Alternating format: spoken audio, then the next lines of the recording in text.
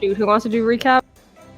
Can I do recap today? I just need a 10-second recap, I think. Shopping. It was just shopping completely, right? Yeah. Let's see. I remember the middle half, and I remember fucking blood sword as well, among the other things. What happened in the what happened in the very beginning?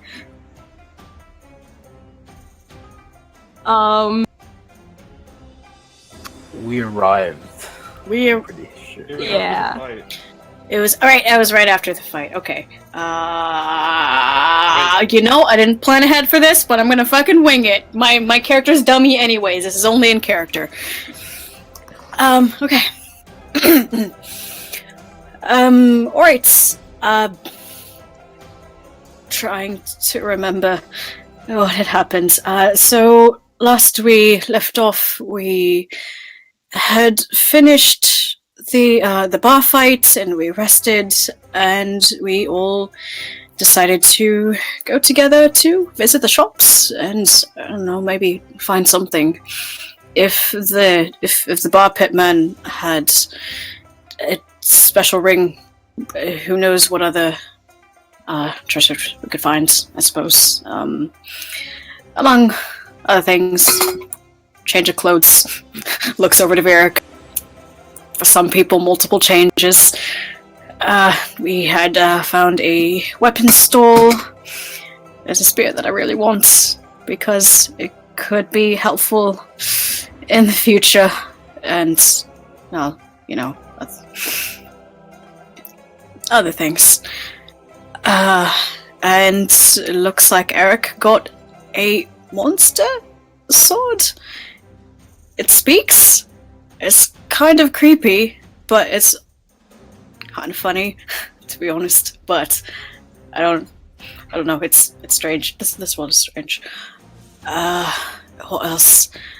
Maz got a flower sword of sorts, I think, and got a few potions. I'm trying to remember what else. More wardrobe changes. We found out about a race that's happening tomorrow, and who knows, that actually may be enough money to pay off.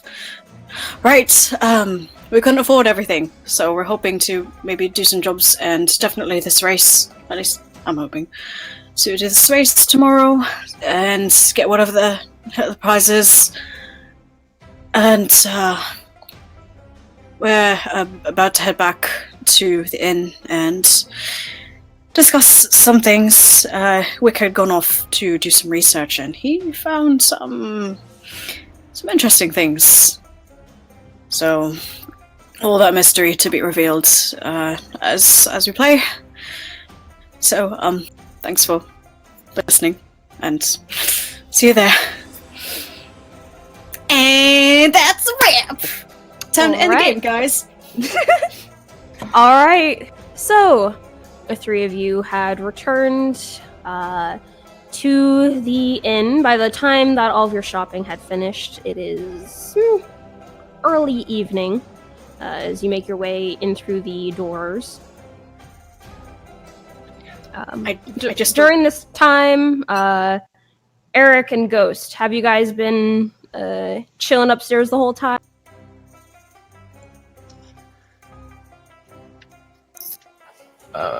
I mean, I don't know. Eric probably would have been chilling upstairs unless, I think, didn't Eric and Maz say they would go downstairs to play a couple cards? Yeah. So yeah, I think we would be downstairs playing cards against someone, and hopefully not losing my money. Okay, so you see Tenzing, Alexis, Varric, and Klaus enter through the main entryway into the town. Hello. What are you folks up to?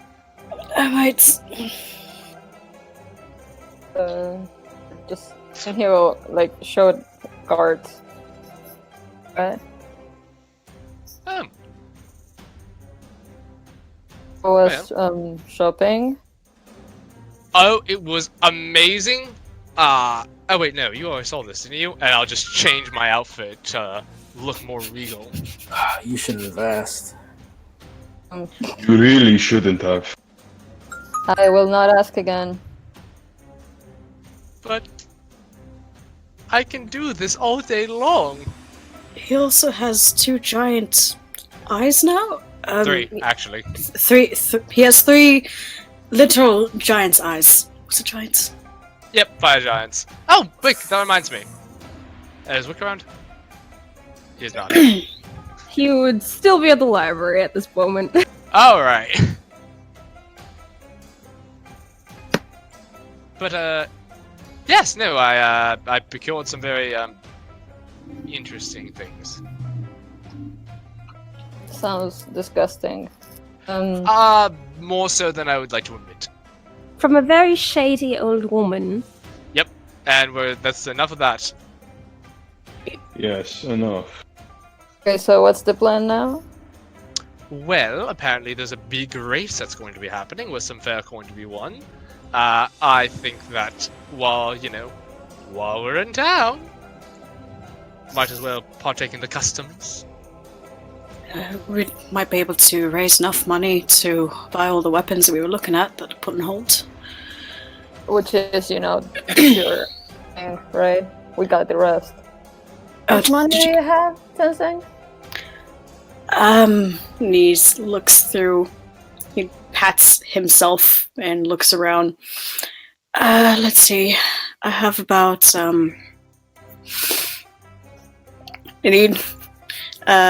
yeah. I have a bit over 1,000 golds, Tenzing, but... Make me a straight intelligence check. Okay. Boop, boop, boop, boop, boop, boop. I'm great at these guys. I should probably get into roll 20. Probably. Oh. Continue. Dummy boy. Overall, Nat 1, so a 0. Oh, nice. Good job. buddy. Good job. This is what I expect from you. See, I was gonna say something, but I was just like, Tenzing wouldn't be thinking about this out loud, so... And, this only proves it. So, don't mind that roll, continue. I'm worried he's gonna get fucking robbed now or something in the middle of the night. Way! Just about that much, but it's not enough to... I'm short. Well, how much are you short by? 2,000, I believe, was it? It was reduced. How much was it reduced by, since he would have been there to hear about it? 2,400. 2,400. Okay. I suppose it's now 1,000 something left.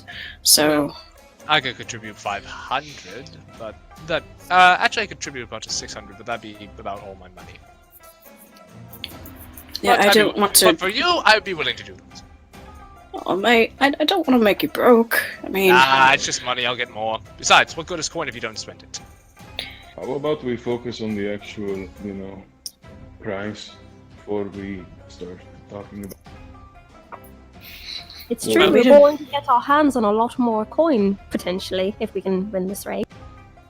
that, and there's adventurers have been going out in the desert, to find things, try to sell them. The same desert where that cave dragon came from? He opens his mouth and then he closes it. Yeah, I mean, frankly, also I don't this- think that we should be mingling with... That's also the same desert that I believe the race is going into. It's only on the outside sky. It's not as dangerous in comparison to actually going deep. I think we should at least look into it. If nothing else, it'd be a good time to spend a day. As you guys are talking this out, each of you hear from the front entryway to the tavern, the doors slam open, and what appears to be a young teenage boy with a bright, cheery smile, poking his head in and just shouting out into the room, "Quick, hurry! They're going to announce the prizes!" And then quickly hurry his way out. And with that alert, you see a number of individuals in the tavern get up from their seats and make their way out. I will also make my way out and just say, "Come along, let's see what's up." Right. Yep, Tenzing will follow too. Follow. Yeah. Okay. So, making your way out, as always, the streets are very packed and crowded. However, you do notice an individual seems to be standing on a sort of makeshift, easy to put up and put down type of stage within the center of one of the main roads. This dark-haired, young gentleman, dressed similarly to many of the vendors around the area. He has this bright look on his face, and you see him kind of tap the side of his throat, and in doing so, when he speaks, you hear his voice echo over the seas of people, so everyone within the vicinity can hear him as he speaks up. Ladies, gentlemen, and the many breathing beings in this great city, today marks the day before the great race of Vardaway, and a round of applause and cheering from excited individuals within the crowd begins to just erupt. You see the man kind of give a short pause, just kind of grinning out over the large crowd, giving them that moment of excitement before it begins to... As many of you may or may not know, on this day, every year, the great city of Vardaway chooses to celebrate its many strong and talented adventurers that come through, hoping to find that one great adventure that they may tell their children for generations to come. We celebrate your strength, your bravery, your passion for the dangerous and unknown by offering you this chance to showcase your talents to everyone here. Compete in this race to find the lost treasure, plant it out in the desert and return it here for a grand prize. Now, what is this grand prize, you may ask? And you see another cloaked individual step onto the stage by him, setting down what appears to be a treasure box of sorts, and then next to it, some object that is obscured by a large blanket that's covering it. The man slaps his hand against the top of the treasure chest. 700 platinum pieces! And a collective ooh is heard throughout the entire... We are winning that. Klaus just mutters a straight up just, what? What the? Where did they get? Oh, we are What? winning that. Where? And as you guys are kind of like ruminating over how much coin that is, the man then gestures to the object hidden underneath the blanket. And that's not all. This next prize was found buried deep beneath the sands, 8 miles out into the desert, inside abandoned ruins lost to time. But not just any abandoned ruins. For you see, seated on a pedestal surrounded by vines, greenery, and these strange blue flowers that you don't normally see in this climate, we found this! And you see him reach for the blanket, yanking it off of the object. And seated there, what looks to be an egg of sorts? It's very, very large, at least the size of a bit larger than the size of an adult man's head. It is scaled in brown. Guys, we're getting another pet. You hear a confused murmur amongst the crowd of people, some sounding a little worried. And noticing this, the announcer holds up a finger. For those of you who may be wondering, we reassure our team have thoroughly investigated this egg and have determined it is not the egg of a dragon, so do not worry. In fact, it's an egg that has yet to be recorded in the records of any library. Perhaps an extinct beast? Who's to say? Either way, we do not believe that the creature nesting in this egg is alive any longer. But a rare, extinct prize like this would be worth a very pretty coin. Now, here to explain the rules of this year's race, we have the incredible first place winner of last year's race, Goldrum! And, at that call, you see him gesture off to the side of the stage, and you guys hear the... It's him! make their way up onto the stage. I will grab you an image. It's him! What the huh? This Also better remember, not be y'all my need to It's post it. it's the centaur man that we were told about a while back. Wait a second. It's so handsome. I think you freaking win, cheater. God. Daku, you're king Hi. Listen, I can do what I want. Don't kink shame me. So, stepping onto the stage, a centaur much larger than the one that you guys can travel with. He's definitely a centaur just like Tenzing. However, it seems the horse half of him has properties more similar to a war horse than your typical ranging horse. Tenzing gay panic. Hey, no, you could actually do it with this one. I'm on board. I'm crying. I'm crying. Yeah, he's a bit wide-eyed. For one, you know, he hasn't seen a fucking centaur in like how long since the first mission. But also, he big. Tenzing. Focus on his words, not his muscles. What? Focus on his words, not his muscles. Focus what? I climb up on Tenzing, like stand on his back, get eye level with him, and just like slap him, and just like focus. Ow, mate! What? Focus. I'm focusing on the Words. Focus on words. I'm focusing on the announcements. Huge. Nikki, Yes. can I tell if the announcer is lying about any part of the prize? Insight. Like either.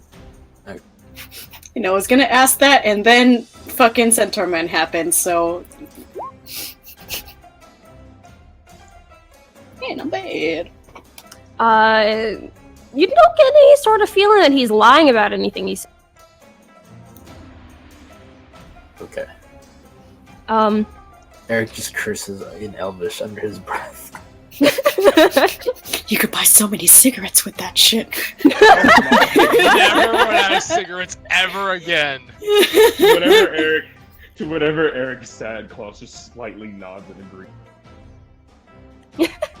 Alright, and you see this large centaur man, by the name of Godrum, turn his attention to the large crowds of people. And despite how large and almost intimidating his large presence is, the grin that comes to his face is cheery and friendly as he speaks out to the crowds of people. I welcome all of ye. It's a real pleasure to be here. Sure you are. So, as was described, your adventuring lads and lasses got to grab the blue orb placed out at the end of the track. You'll be competing against one another to grab it and bring it back here. You may use force if needed to grant yourself lead on the race. However, there'll be no deadly force. We don't be needing any corpses. What's meant to be good fun, eh? Weapons, magic, convincing words. Use whatever you needs to take that first place. Just don't go killing one another. If a team manages to snag that orb before you do your best to snag it back during the race back to the city. Cheating won't be allowed, though. There'll be no waiting at the halfway point for the entire race for the winning team to make the way back and steal in the orb last minute. None of that. You must hit the pillar at the end of the track before you go making any attempts to steal. You can choose to take the race solo or as a group if you like. Each team will be given a cart and camels if they ain't have a means of racing on their own. If you have your own mounts, that's perfectly fine and allowed. And you see him kind of like tap one of his horse legs with a big grin on his face and kind of give a little wink to the crowd. Now, I'm thinking that's all of that. Stage is yours again, Johnny. He makes like a flurrying gesture with his arm to the announcer. Tenzing gave panic again at the wink, even though it wasn't directed at him. The announcer. Rolls his eyes. Alexa snickers behind her hand. And the announcer steps forward again. Welcome again to the race, Godrum, and may you have a tough competition again this year. Now, for all of those looking to compete, I ask that you arrive tomorrow morning bright and early to line up with the other races. The race will be starting at 7 a.m. I repeat, 7 a.m. tomorrow morning at the edge of the city.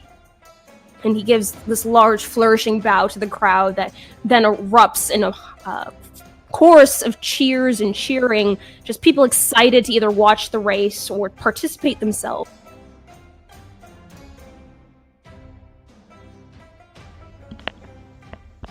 What was that last part? Sorry. What's The crowd cheered and excited. Or did you not hear what time? Yeah, the time. 7 Okay, a.m. 7 a.m. Tomorrow? 7 a.m. to line up tomorrow. Gotcha. I had to very quickly figure out what spell I'm going to be taking tomorrow.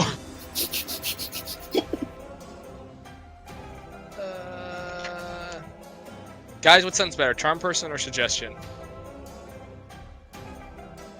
Suggestion. Well, charm person because you can get away with it in like, you know, in most situations, but suggestion has more like versatility in my opinion. Also, Because you I can kind of just- have calm person. You can suggest someone to go find stuff inside of the desert. I don't want to kill them. I didn't Although it's say you duration 8 were. It's duration 8 hours, it'll be fine. I mean, people going out in this race know what's out there, you know, so they're We prepared. don't! Maybe it is outright dangerous. Well, tell them to do donuts in the sand. Run around in circles 1,000 times! Mad Max Fury Road. I think, kind of ways to affect the environment around us and make it harder for people to follow us is a better. I could learn Can Bards hypnotic learn pattern. Earth Tremor? Can Bards learn Earth Tremor? I think this is like the one time where that spell's actually good. Is that a Xanathar's spell, or is that a... I believe that's Xanathar. Give me a second. You do have to realize, suggestion, the course of action has to still sound reasonable, right? Yeah, and you can reason for someone to just do donuts, you know? Show off. I mean, You're he could say like, "Oh, I know that the thing you have to collect is actually to the east. Just ride east until you find it." Yeah, that's a reasonable like- suggestion. Just Yeah. remind you guys, it's not like Hey, I can learn it's, it. it's not control, it's a suggestion. Yeah, I mean, Varric wouldn't. It's kind of in his nature to make that kind of statement anyway, so I think he's good on that end. And as you guys are talking all this out, you can see that it appears that the announcer's speech has ended. A couple of people kind of go up to the stage to try to grab his attention to speak to him, while the last year's winner, Godrum, steps off the stage to kind of mingle amongst the crowd, just kind of waiting.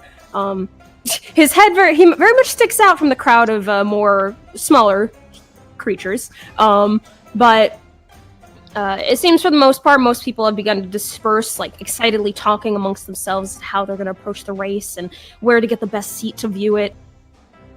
I think Klaus might nudge Tenzing and kind of beckon off in the direction. Oh, fuck my boy.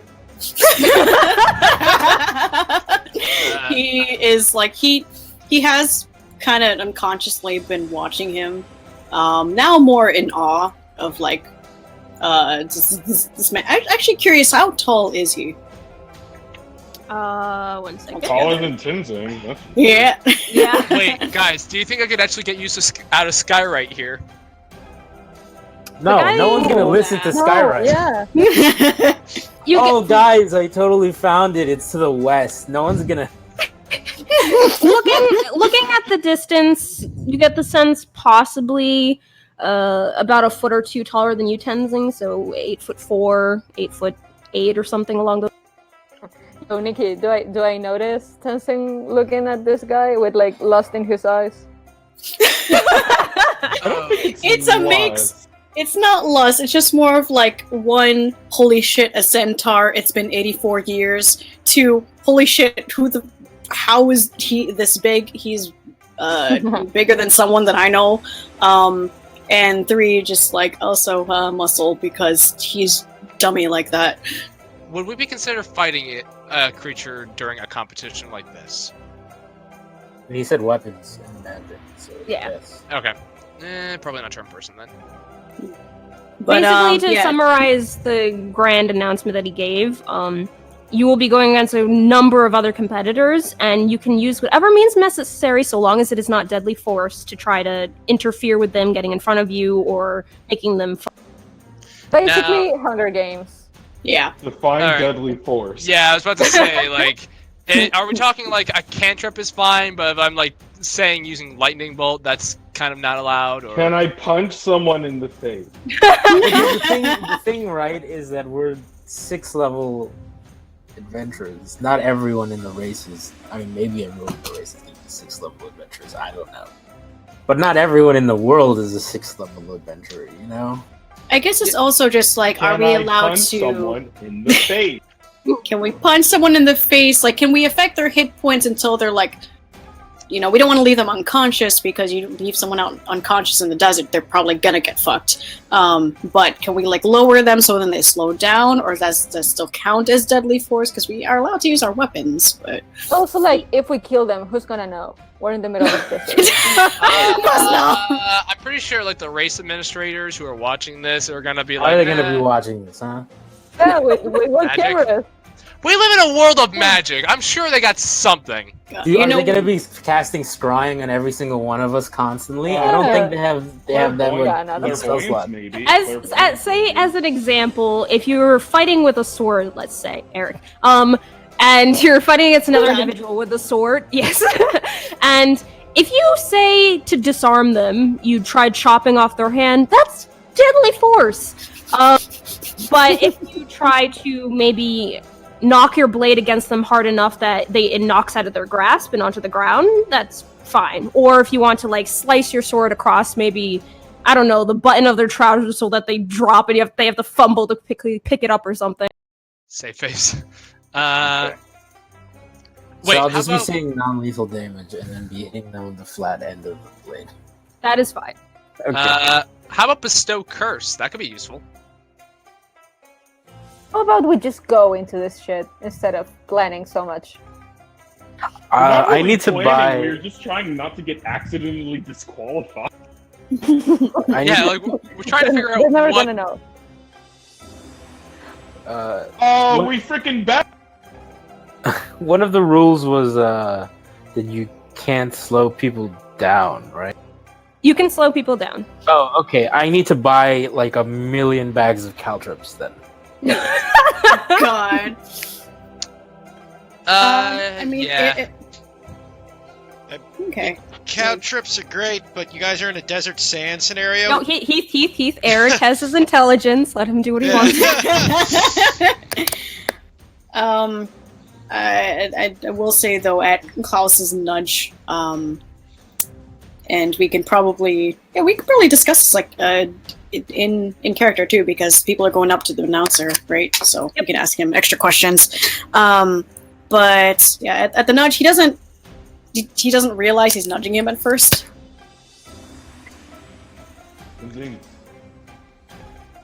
Huh?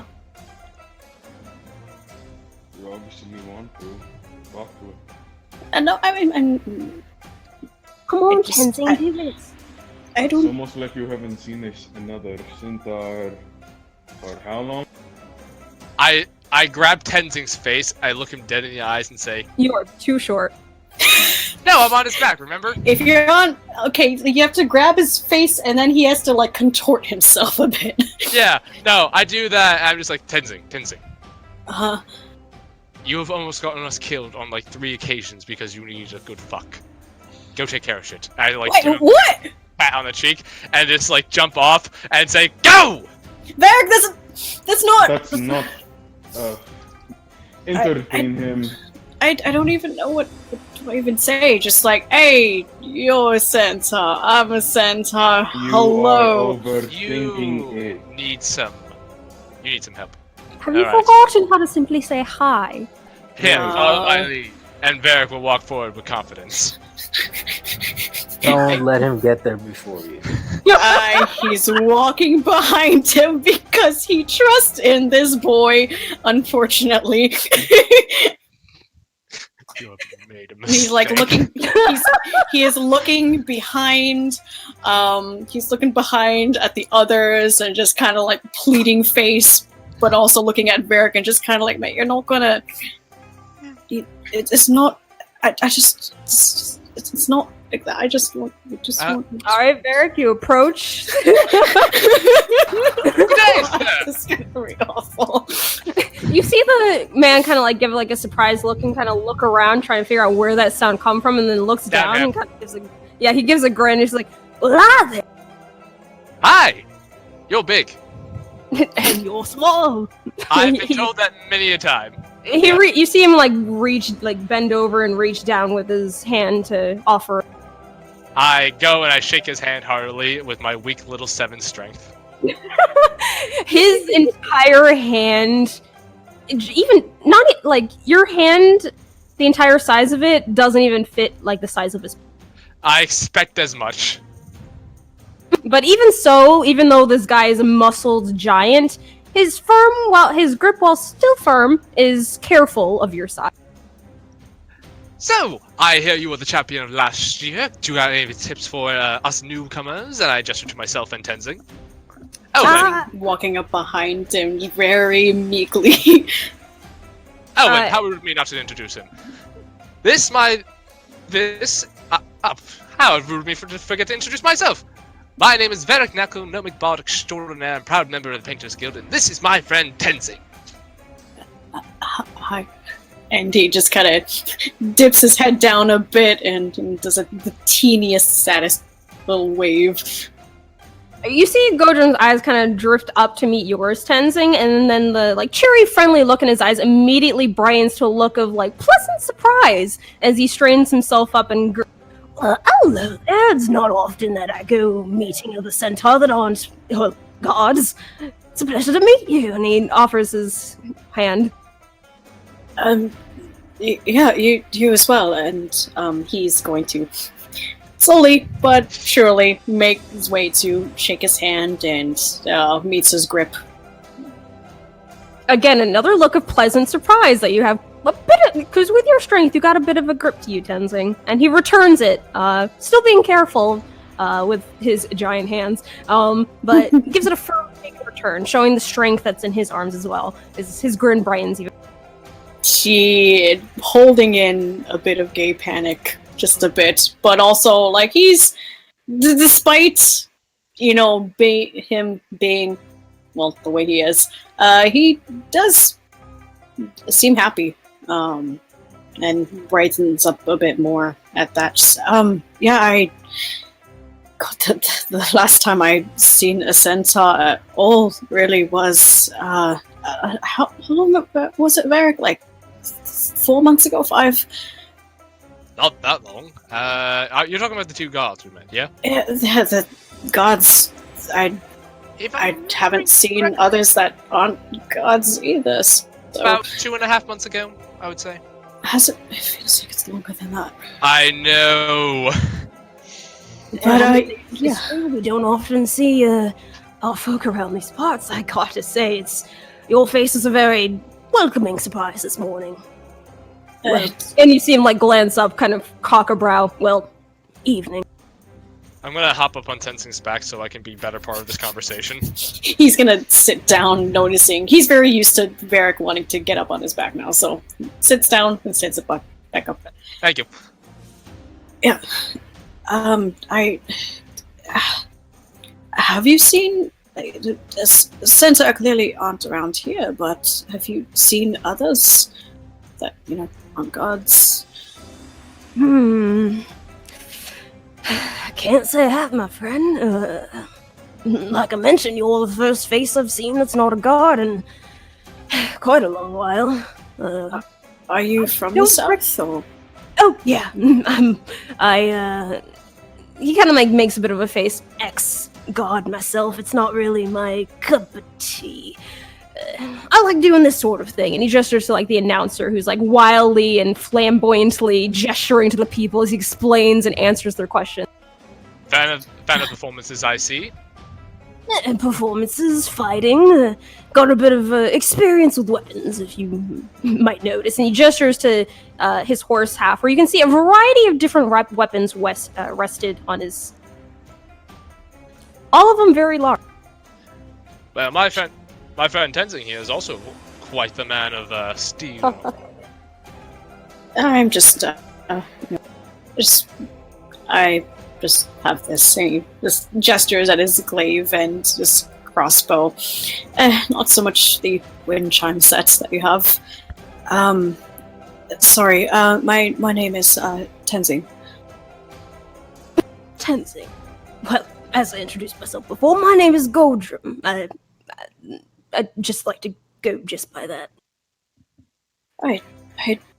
Funny enough, we've heard of you before. I was surprised to hear about another centaur around these parts. Me as well, actually. You seem kind of like look over the garb that you're wearing. Because you haven't changed your clothes yet, have you? Have I not? He has, I'm pretty sure.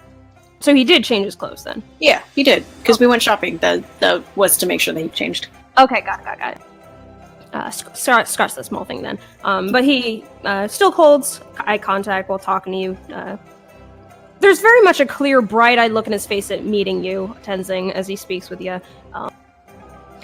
But you asked if I was from the south. Do you happen to be from there?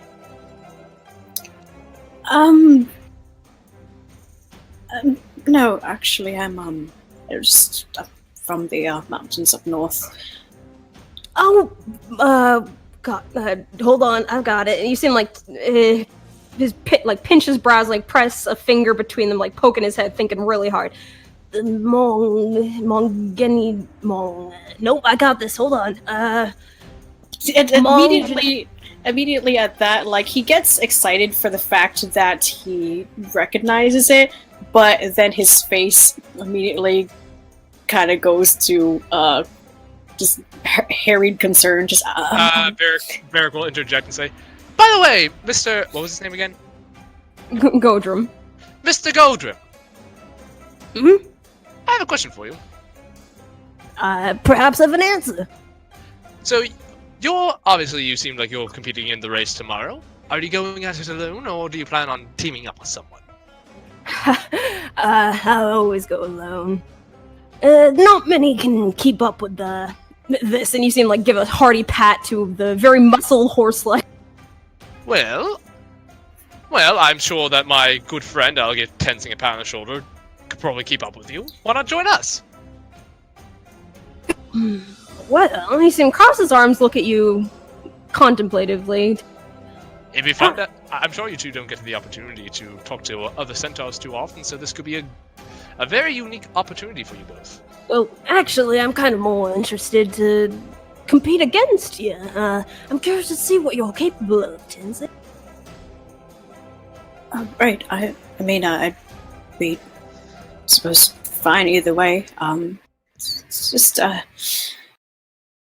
he looks off to the side and just kind of, he, English, fiddling with the side of his sleeve. Yeah, just, sorry, I'm just lost of words. No, like I said, I haven't met others like me in a while.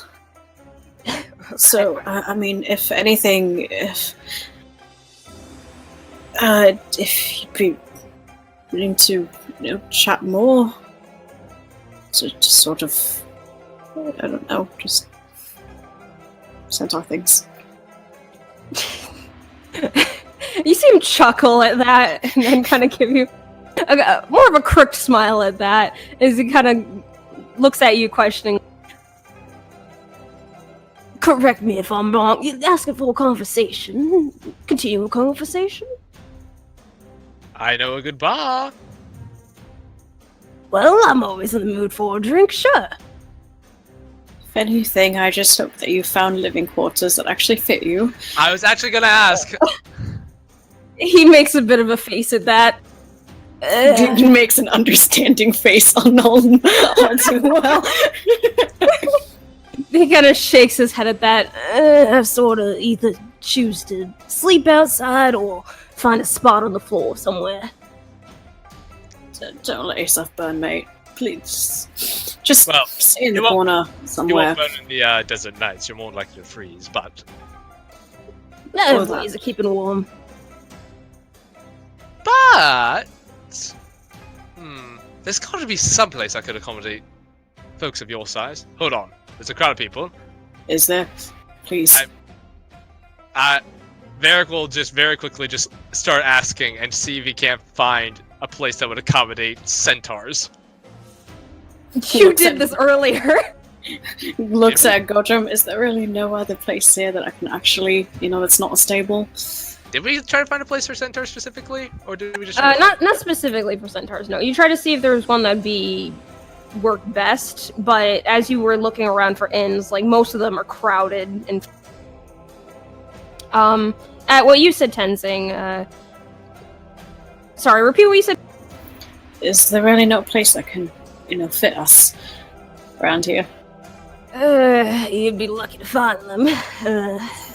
Many of the buildings within this area go by the northern way of thinking that only particular types of people come on through, But, I mean, there's some excitement that can be had and finding other places to sleep. Like I said, sometimes I find a nice place outside to spend the night, and you can get a pretty nice look up at the sky during that time. If it makes you feel any better, is the two of you, and Varric will just kind of look down. At least you're not ball height. Varric on the horn pants. What? No, I'm talking about just in a crowded streets. You know how often people shove that junk in my face? Right. You're allowed to hop on my back anytime for that. Well, yeah, I got that now. But, like, before I met you, that was a real problem. Listen, being short isn't always easy, either. True. I look at both of them. You and I may face a different set of problems, but they're quite similar indeed. This world was not built for people of our sizes. I feel that. Varric will just hold out a wine sack. Yeah, Gojo very much has a look on his face like, look at this funny little guy. Can't help but snicker a bit and does a fond shrug. Gotron reaches out and smacks a hearty hand to your shoulder, Tenzing. He kind of grins and gestures out with his other arm. Well, very well. Let's continue this conversation that you're so interested in having. Where the Lord are you staying here? I tell him the name of the inn that I already forgot. Desert Whispers. Desert Whispers Inn. I have it in my notes. Listen, just follow the music when you, if you're looking for us, and I pull out my accordion and play a little vroom, follow the music. Oh, the Desert Whispers Inn. That's certainly where we're staying. I mean, that's less fun though, Tenzing. There's plenty of people with plenty of music, Varric. He's gonna be scouring the entire place. But how many of them have accordions? You've got some interesting friends, Tenzing. Oh, wait till you meet the others. Oh, right. He looks back at the rest of the group. Oh, Klaus very unintentionally has been glaring at this conversation the entire time. Sees his glare and just gestures for him to come forward. Yeah, no, the rest of you guys are completely unfazed by this, but with that same uninterested face, he just kind of walks. Noticing him, he kind of glances between Varric and Klaus and then looks at you, Tenzing, with an amused quirk to his lip. Grouchy and happy.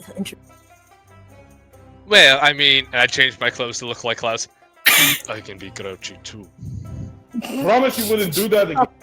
You know what? I changed my clothes back. You're right. I'm sorry. I promise I will keep more in mind of that. I apologize. Good job, mate. You see a bit of the amused look kind of turns into a bit of a smirk at you, Varric, as he crosses his arms and gives you a look up and down. No, it's not really smart to be showing the competition what you're capable of. That's what I've been saying. He's gonna get mugged. I'm gonna mug him.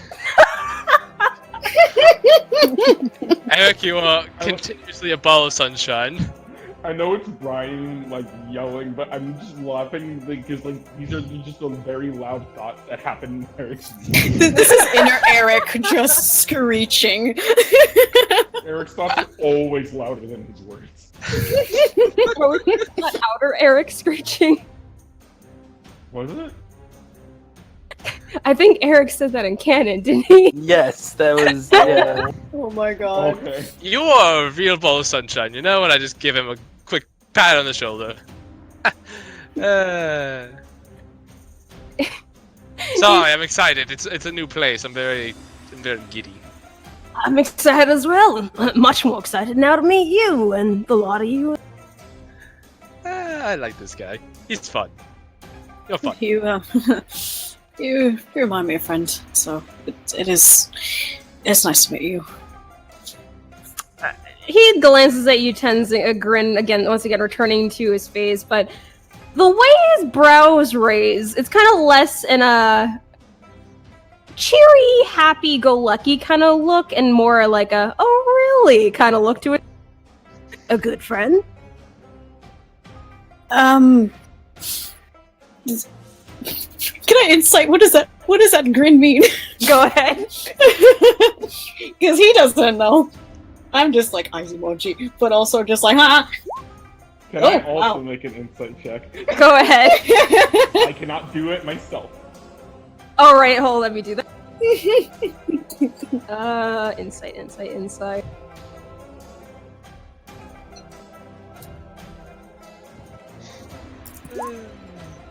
23. The two of you get the sense that was a small moment of playful flirting. Oh my god.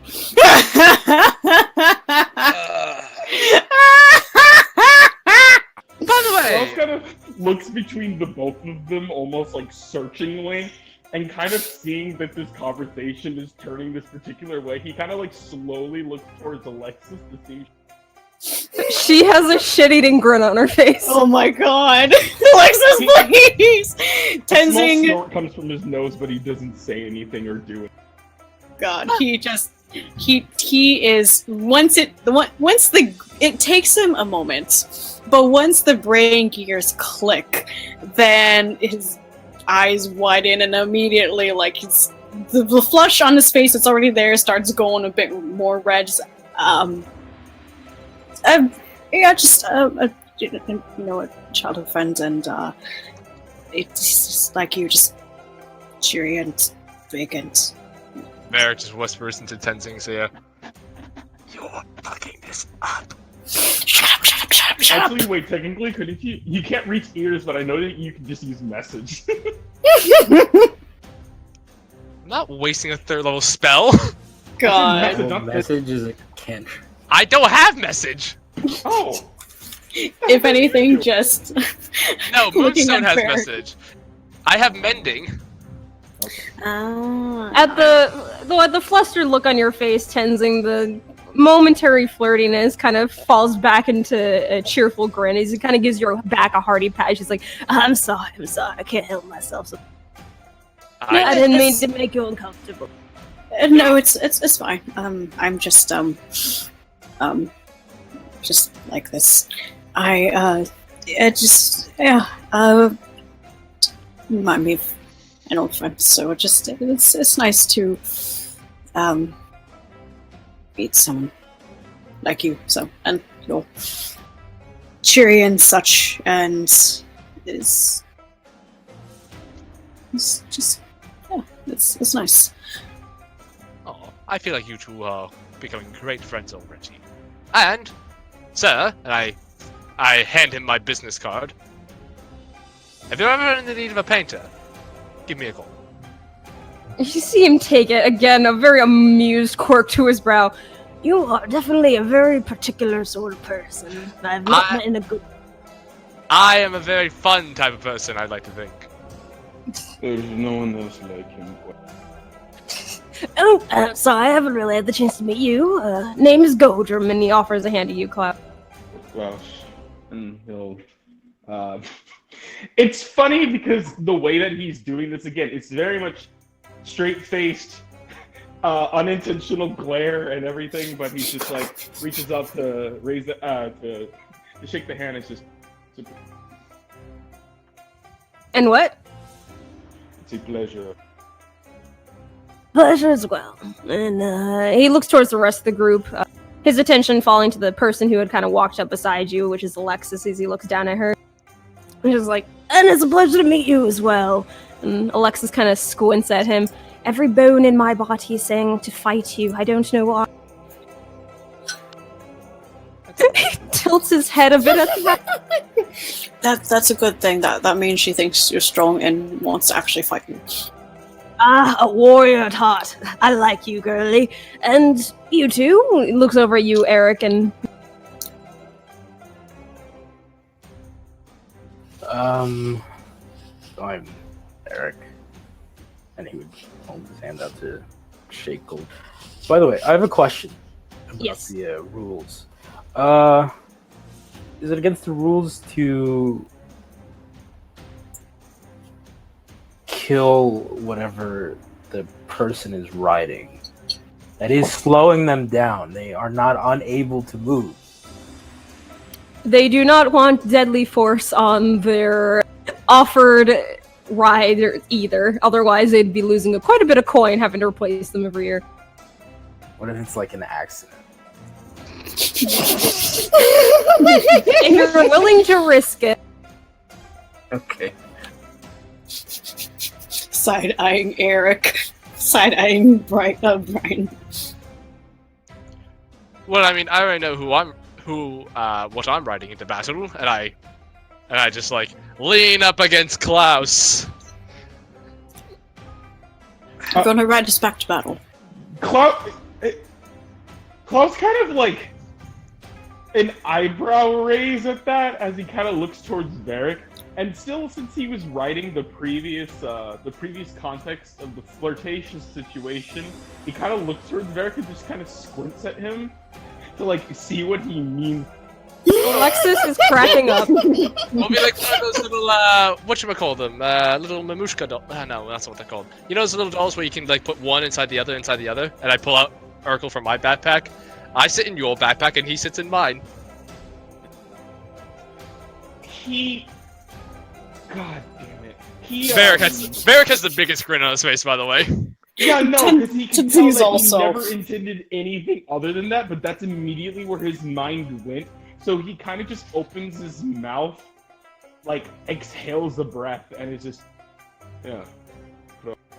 Varric, as you take out Urkel, you hear the sudden like a clop clop and like look over and see that Godrum like immediately kind of like this instinctual horse hop of excitement he couldn't keep himself from doing as he immediately turns his attention to the bird. He's like, What is that? Oh, you are just the most precious little thing.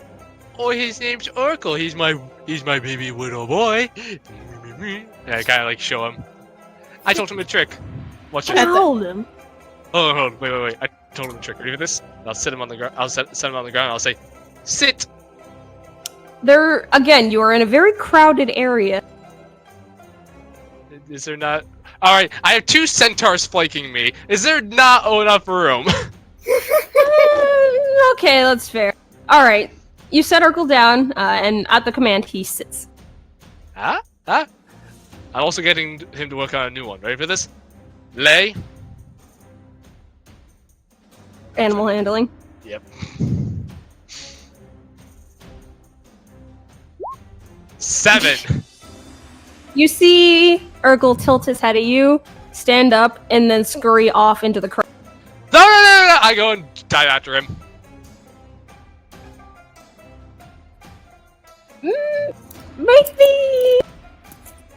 Make me a acrobatics check, just a quick. Can Tenzing help him?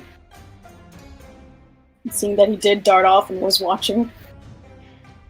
I think Klaus is somewhat feels responsible for this creature, so I think he might attempt as well.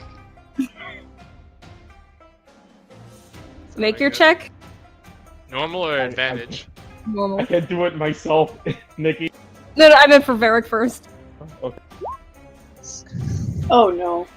Why do I suck? Alright, I'll roll for you, Klaus. Thank you. Am I also allowed to roll if it doesn't go well? I don't know how the hell a big action 14. is gonna be able to. And 14 is enough, Klaus. You managed to quickly scoop him up before he goes getting lost in the sea of people. Oh, thank God. And freaking stomped, and he just kind of. I suppose he kind of just like escorts Urkel onto his shoulder. Has he been on there before? Actually, no, into his hood. Yeah. Oh, thank you for that. God, Don't want my little one getting lost. no. This is why he stays in the backpack so much, and Can I hold him though? Klaus will look down towards Varric and just I give him the most, like, evaluating look. Does he seem trustworthy with my bird? Insight check. don't call him a bird. Pretty much just call you your baby at this point. Ah! 1, 2, What did 3. you roll? Nat 20. 23. Yeah, I'm not surprised. I was about to say mother's instinct. You get the sense, based off of how careful this guy has been with watching his strength with you when he shook your hand, and then Tenzing's hand and Klaus's hand, he's been purposely making sure that his strength does not overwhelm anyone, and he's very much come off as a gentle giant sort. And based off of the way that he's looking at Urkel, you get the sense this guy loves animals. I will say to him, just make sure you're very careful. He likes scritchies behind, like right beneath the beak. Oh, of course! Here you go. Carefully holds out his hands to you, Klaus. He goes ahead and hands over the Almost like cradling a baby, you see him move Urkel around onto his back and just very carefully scratch on it. Ain't you just the most precious little thing? Did I ever tell you how we found him? And I look over to Klaus. He looks over to Klaus as well and then looks at you. You found Klaus? What? No, I meant no. I was asking Klaus if I ever told her how I found him, and I point to Urkel. Oh, right, of course. Klaus found is us. like We found internally, slowly arriving atmospheric re-entry with this entire conversation. He's actually, I guess, exiting. He's like slowly floating further with every single misunderstanding that's happened. But he just kind of shakes his head at the answer or at the question. Maybe Well- you can tell him over drinks instead of just standing here. I gotta agree with him. You know what? That's fair, and I will reach out my arm to take my baby back. I almost broke out in Hot song. and soap. Baby got back. Baby back, baby back, baby back, baby back, baby back, baby back, baby back, baby back, ribs. That's a different song that we were thinking of, but you know that works. What song were you thinking of? Baby got back. I like big butts and can I like you motherfuckers got denied. By the way, Zaku, I have another Huh? doodle request. I'm gonna throw enough at you that eventually one will stick. Oh my god. Just Basically, chuck them at me. basically Urkel sitting in Varric's backpack while Varric is sitting in Klaus's backpack. I'm back. And then Klaus sitting in someone else's backpack, sitting in someone else's backpack. No, just the three for now. So, all of you return in the direction of the inn.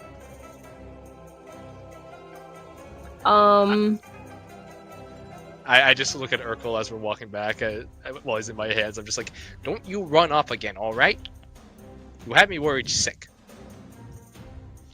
Maybe you should consider leaving Urkel with someone like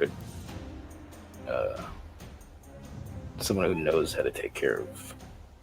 Oh no, I know how to take care of it. I'm training him right now. He's just very young. Well, I don't know, because some people hunt for creatures like him. They'll try to take him away, sell him off. Yeah, no, I'm not waiting this little guy out of my sight. No, I'm not.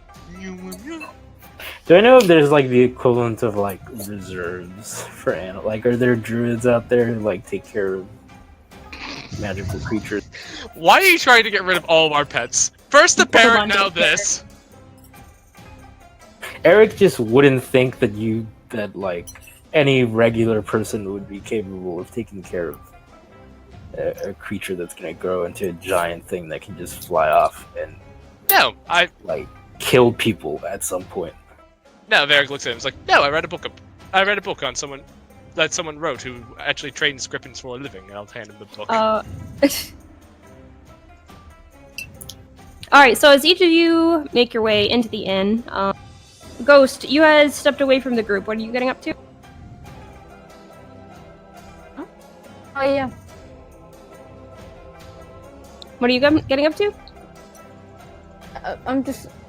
You said the thing was still pretty packed with people. I just wanted to check if people were like talking about what their plans were, what they were, planning to do to slow others down. Okay. Just in general, snoop around a little bit. Roll me perception. Sorry, what? Roll perception. Give me a second. It's cutting off a little. Can you hear me now? Yes, I do. Wait, what's Okay. that? Roll a perception. So bad. Ugh, yeah. Oh. Amongst the multiple conversations all going on at the same time, it's hard to really pick out who exactly could potentially be actual competition and what plans are really, since there's just so many different people talking. Okay. Anything else you're gonna try to do? Nope. Okay, back in the inn then. As each of you make your way inside, you do see Godrum as he kind of has to duck his head a bit to make his way in through the front. So Godrum, tell us about your past experiences with these races. What sort of things have you seen come out of these? How long have you been living here? I guess for starters, I don't live here really. I just like to travel where the wind takes me, really. If an interesting event or festival or competition is happening, I like to try to make my way there to participate. Fair enough. I love me a good festival. Yeah, So and as for the race, it varies from year to year. Typically, they kind of set up he puts up air quotes, obstacle course of sorts, and we have to grab an object and return it back. Not sure what the map is going to look like this time. Obstacle course? What sort of things should we expect? Like giant scorpions with venomous stingers, flamethrowers strapped to pillars skewed across the desert. We've run into a few things, and his imagination is wilder than you can imagine. He's a painter. Giant eagles dropping coconuts from the sky. Eric, you said an obstacle course, not a fucking. Exactly. There's none of that. The people looking to hold the event aren't too keen on any deaths on their watch. I mean, sometimes, of course, accidents happen that we can't really control, but typically the event holders like to take precautions to make sure that sort of thing doesn't happen. Alright. Is there a reason why they have that much money on them? It sounds almost like too good to be true to just be given away. What does that make up with the tourism?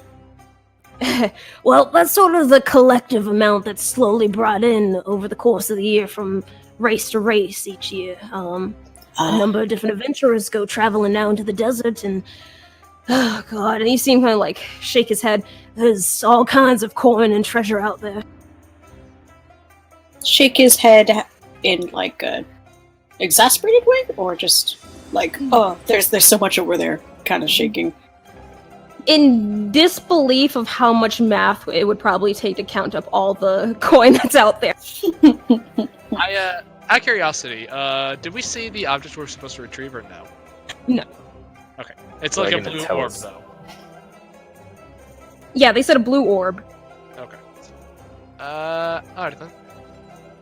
So, what sort of things have your competitors done in the past to try to trip you up? He crosses his arms and sighs, kind of thinking on it. Have to say the most annoying one was this cowboy sort tried to lasso me and ride me. That sounds kind of racist, to be honest. Oh, absolutely. Yeah, no, that is inexcusable. You meet a lot of that in the north, I'm afraid. He shares a sympathetic glance with you, Tenzing. Tenzing's just shaking his head and sighs. I've only been down south when I was very little, and I don't really remember it much. What's it like down there? I'm curious as well. I've yet to go down there. He kind of gives a curious arch brow to all of you. All of you? Northern? I'm from the south. I guess I should be asking you then, but... No, some of us are from south, but a lot of us are from the north, I think. Oh, have you not asked your friends? I look at the people I know who are from the south, and I look at Klaus and Eric, and I don't know. Did Matt say they're from the south? Yeah. Look at Matt. I'm just like, they're not always the talkative sort. It's different walks of life, really. So I mean, not every person in the south lives the same life, right? That's fair. How to describe it? It's a lot more. What's the word I'm looking for? He seems like scratch his chin. Communal? No. There's a lot more Diversity? technological diversity and technological advancement for sure. I'm not really good with the math stuff. He seemed like getting like this look to his. Oh god, he's a himbo. He's another himbo. I did take college calculus. I could teach you a thing or two if you wanted. I mean this with no disrespect. Come, let us learn the wonders of the derivative. No more numbers, please. No more numbers. I'm kidding. But Fuck calculus. I've never used that shit in my life. But as rough as the North can be at times, at the very least, it's safer. So that's a plus at least. Really? Safer. What's that? Woohoo! Can you repeat that, Danny? Danny. Oh wow. Oh wow! You lifts up. Kitty! Oh, Hey. can you repeat that? Oh, you didn't hear that? Oh, that's weird. He just said like because this guy said the north is safer, and Mouse said, "It's safer for who?" He gives an understanding nod at that. Safer more in the sense that I think he means there's less crime. Exactly. Is it? Okay. I mean, Who am I he's to judge? right. More white collar than down in the gutter crime, I suppose. Yeah, it's In a the lot. gutter. It's a lot less likely that you'll get mugged and you'll get mugged and left for dead on the street in the North. Sure. I mean, I guess. Or street crime, I guess. Conspiracies. what was that? Less crime, more conspiracies. Okay, if you say so. Conspiracies. Oh god, I hope Emma's safe.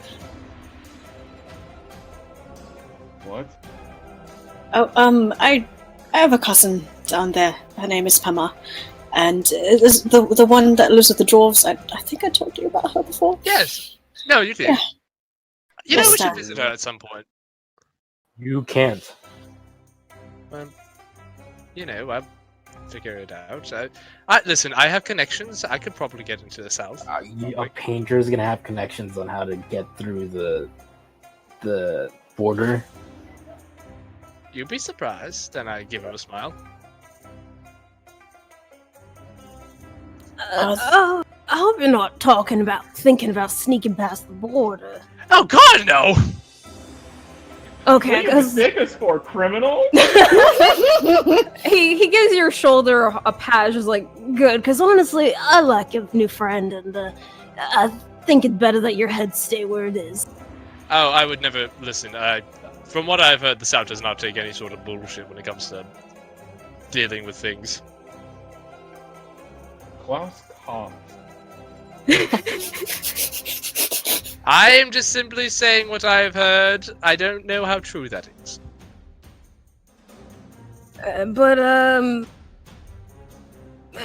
Any other questions you might have that I could answer while I'm here? You seem like raise a hand over to the bartender. Round of drinks over here, please. You know, I was just about to offer. I Convenient. don't know if it is an intrusive question, but your parents, were they also sin? Are his I give parents what? Klaus. Are his parents also centaurs? I give Klaus just like sort of just like tilted head, look at him like, are you serious? He gives you an amused quirk of his lip, Klaus. I'm not adopted, if that's what you're asking. So, yeah, both my folk are... Oh, okay, never mind. Yeah, now you understood what he was asking for. Yep, okay, nope, I apologize. Yeah, guys. Surprise, surprise! Klaus is not fucking racist. I wasn't saying he was. I wasn't saying that. I was just wondering what level of education did he drop out at? My god. When a mommy centaur and a daddy centaur love each other very much. You see, Kodrum kind of like rubs the back of his neck at it being brought up, then kind of gives a bit of a shrug and sheepish grin. My folks sort of passed on a number of years back. Sorry for your loss. His harsh gaze kind of lightens a little bit more, and what could maybe be interpreted as apologetic, and he just apologized. Oh, no, you had a question, I had an answer. Right. And you guys see the bartender bring over a round of drinks to the table. I pick one up and I say, well, I've got a question for all of you. Picks How up drink. How long do you think it's going to take me to get this bar filled? Oh no, please, Please Eric. I don't. have to sleep here later. You have to sleep and wake up early to go on a race that lasts. I'd rather not have beer God spilled knows on how me. long. And Varric, this is the only inn that's not packed full of people. Fine. Sorry, we'll party maybe afterwards. But, We'll party when we win. Oh, really? Really, really? I like your attitude. It'll be fun facing a lot of you. Well, all of you gonna be competing. Is there a limit? No, groups can be as large as you want them to be, so long as it's not ridiculous. We can't bring an army with us. Exactly. Ah. So all of you competing together? I mean, we could split off into separate teams. I'd rather not us split up. Things have happened when we split. This is true, but I am also a big fan of, like, nesting dolls. That's what they're called, nesting dolls. Our nesting doll idea with me, Klaus, and Ergo. I don't know if it's a good idea to give half of the party bragging rights over the other. That's So just just make sure Varric doesn't win. assuming that they would take it as bragging rights, and he'll slowly look over towards it. Repeat that, Judah? But this assuming that people will take it as bragging rights, and he'll slowly look over towards Alexa. She clasps her hands and looks off to the side, and like a halo appearing above her head. You know, Klaus, I've noticed your incredible speed, but you know what I think? I think I can make you significantly faster. He's already faster than me. You want him to just run the whole obstacle course? Well, depending on how long it is, it might be feasible. Tell me. I know it's called a race, but it's not just a straight path. Oh no, I'm talking about, like, if we need a burst of speed in an emergency situation, like we're just at the neck of the finish line and we want to get there. Now look at him. I mean, if you I were got you. wondering, I don't exactly have much of a problem as far as terrain. Does the race only take a day, or Is actually a long run? It varies how long it can be, depending on how competitive the competitors are. Right, so either taking a time, biding it, or booking it. I actually, I had another question. Sorry to derail a little bit, but are there any other centaurs in the south? Or in general? It gets kind of like a complicated look on his face. I mean, I assume you're talking outside the prison, right? Yeah. I mean, I also had some family try to sign up for prison, but I mean, the guards, but given I'm from the mountains, obviously we barely see our own kind, so I was just wondering if there were more of us. Unfortunately, my friend, a centaur is sort of a dying breed. Sort of a what? Dying breed. Right. He thinks about it for a moment and looks around. He wants to ask him something, clearly does, but how many people are in there? There's a number, there's a number of people in the area, but kind of taking note of you glancing around and like the fact that you're asking a lot of questions centaur related. He reaches down, kind of rests a large palm against your shoulder, Tenzing. It kind of gives you a understanding smile. Do you happen to be free tonight, Tenzin? Yeah. Wink. Varric, or whoever, Judah, he is going to punch through the fourth wall.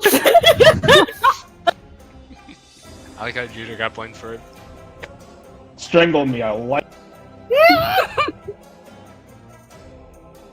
I'm free. Don't cry. Alright, my evening's cleared up, at least until sleep time for the race, but otherwise, if you got the time, I'd like to go for a bit of a walk, maybe chat a bit with you. I can answer any questions you might have.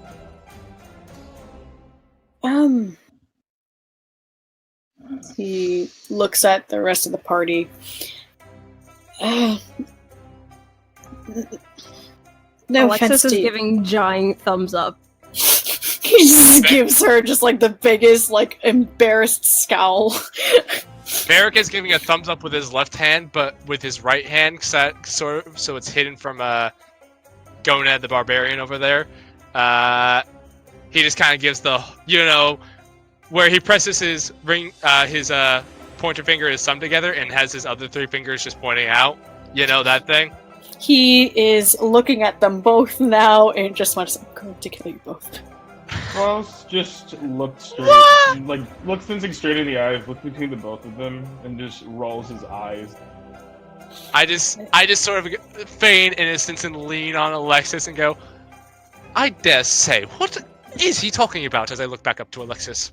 She looks at you, Vargas, just like, I'm actually not, being an asshole at the moment. I'm being genuine for, seriously, he really wants to ask him questions. This is the best. Yeah, and also his eyes soften, and the scowl softens at Alexis, at least. She's right, though, in all seriousness, though. Go, have fun, enjoy your night, learn some things. I'm just, it's no offense to you, mate, just, No, I'm splitting off right now, it's fine. No, it's just splitting off from the group. If it's alright, just we don't walk too far. Of course, You see him kind of stroke his chin, look out towards the entryway of the tavern as he thinks.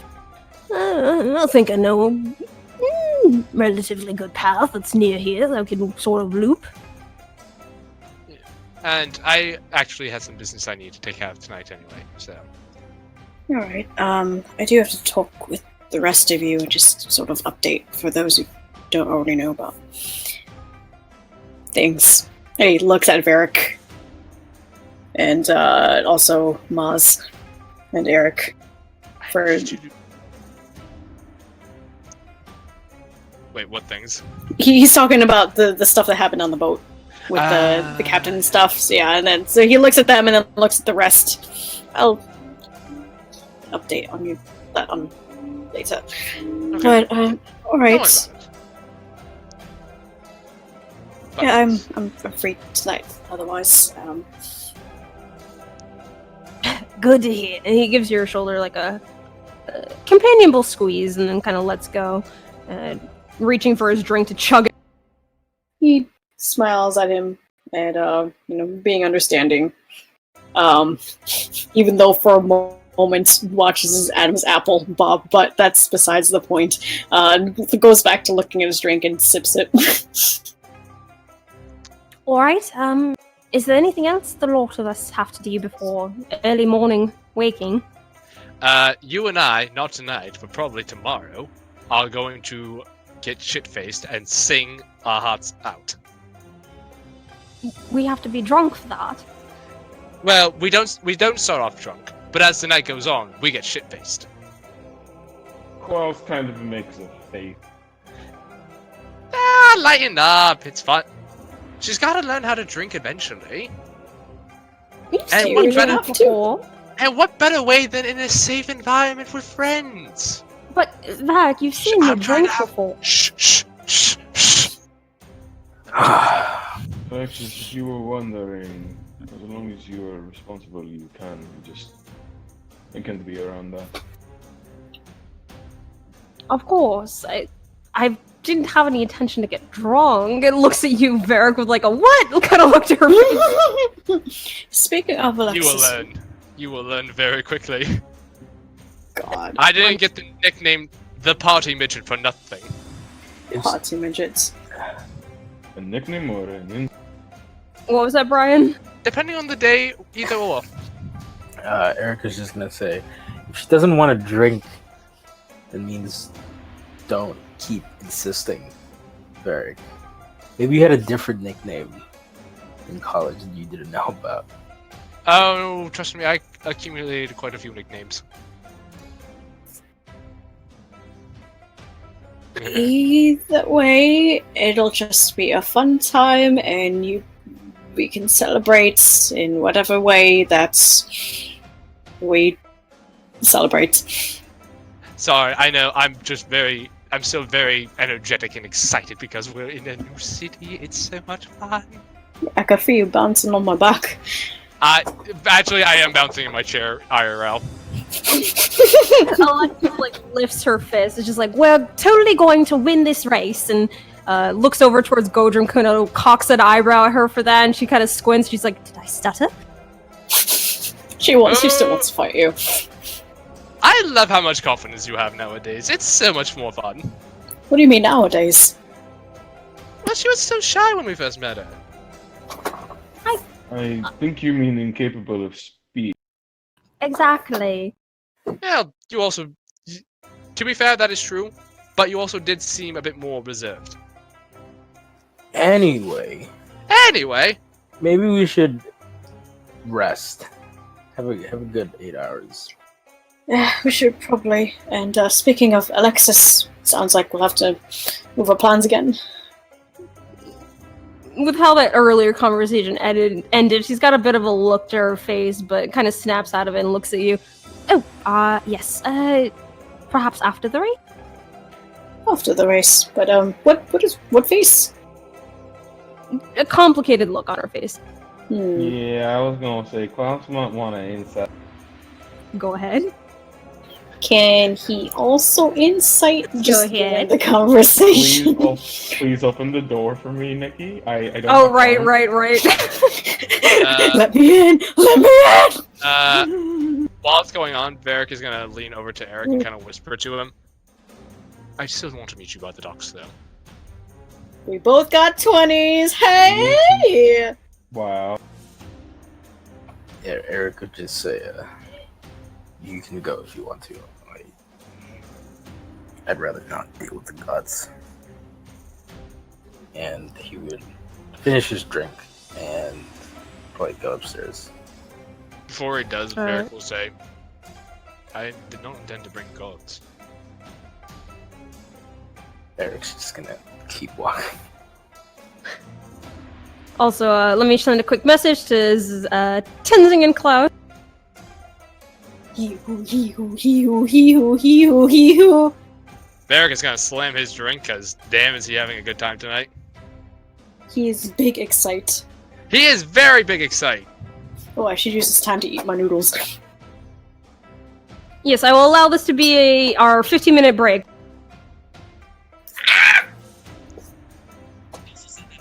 Okay, pause and recording. Alright, so you guys finish up your drinks and conversations. Before we continue on to your rest for the night and what not else, what are each of you getting up to? Well, seeing as Eric no longer wants to do things with Varric tonight, I would like to, if I still have some time tonight, go out in the town and see if there is something in the market. You mean more shopping? Just browsing, if anything. I want to see if there's charged Liberium somewhere. And could you check for me if you are going to the market, if Varric does announce it? Can you look at the price of shields? That I can. That is shopping channel stuff. Oh, that's right, we have a shopping channel now! I was gonna throw Varric that way as well, but since he's looking specifically for something story related, then I will allow this search. Roll me.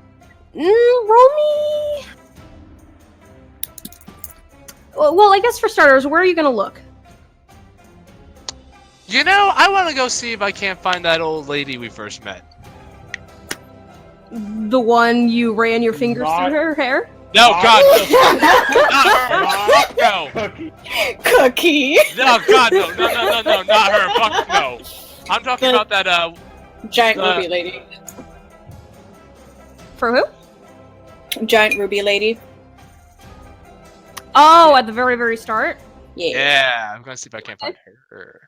Heading in the direction of where you had seen her little booth in the beginning, you do notice that she's still there with... Hello.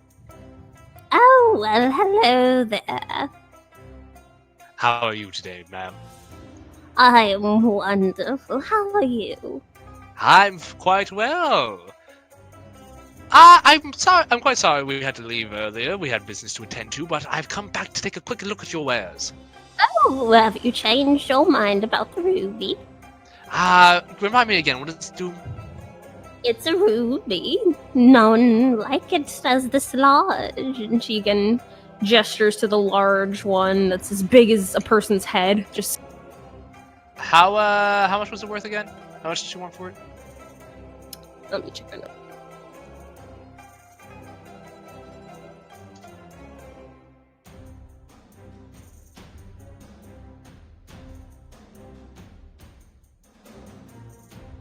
I think I scrapped those notes. I will say that she said that it was initially 3,000 gold, but she is offering it at the low price of just 600 gold. Unfortunately, I do not think I have the funds for such a thing at the moment. But I am quite curious. Where do you get your wares? Adventurers, just like the rest of the people here. There's no particular marketplace or anything like that. She's a hag who kills adventurers and steals. Well, Don't steal from her. What in particular are you looking for? Most of the vendors here offer items found in the desert. I don't know. I'm in the mood for something interesting. You seem like someone who would know where to find interesting things. Oh, you've got an inquisitive eye to you. What sorts of interesting things? Surprise me. Are you looking for monster parts? Thinking back at the other lady. You know, I actually got my fill of monster parts. Why? Was there something specific you had in mind? No. Honestly, if there's nothing in particular you're looking for, I can't help much. Huh? I don't know, things that have interesting stories to them. She gestures to the long row of vendors offering items from the desert. Alright, how about... Do you know anyone who sells charged Liberium, by chance? Liberium? Charged Liberium, more specifically. I'm afraid I don't even know what regular Liberium is. Do you happen to potentially know someone who works specifically with stones and rare metals, that sort of thing? Oh, Hold on a second. Guys, I'm not gonna lie, I was kind of hoping this lady was, like, gonna take me to some, like, underground palace. That was your first mistake. If you ask the other old lady, I'm sure she'd be glad to show you her sex done. I'm not going anywhere near that bitch again.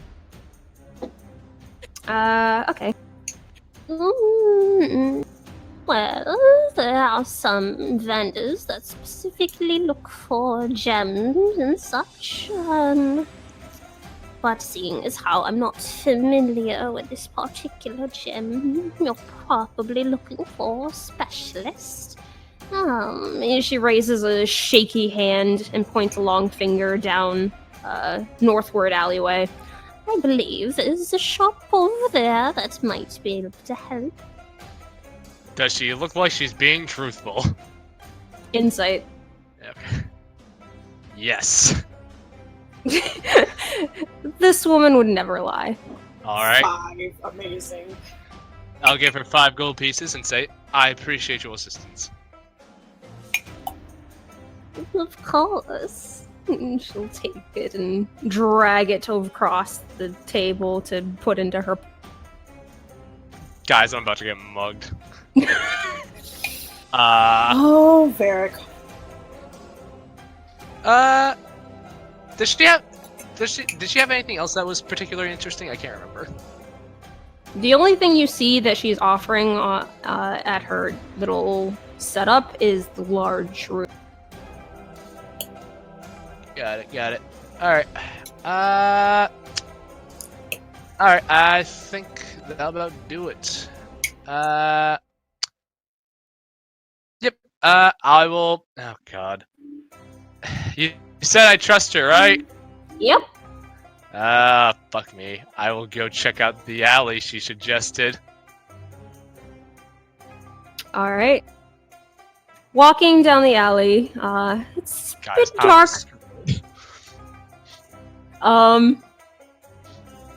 Looking around, you notice a couple of younger folk that seem to kind of look up from where they're crouched in the alleyway, kind of checking out, who the heck is this guy? You clearly don't belong there. Walking along, you do spot what appears to be an entryway, rather than to the back entry to a home. It seems to be its own individual front entryway to a tiny shop. I will walk into this shop. Going in, 1 second.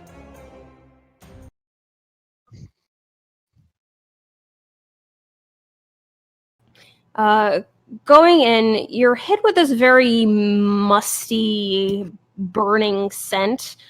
For a moment, it kind of like overwhelms your nostrils. You gotta have to like cough, like sneeze it off for a second, then like ready yourself again as you step in. The place is very dusty.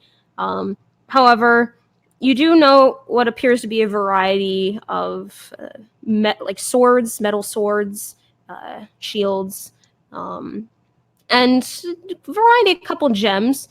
You notice one individual who seems to be seated in front of a forge. There's a pair of goggles over her face.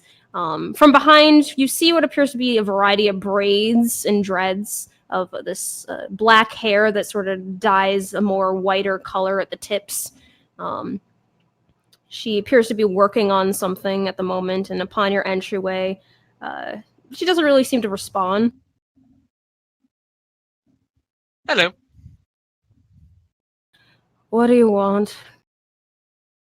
I just want to inquire if you might perchance have a certain material on hand. What kind of material are you looking for? Charged Liberium? The hammering on the weapon that she was doing stops. You see her straighten her back and turn her attention to you, lifting the goggles up. You see that her eyes are just completely pupilless, giving you this immediate sense that you think that she's blind. But more interestingly enough than just that, you notice that one of her arms isn't a normal human arm. She's a human herself, it seems, but the area where her right arm would be is just this metal contraption. And I will post an image. Ooh. For Metal Alchemist. Please. Oh, thank you. Oh wow! Whoa, my wife. She is Hi! metal as fuck, and I love it. Please step on me. I see that I came back. Just I mean, Get away! I'm gonna say something I'm gonna regret. welcome back, Brian. Say it, Judah. Don't be a coward. No. What, you wish you weren't gay at the moment? No. It's appealing to that sweet 5% of heterosexuality. Anyway. Punch me in the Hello, ma'am. Anyway. Punch us both in the face. Continue. Anyway. Uh, What did she say to me? Yeah, she turns in your direction, and even though there is no eyes really to speak of, in her blindness, you get the sense she is very much staring directly at you. I'll just give her a Liberium. pleasant... That is correct, as I give her a pleasant smile. Charged Liberium, more specifically. She squints at you for a moment. And why is someone like you looking for Liberium? Does it matter? Matters to me. I want to use it to help someone. Make a persuasion check.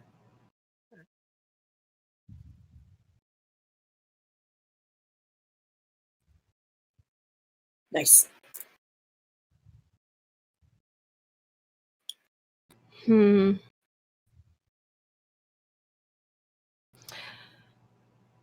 what kind of person are you looking to help with charged Liberium?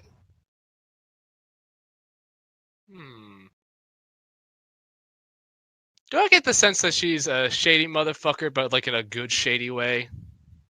What does that even mean? Insight. Just ask, is she gonna kill me or not? Like, 21, damn. Oh shoot, hold on a second.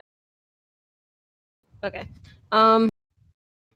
Looking at her, she seems to be... You get the sense that Liberium is not a commonly asked for thing. And that this is a person who is very curious as to why someone looking like you is looking for this particular thing.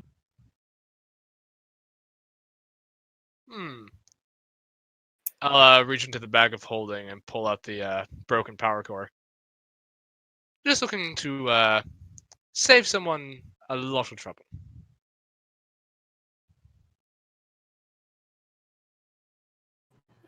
She reaches her metalled arm out, the long pointed metal of sorts just unfurling as she holds it out, gesturing for you to hand. From my 21 insight, do I get the sense that she'll give it back if I ask?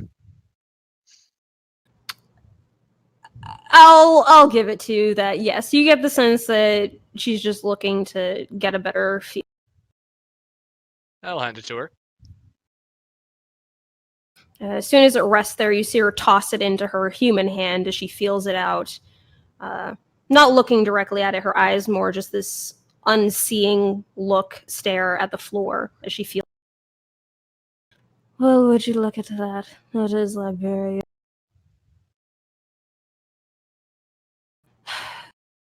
Well, and she tosses it back in your direction. Oh, ooh. Careful, this thing's busted up already. Sorry to disappoint. I haven't come across a librarian in a long time. No, that's quite a shame, as I put it back into the bag of holding. But I've heard rumors of people coming across similar metal out in the desert. Color me interested. By chance, you seem to know what you're doing with these sorts of things. How do you charge Liberium precisely? You need a specialist of sorts. You're not your average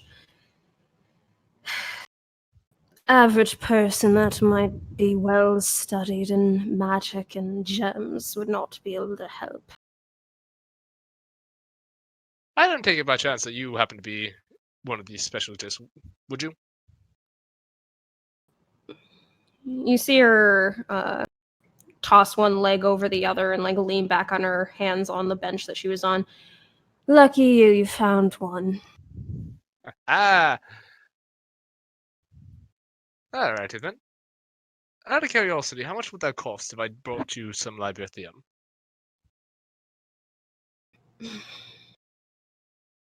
Looking for me to charge it? Yes, because we have a chunk of Librithium, it's just not charged, right? Yeah. You have a broken chunk. I don't suppose that this chunk, as I pull it out of the bag of holding, is much good anymore, but... No, you need something fresh from the mine. Vatal Roc, somewhere, I'm assuming? Possibly, but it's a very rare gem. How much we're talking? I'm not selling, you have to find it. Oh no, I meant how much in general do you think it goes for? For a chunk that size, and she gestures with her chin towards where you had put the other piece away. You're looking at probably 10,000 minimum. Damn! And how much to charge it if I were to find some and bring it to you? Well, it's not every day I get to play with that sort of metal. You see her raise the metal arm, stroking the very sharp point of her metal finger along her jawline as she thinks.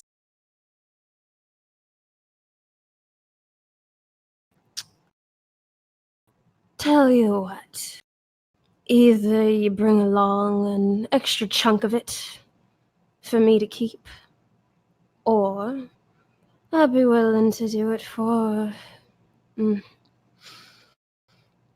let's say 3,000. That's a bit more reasonable. Alright, I'll keep that in mind if I ever find some. By the way, I'm sorry, I forgot to introduce myself. And Varric will hold out his hand and say, Varric Knuckle, gnomic bard extraordinaire and proud member of the Painters Guild. At your service. So just Varric. Yes, Varric will work perfectly fine. She just gives that short huh and then returns back to facing the work that she was working on. She tugs the goggles back on over her eyes and returns to what she... By the way, I know this is a very weird question to ask a complete stranger. But you seem very well informed of how to make certain things. I had made something recently for someone, but I didn't get a chance to give it to them. I was trying to maybe get a second opinion on it. I'm not really versed in this sort of skill set, but I'll pull out the music box. Do you think someone would like this? She doesn't even look in your direction as she goes back to hammering whatever she was working. I'm not a toy maker. Alright. Sorry to waste your time. I'll put it away. Did she didn't give me her name, did she? Nope. What is your name, by the way? Nanya. I'm not falling for that.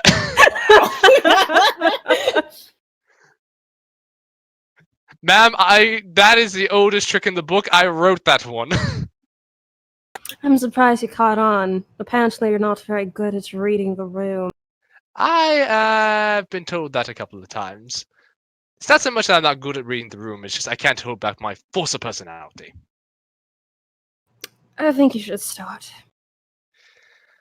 May not be a bad idea. Well, I thank you for your time nonetheless. If I find any Libethium, I'll be sure to come back to you.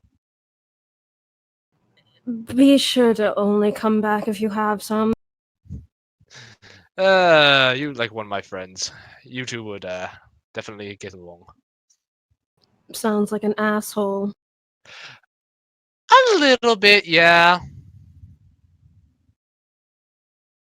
She says nothing else. Have a good one, and I'll walk out. Well, that was fun. How That's dare cool. you? Klaus is a lot nicer than her. Who said I was talking about you? I think it's I could smell. I mean, that's fair. There's a couple of people I could have been talking about. Honestly, there's like 3 people in this group that could fall under. God, it's like picking a game. It's like, which bachelor number 1? How are your social skills? Also, holy crap, I'm just noticing all the thirst in chat. Listen, she hot, we weak. Anyway. I'm not straight, but Varric will head back to the inn and get a night's rest. I will also prepare a hypnotic pattern. Okay. Everyone else, what are you guys getting up to before the night?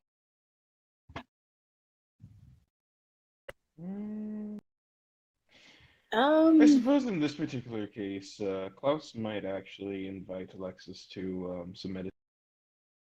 Meditation, you said? Mm-hmm. Alright. Easily enough, she'll come along with you to do some meditation. And before they go, since they're doing their own thing, and given that both Klaus and Tenzing had noticed her mood shift, this lets her know, just like, alas, if you Yeah? just, I mean, if you don't want to talk about it, but you're gonna do your own, monk things, but, I'm here. If you won't talk about anything.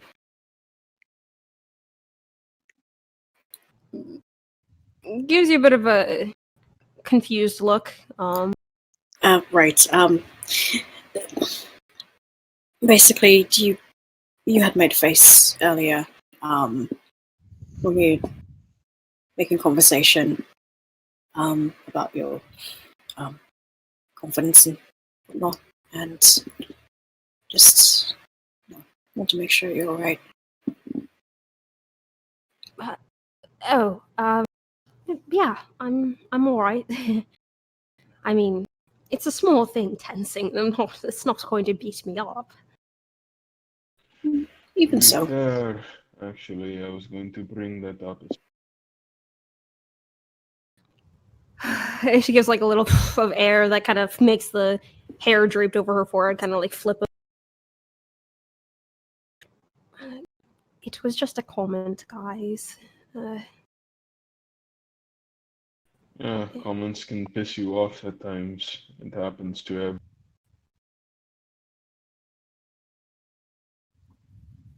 I mean, if it... Oh, sorry, continue. Oh no, she just kind of rubs her arm up and her arm up and down, and she gives a bit of a. I mean, it's not really his fault. I still haven't really talked to him about. No, Alexis, a decent bit of time has passed since we had that talk first. Do you think that maybe it should be?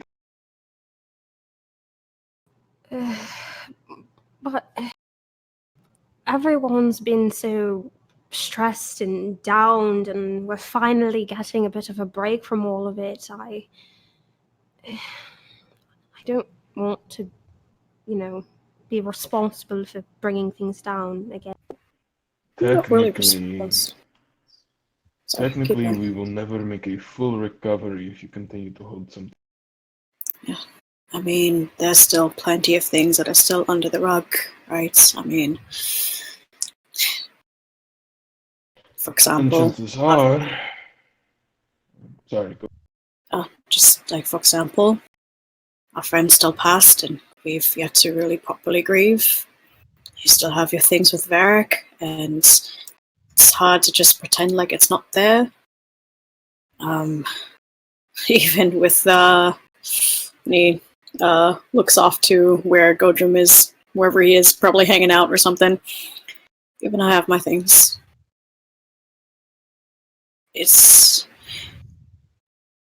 I understand you not wanting to bring down the mood, but that's also not really... It's like not your responsibility, really. You can just focus on you, and that in that way, in turn, it helps the rest, I suppose, if you're worried about the rest of us. I think it'd be good to talk, and Varric, he's understanding, he'll listen, and I'm sure he'll, be able to discuss it with you just fine, and then it'll be quicker before you know it. Let me give you a bit of advice. If you keep waiting for the perfect time, that time will never appear. Well, it's not really looking for the perfect time, just a time where things are a bit better, like when I talked it out with you, Tenzing. That was a decent time. If you... In the end, this is your decision, and if you truly think that time would be better for you, then do as you must, but don't hold it in for someone else's sake. You know what I mean? Just do it for you. And with a sort of taking a break, I think this is a good time, really, because who knows what we're going to run into next. So... Not to mention, have you at least mentioned that you do want to talk to him? I did. There you go. He's prepared for it. Right.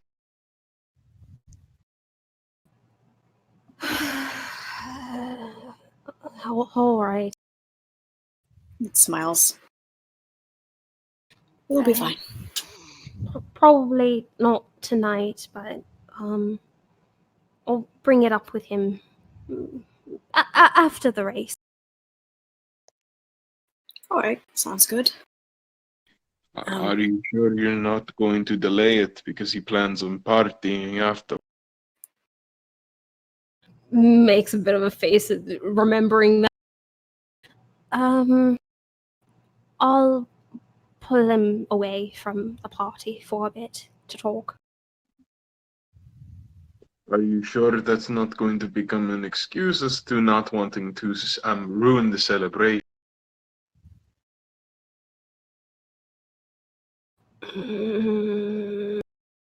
Purses lips and kind of squints at you, Klaus.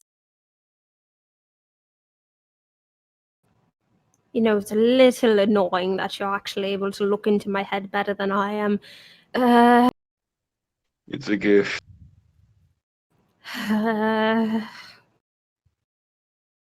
All right. How about this?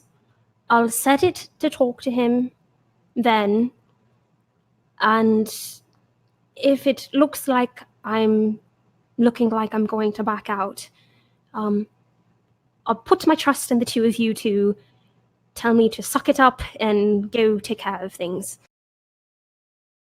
He gives double thumbs up. Got you, mate. Alright, no trying to slink away though. We got our eyes on you. If you make me have to try to find you, you will piss me off. And if I find you, then I probably won't be pissed, but I'll probably just scold you or something, or just take you by the shoulders and just give you a nudge. I'll find you. He'll probably puff up his cheeks like a chipmunk and stare at you. I don't punch. I don't puff up my cheeks like that. Honestly, Klaus waits for him. He does it. honestly, that just makes me laugh more than anything. God damn it. Well, you know what? You're going to get that face again if I find you trying to slink away. So, don't do the thing. To be fair, though, with Klaus as well, even though you say you'll be angry, I know you're not going to be actually angry. So you're both sort of fumbling there, but... If you do make me have to find you, you will be dragged by your... You wouldn't drag me. He probably would. Don't. I don't say things that I don't mean. Don't risk it, Klaus. Part of me wants to challenge him. I will not. Hey, Nikki, I'll say it's at this time. Alexis hears a voice in her head, and it's Varric going, "Oh my gosh, don't tell anyone, but I think I found Klaus's soulmate!" I hate it here.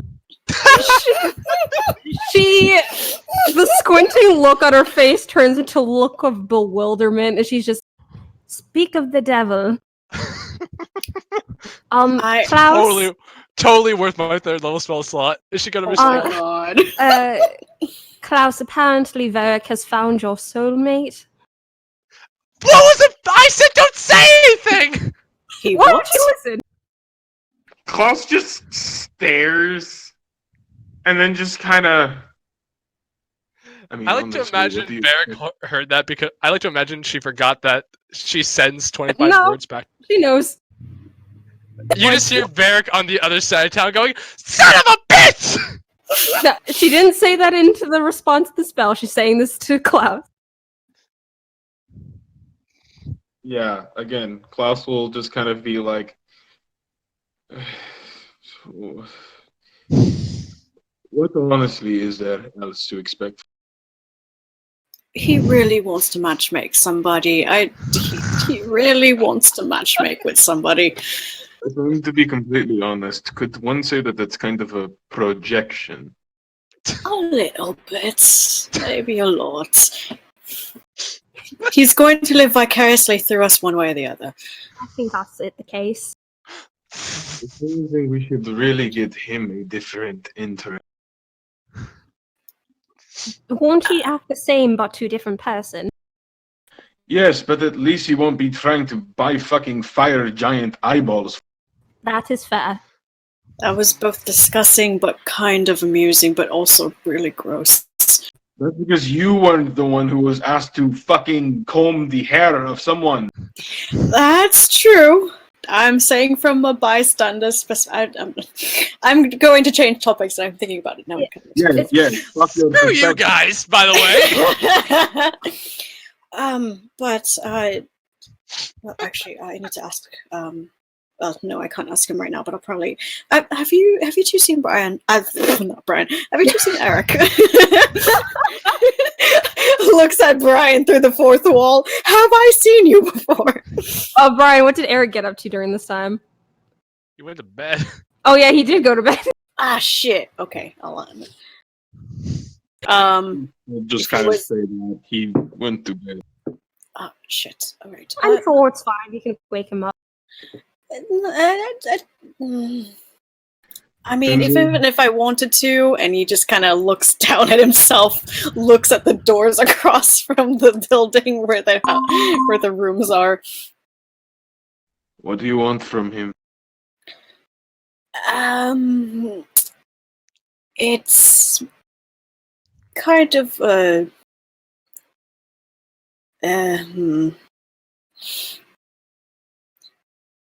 don't have He to tell looks- me. I was just going to knock on the door, wake him up, and have him talk. do you think I have time? Because I still have to talk to him as well. And he nods Gordon's way. I'm pretty sure that if you make your request known to talk to Gordrum before he leaves Vardaway after the race, you will be fine. All right. You'll have plenty of time, but you have to be smart with how you manage things. For in the meantime, do with what you can and talk to it. Yeah, no, you're right. You're right. Unless you're planning on having an hour-long conversation with Eric, you should still have time. Right. Okay, I'll if hopefully he doesn't get mad that I wake him up, sorry. Okay. If Go It's, on, Paul. Kettle is telling you to hurry up. No, I just want to make yeah, okay.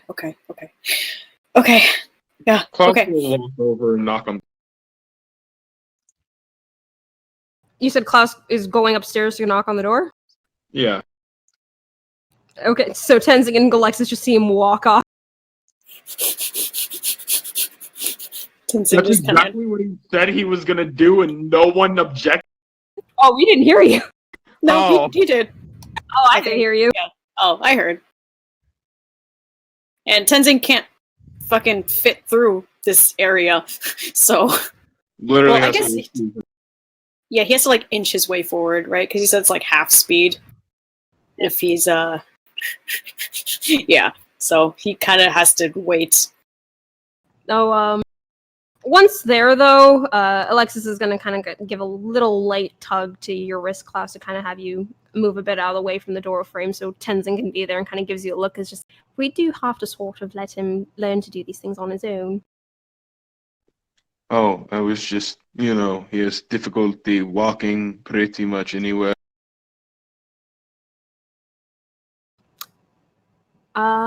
Looks towards the stairs. Yeah. Me as a DM forgetting these are two different levels.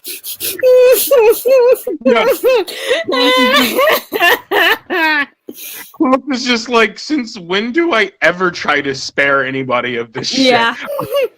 Also, I just realized this is actually a second floor and not just a building across. Yeah.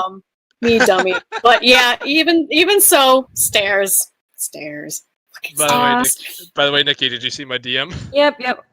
Okay. Klaus is just retrieving Eric to let him know. Okay, got it. So yeah, then never mind. Alexis is downstairs with Tenzing, me forgetting my own map. Good job. That happens, don't worry. Okay. So, Eric, you hear knocking on the door of the room that you're staying in. Yeah, Eric would probably just go to see what's happening.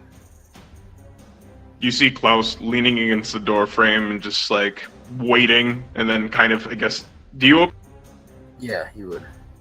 He just kind of spots you and it's just beckons his head over in the direction of the hallway and downstairs, and he's just, Tenzing wanted to talk to you about something. Do you have the time? Yeah, I do. Right then. And he'll step over to the side. Gonna escort me? I feel like Klaus kind of didn't realize that's what he was doing until you kind of said that, and he kind of makes like this confused face at first at what he said, and he's like, "Is there a problem with?" No, I'm just.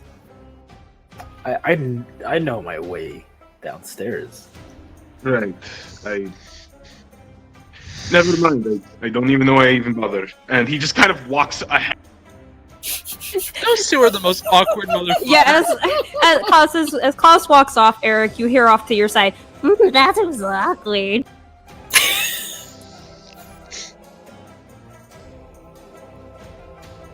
You need to be quiet sometimes. You just follow. You just hear it. It soon fades as the sword closes up. Wait, does Klaus hear like the smallest bit of chuckling? He walked away. Sword starts a fight, pass it on. I guess he was following him, but yeah, okay. Alright, Eric, you make your way downstairs. Tenzing and Alexis, who are waiting there, taking note of the two of you coming. Alexis looks towards you, Tenzing, gives you a bit of a thumbs up. Whatever you're going to talk about, good luck. Me and Klaus can go take care of our meditation.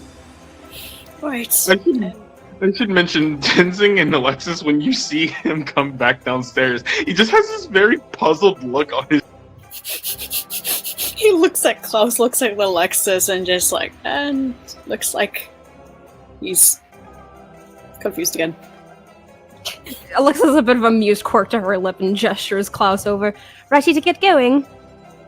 His extra constipated face turns into a more relaxed one as he just kind of looks over towards Alexis. It's just, yeah. Alright. He chuckles at both of them, and Hey Nikki, can this be the moment? Yeah, this can be the moment where Vera there's the door bursting open to. He's just looking around frantically. He's like, there you are. Oh, you had me wait. What? You didn't respond. Oh, sorry. that was Wait! you. Oh. Did you tell them? Did you tell them? What? I would never. You lying son of a... You son of a bitch. Come on, Klaus, let's go. I just grab on. First, you don't return my call, then you go directly against my words. Like, why? Calm down, mother. She's safe. She's here. She's just going to meditate. She just had me worried, okay? It's just, it's just like the only time people don't respond with that is like if they're in trouble. It's just, I know. I'm still a little sleepy. Sorry. Yeah, I'm sorry. Varric, and he just takes him by the shoulders and just kind of like compresses him into like calming down. Breathe. She is all right. All right. They're gonna go off doing the thing. I need to. I'm gonna have a chat. She's fine. Just kind of gives them extra pats. Just. In fact, Alexis and I are going to go. yeah.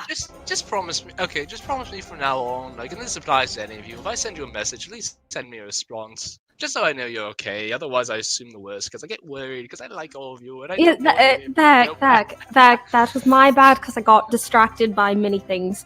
You do know you could send another message asking if I ran out of spells. How? I sent 2 to Binky this morning. Oh my god. Klaus, let's go. What else was I supposed to know? I was supposed to get giant eyes. Go rest. Go rest, Varric. She insistently tugged your hand, Klaus. See you two later. Take care, lass. Just make sure you ride back in case, just make sure you call. I was worried. What? Like you. So, Eric, hi. Please, such a mom. Yeah. goes over to him, apologetic looking. Looks back at Varric, just making sure he's not hyperventilating anymore before turning A back little bit. to him. Eric just starts smoking a cigarette and like rubbing his temples. Alright,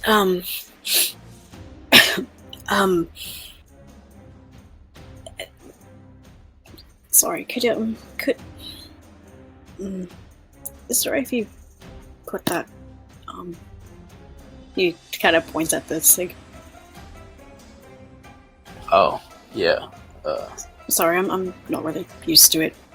Freshly No, lit, already putting it out. Fine. He's gonna do that thing where like he breaks off the end that's been lit and puts it out, but like saves the rest of the cigarette. Right, there's still people around, oh, right, and sorry, one second, and he goes over to Goldrum. Sorry, I'm going to, how long are you gonna be in Ardoi? Well, after the race, I was going to plan to leave the day after the race, but, Kind of shakes his head left and right for a moment and kind of then looks at you. I mean, if you're staying here for a bit longer, I don't mind staying longer.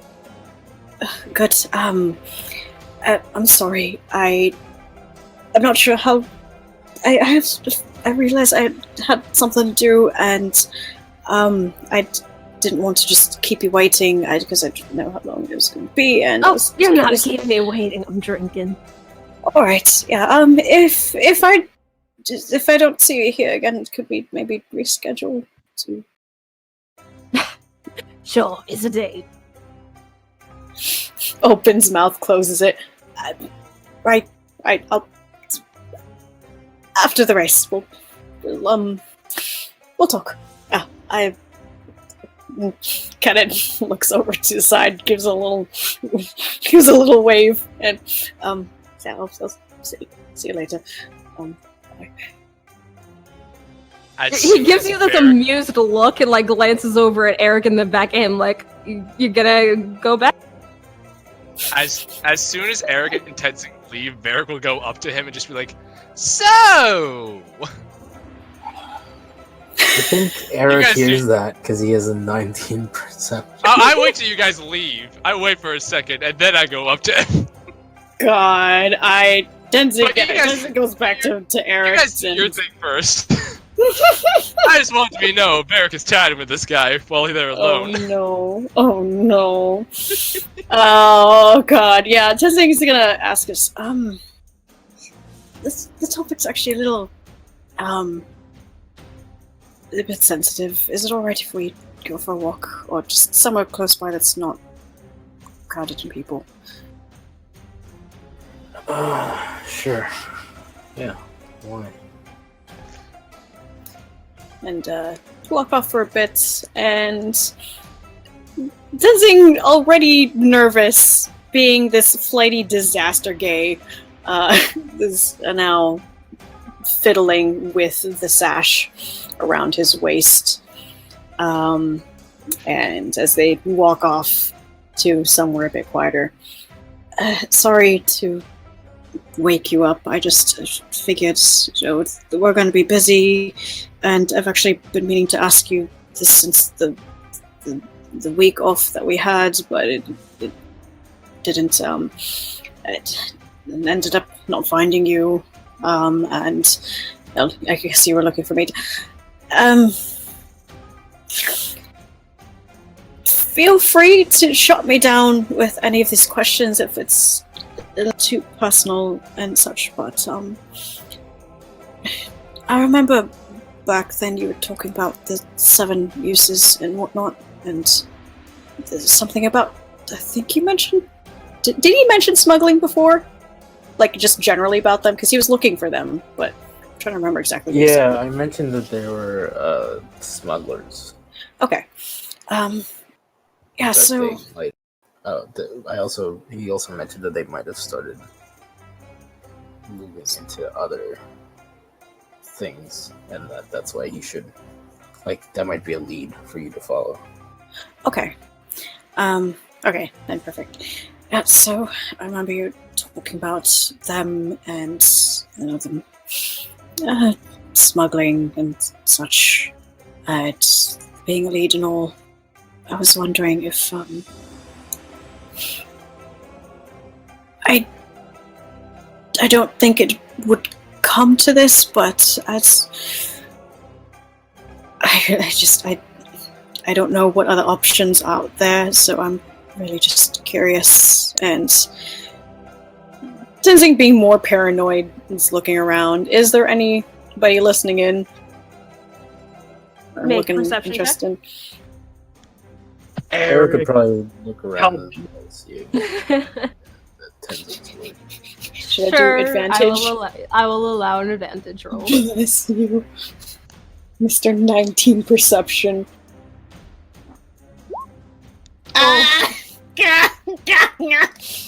Looking around, it doesn't seem like anyone's paying you any mind.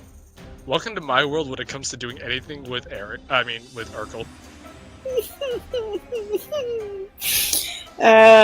Okay, well, he's just gonna talk quietly either way. So, actually, I don't remember if I told you yet, but, so you remember I had told you that I was looking for my family, right? You did. Yeah. Did I mention anything else? Sorry, it's been a while. No, you mentioned the possibility that there might be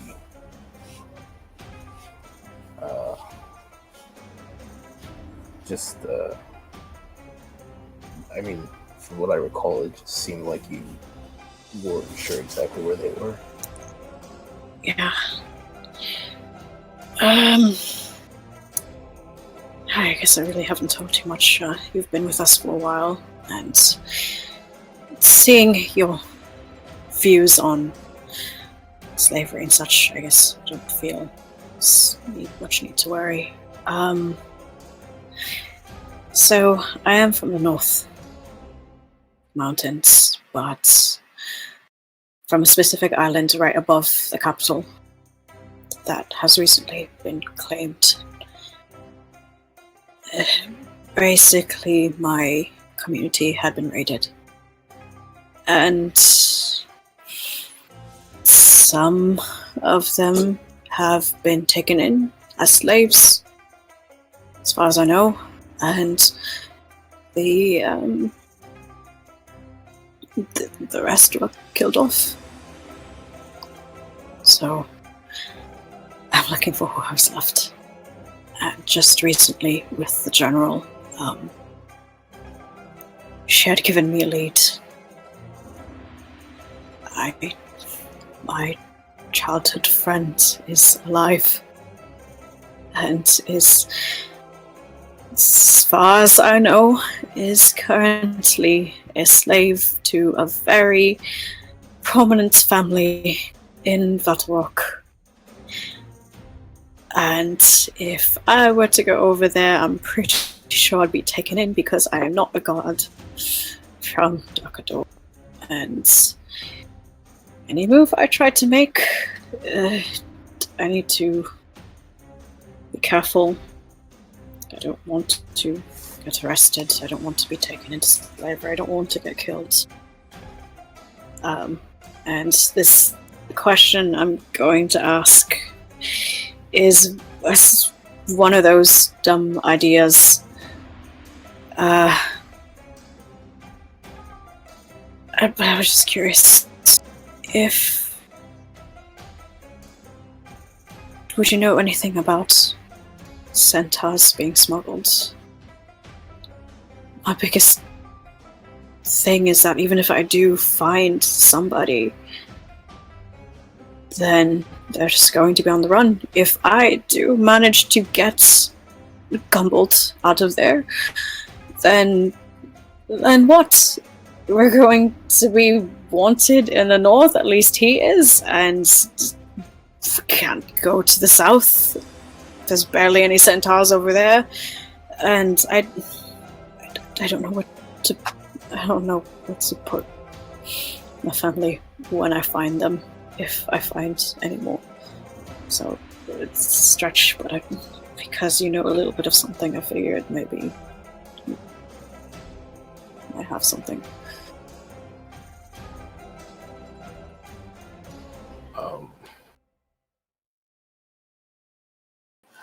I don't.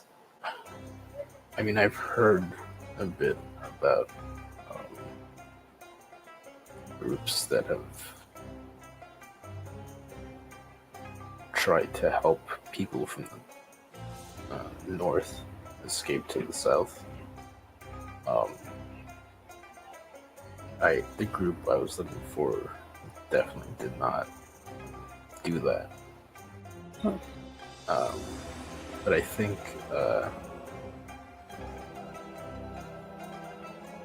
Maz and I talked a bit earlier today. He might have some idea. Oh, does he?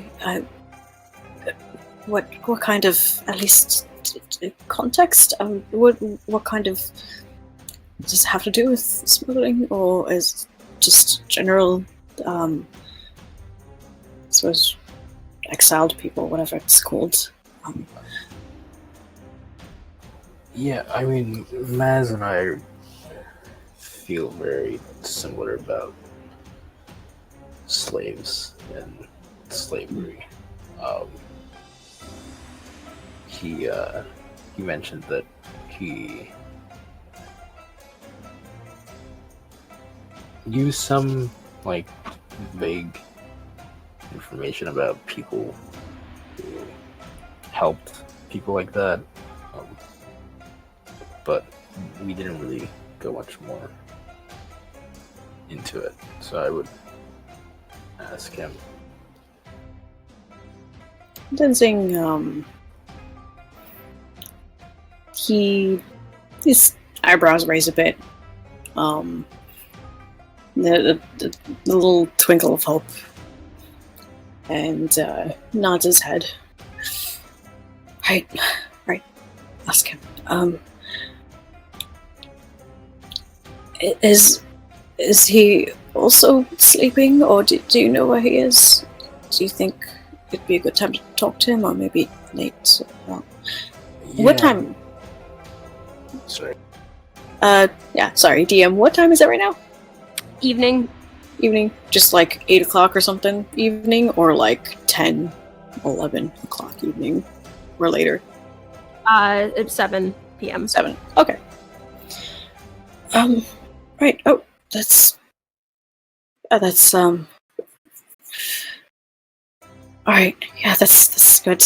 I mean, and honestly, any help is great, because I am going off of so very little. I had asked Wick earlier if he could maybe research the library. I haven't seen him yet, so maybe he's still going at it. But thank you, Eric. There is one more thing. Oh, what is it?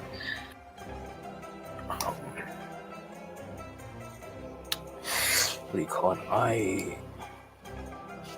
The issue would be we would have to go south, which might be an issue. And I'm not 100% sure that would actually bear any fruit to begin with. But there is a group that I know of that had once tried to. Well, they weren't very supportive of the Northern Empire. Not really very supportive of the Southern one either, but they explicitly were quite against how things are run in the North. If there were any remnants of that group, I would say they'd probably be able to help. And Eric kind of looks down at his gloved hands and like fiddles with one of his hands for a moment. I think I might know somebody that can help, but I'd have to. I'm not sure how much they'd be able to help. I'd have to ask them back in Findlefair. Really? What's this group? Who's this person?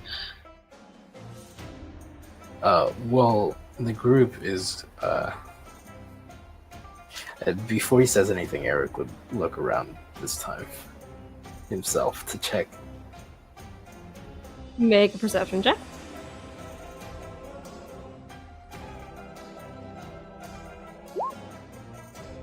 Oof. 12. Don't think anyone's paying attention.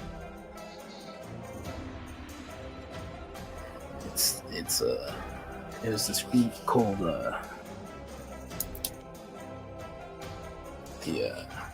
shit, fuck, give me a second. I forgot what It's at me hovering over my keyboard ready to take notes. Give me a second. I got you. It's okay. Take it down.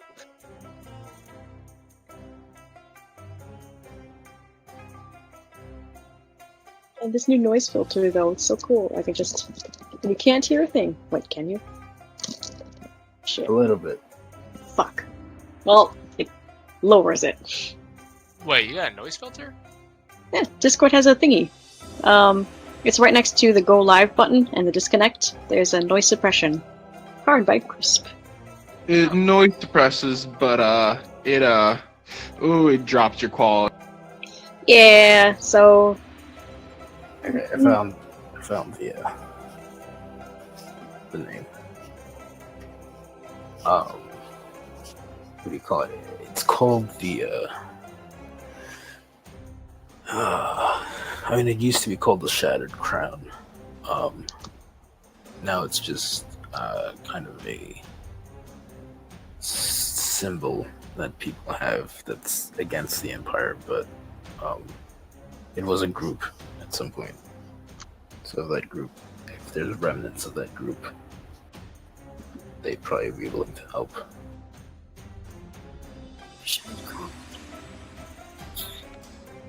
That's, sounds fitting for a group that doesn't like the Empire. Yeah, Just it does. nods to himself, just processing this information, stamping it into his brain. Alright, and, who's the person in Findlefair?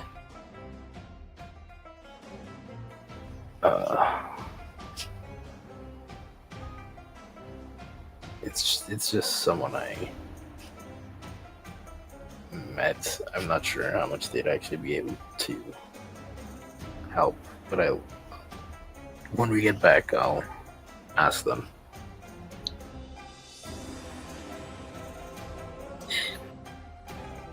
Thanks, mate. This means a lot. Hey. Yeah, this means a lot. Of course. I mean, I hope I don't have to be, going through with that. I mean, even... I mean, General had given me the hints, but it looked like she was against me making any moves that could get me in trouble, I suppose. At least that's what it seemed to be hinting at, and... No, Klaus had been saying the same thing. I mean, I think it's abundantly clear how I feel, but I think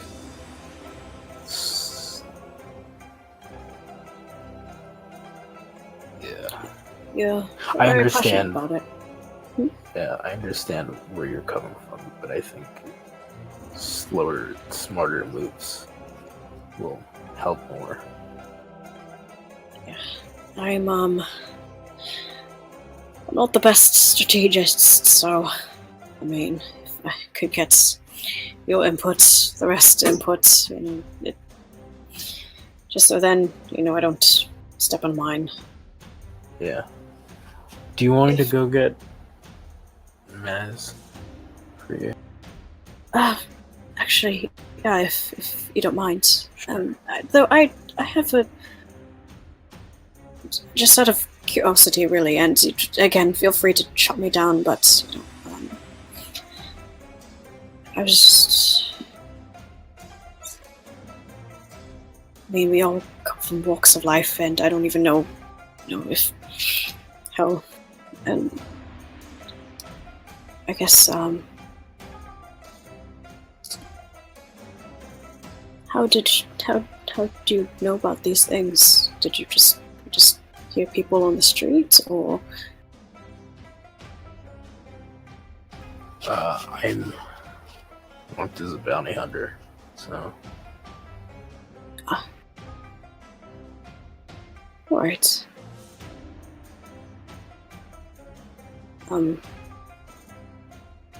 And, Eric. Yeah. Well, I realize I haven't been chatting with you much, so if you ever want to, I don't know, get a drink, or I've seen you bring out cards. I'm not really good at those games, but, you know, if you ever want to play and you need an extra player, I'll be open to. Yeah, Eric, kind of smiles and nods. Pats him on the shoulder and is like, yeah, don't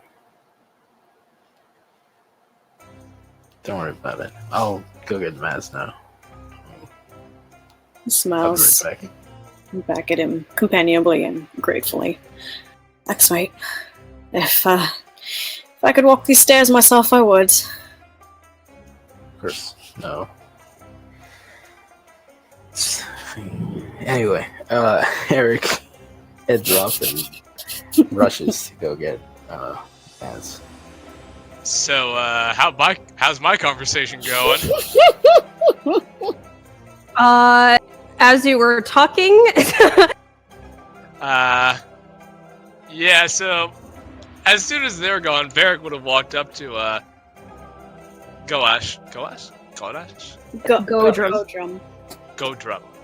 Varric will walk up to Godrum, make sure they're not there, and then say, "So, friend." he arches a brow at you while taking a drink, like, oh boy, here we go. Alright, I'm gonna be completely blunt with you. Out of curiosity, do you like men, women, both? You get a chuckle from him as he sets down his mug. I don't mind answering your question, but Not for me. that's not what I was gonna bring up. I don't mind answering, but what brought this along? Just genuine curiosity. I tend to ask that of a lot of people I meet, believe it or not. Well, I'm appreciator of both forms. Okay, so I saw you flirting with my friend.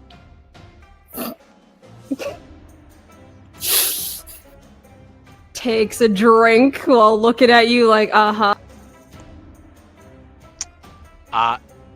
Do me a favor.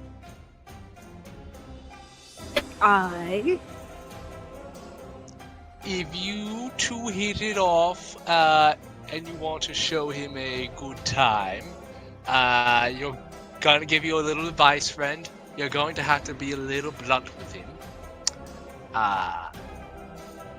He gets a little nervous when it comes to certain types of interactions.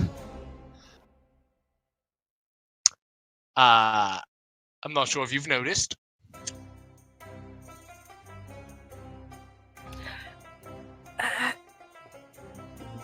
I have a question for you now.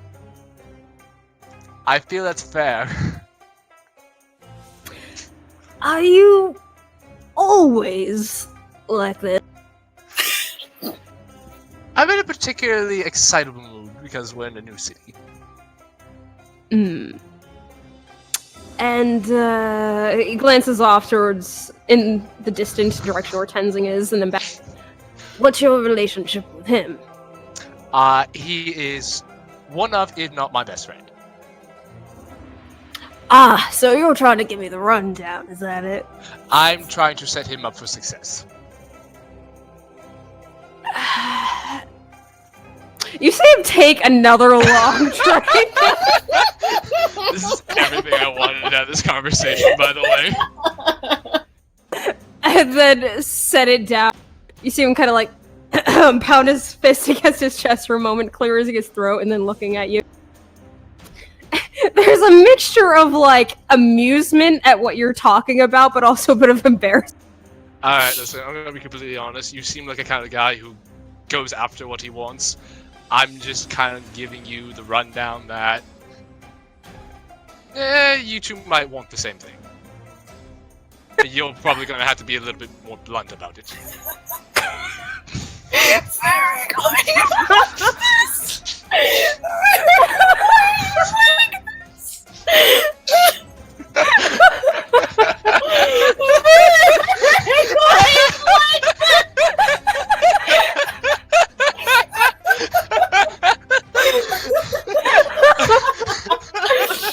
This is everything I wanted out of this conversation, by the way.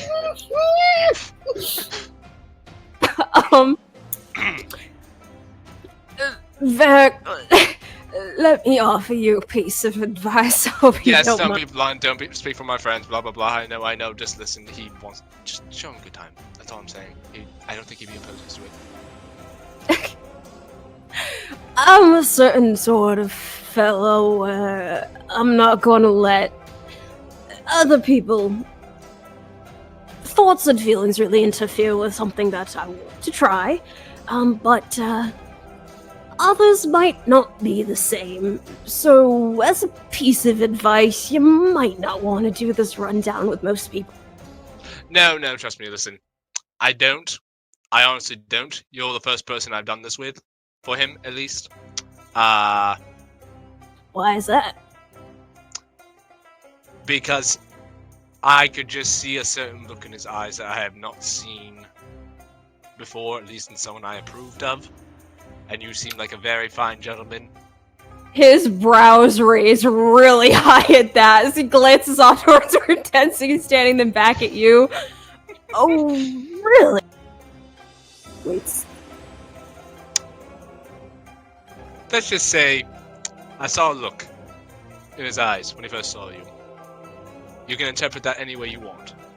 But all I'm saying... Look, my good sir, are you saying he fancies a little? I say he... I can't tell you what goes on in his head, because I truly do not know. But I can definitely tell you what I've seen. I can see he definitely is showing signs of interest. You don't say. You see him kind of like look down at his empty mug with a pursing in his lips like, huh. You know, maybe not tonight, but after the race, if things go well for one of us, The drink. I'm sure he might, you know, if you find a good spot, you know, where you two could be alone, he might just be willing. He immediately spits out the drink he took. Varric gets a very straight face. Get that, buddy? Yep. Fine. Are you trying to proposite that big word, your friend for him? I know, despite seeing them, I know he doesn't have the balls to say it outright. Is Tenzing like close enough to hear the coughing? No, I waited for you guys to be gone. God. For the coughing, though? I mean, Tenzing's... Oh, wait, so Varric is having this after Tenzing has his back and forth with Eric and Maz? Is this after Maz? Because at the moment, like, they went back because Eric is getting Maz. You guys were gone for a while. Let me have this. Oh, so this was during... Tenzing can't move. What? Tenzing's on the first floor because he can't go upstairs. No, this is like when they were. This is when they went away to talk. Oh, this is during Eric and Tenzing's conversation. Okay, so they were already gone. Okay. Oh, okay. Okay. They're occupied. Okay. God fucking Varric. Godrum, you see him run his hand through his hair. Just this look of, oh god. I mean, you're quite a handsome fellow, and I'm not going to lie. You're his type.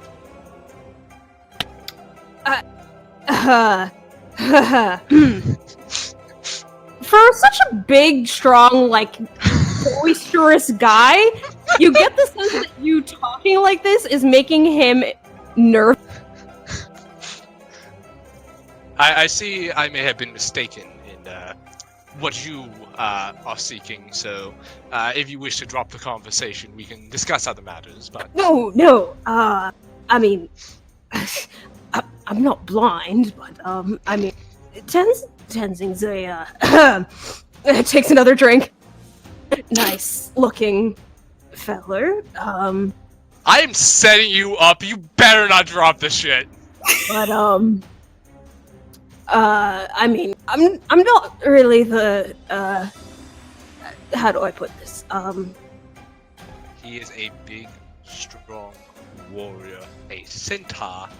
Again, my friend, I'm not really looking for, you know, hanky-panky and then leaving. Listen, I have the abilities to send you a message magically every day.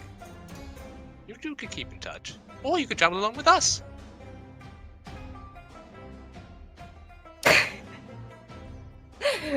Oh my god. Varric, roll persuasion. And then we adopted another NPC. Me, DM, head and hands. We're not bringing your boyfriend along our adventure. On. He wants to live vicariously through his friends' romances. Oh no! Does someone have an inspiration? I'm not giving you my inspiration on this, my dude. 16's still good, though. You just see him give a nod. It's just... Look, I'm getting a mixture of, I can't tell if you're trying to, you know, set the two of us up, or if you're trying to threaten me not to hurt him. Either way, I can promise you, Varric, Look at me dead in the eyes, alright? Is he looking? He looks... You two would make the cutest fucking couple. Are you saying that because we're centaur? I'm saying that because it's true.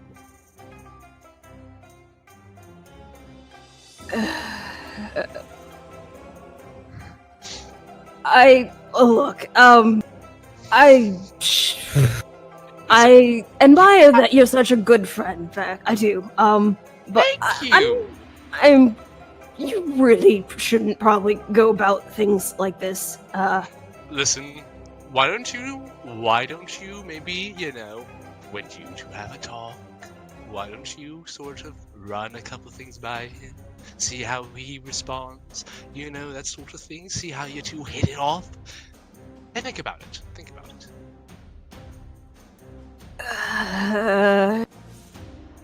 Sure. I had my own intentions, Varric, but yeah, you know what? Sure. He just gives this nod of his head like, let's drop this conversation. I have power over everyone. I have the power of awkwardness. Alright, now, returning to Maz, and Eric, you bring Maz down to speak with Ten? Zach, you're also sorry. I have a fucking Varric.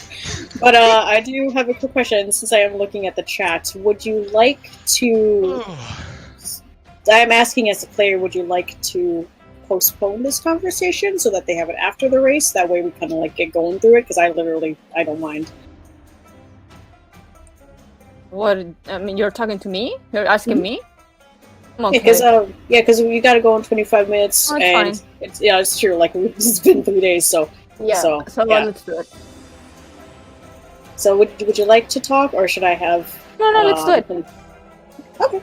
Yeet. Okay. So yeah, Tenzing is waiting downstairs. I mean, Maz was just fucking, I don't know, playing. He just stomps downstairs.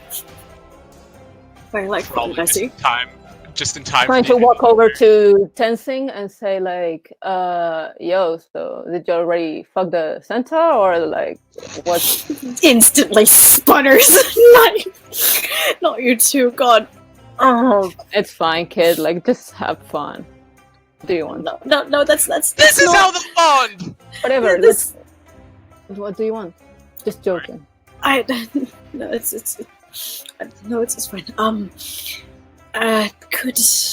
Is Eric down there, or did he just stay back up in the room? Eric probably would have come down as well. Okay. You just look at him first and just thanks for meeting him. Yeah, we're gonna. Maz, is it alright if we go somewhere that's more crowded? Ooh, that's romantic. Sure. No, that's no. Can I ask you something, just out of curiosity? Have you dated anyone before? You get nervous so easily. Just joking. I'll take that as a no. Okay, let's go. His mouth is just open. No words are coming out. He's suffering. But he Walks follows out. along with him.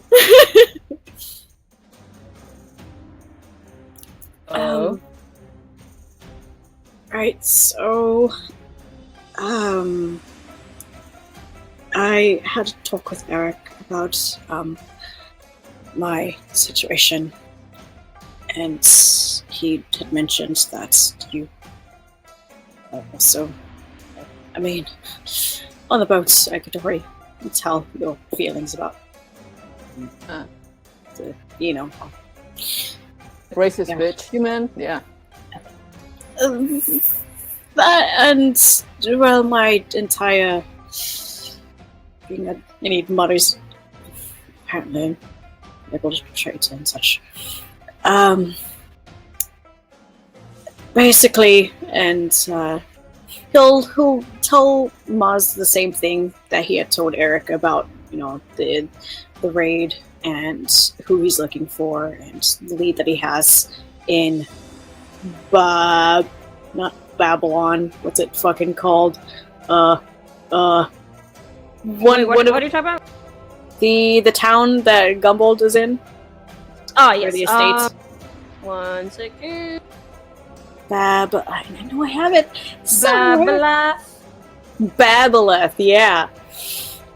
The town of Babaleth. Town of Babaleth, okay. My childhood friend is in Babaleth, and I don't know, have you heard of it? Right, Nikki? Been there before? Yeah, you would know. You would have heard of it. 1 second. Mm-hmm. That's all? I don't know anything about it? Like, people in particular? No, anything? you know about it. Okay. I had to quickly take out my notes.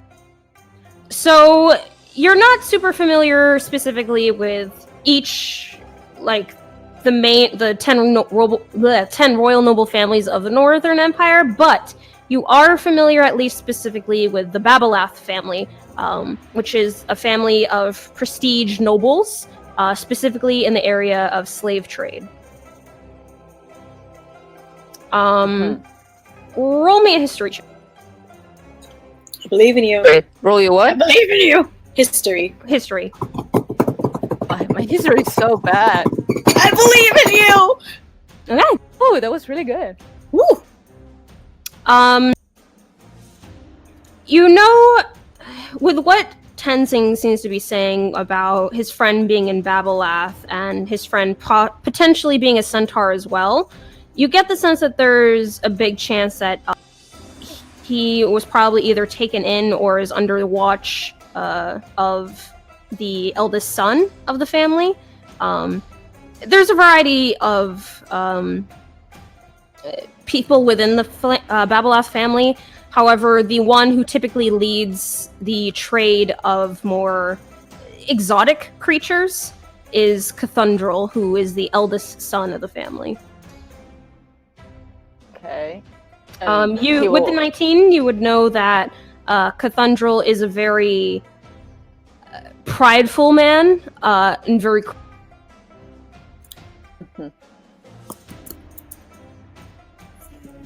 He will name drop all that shit to Tenzing to see if he knows what he's talking about, like at least the people. Say, yeah, I mean, if they got him, he's under like heavy guard. It's gonna be a tough one. Impossible though. He clearly doesn't recognize the names, as when he did his research, he generally only knew the things of like, they were in slave trade, they were a really prominent family, and the name drop, especially with Cathundral and what kind of man that he is, his expression immediately drops to, God, that just horrified, concern. Very, very upset. Well, I mean, yeah, like he's upset by that. We'll walk over to Tenzing and put his hand on his shoulder. He doesn't reach his shoulder. It's impossible. Much is so short. On his arm, let's say arm.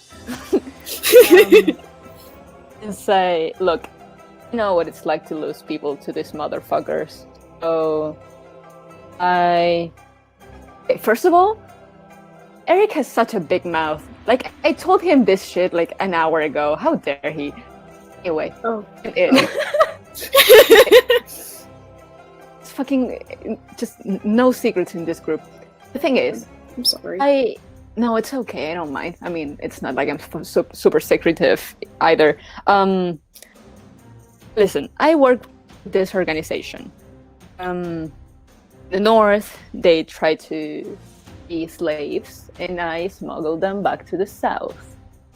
You don't know. You do not know this information, but now you know, and now I know that you know. But the thing is, I do that, like, often.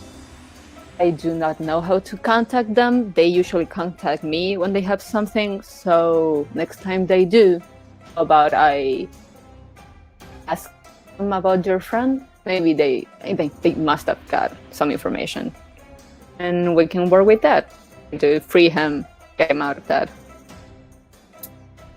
The face that had dropped immediately perks up from hopeful, but then nervous. I mean, that's great. Holy shit! I mean, first of all, I mean, the fact that you do that, it's you're putting yourself in a lot of danger for those people. You deserve it. It's wow. Though you can probably gather my concern from that as well. I mean, I want Complet out. I don't want to be trapped. I mean, he's smaller than Gondrum, but he's still fucking large, and he's such a good friend, and he's really happy, and he's always been there for me and for so many of us where I'm from, and he doesn't deserve that sort of life. But the thing is, I don't want to get any of us in trouble. I don't want to get in trouble. I don't want to be put in jail or to get killed. What if it gets him killed? And I don't know where to put. I don't know where to go. Even if I find them, then... Oh, well, that's the easiest part. South. You see. But otherwise, listen, we're not going in without a plan and without backup. So don't worry about it now. We will get him out. Unless, he looks kind of awkward. Like, he doesn't want to say unless he's not longer alive, but he's like implying like he will look kind of around a little bit. Is there like people around, or are they alone? Perception check. Oh boy. In my great perception. Ooh. Great perception, actually. Within the vicinity that you're chatting, it doesn't seem like anyone's paying you any mind for those that pass. Okay. And he will take off his glasses and look at Tenzin with like red fucking eyes. And say, look, I got lucky because I'm, albino, but my people are hunted down as well. They have, they took some of my family north. We got one of them out. I know what it's like for your people, for my people, for, other races. I know what it's like, so if I can help out anyway, I will. And if I can kill every single asshole who takes us their entertainment or for doing their jobs, I will. And I don't know if it's possible to stop them. If I can stop them, I will. So, you have my word. We'll help out. But don't think about it right now because we don't have a plan, we don't have enough information. But I will get it for you if I can. Maz, did you say that you're just albino, or did you say albino your race? He didn't say drow, but he said he was albino. Okay. He thinks the eyes are going to give it away. Tenzing making a straight intelligence check. Yeah, I was gonna say.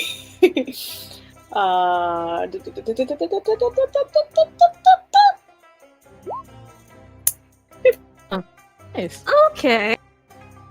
I'd say, yeah, Tenzing, it kind of takes you a moment of just like, man, albinos have pretty interesting eye colors before it kind of clicks in your head. Wait a second. Wait a second. Yeah, he just like, he's looking at his eyes. Nikki, wait, would it be that easy to tell? Red eyes is actually a thing that a lot of albino people have.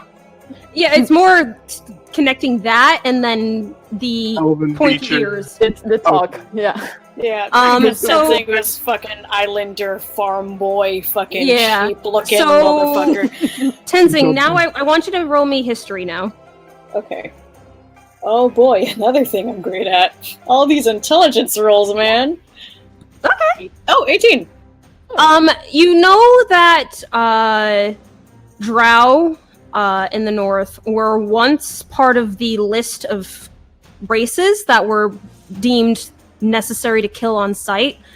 They were more recently taken off of that list. However, due to the fact that for so many years that they were placed on that list and all the racism and belief that people grew to hate towards them, the racism that drow experience in the north, even if they're legally allowed to walk around, can be dangerous and deadly at times. Does he know why they were taken off? And why they were put there in the first place? It took a bit of time, but eventually the North deemed drow as what's the word I'm looking for? Non-lethal? Non-animalistic, they started to not look like they started to stop looking at them as creatures and more as people, quote unquote. Okay. More. Okay. And what's Maz's expression when he's talking about all this?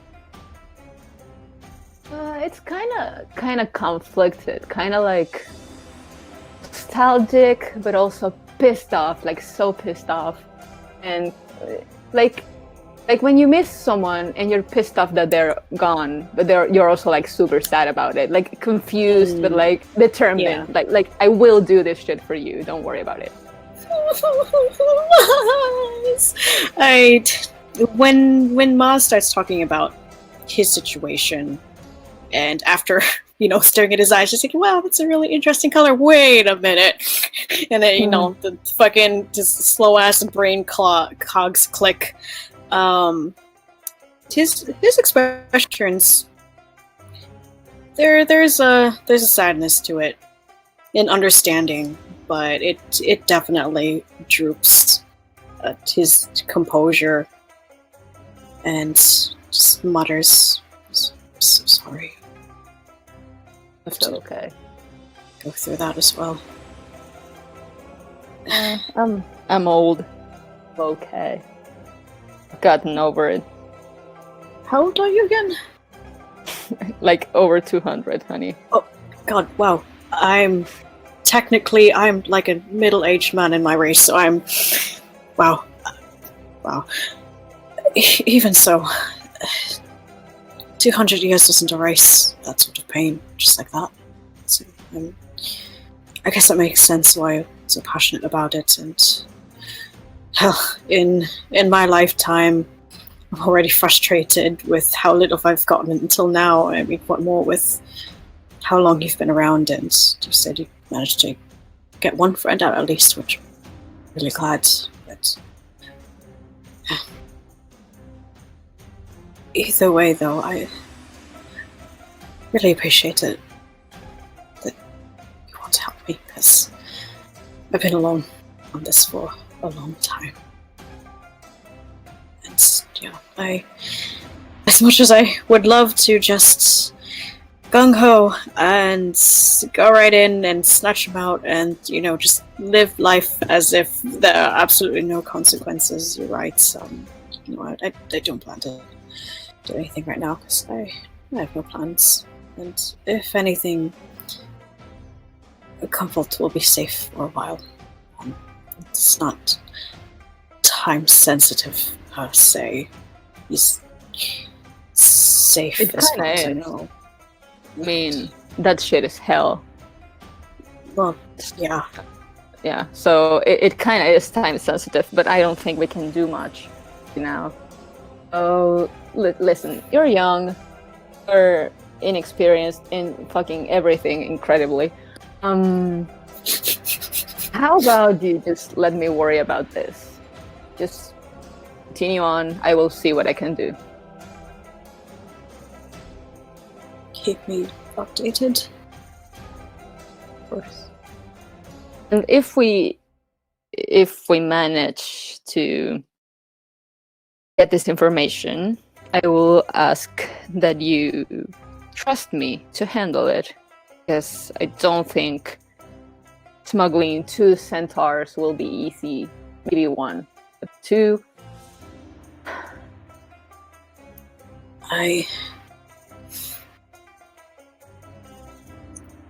Even if I get him out, I'm a bit torn, because I just want to settle down, but at the same time, if there are more out there, I don't want to leave them.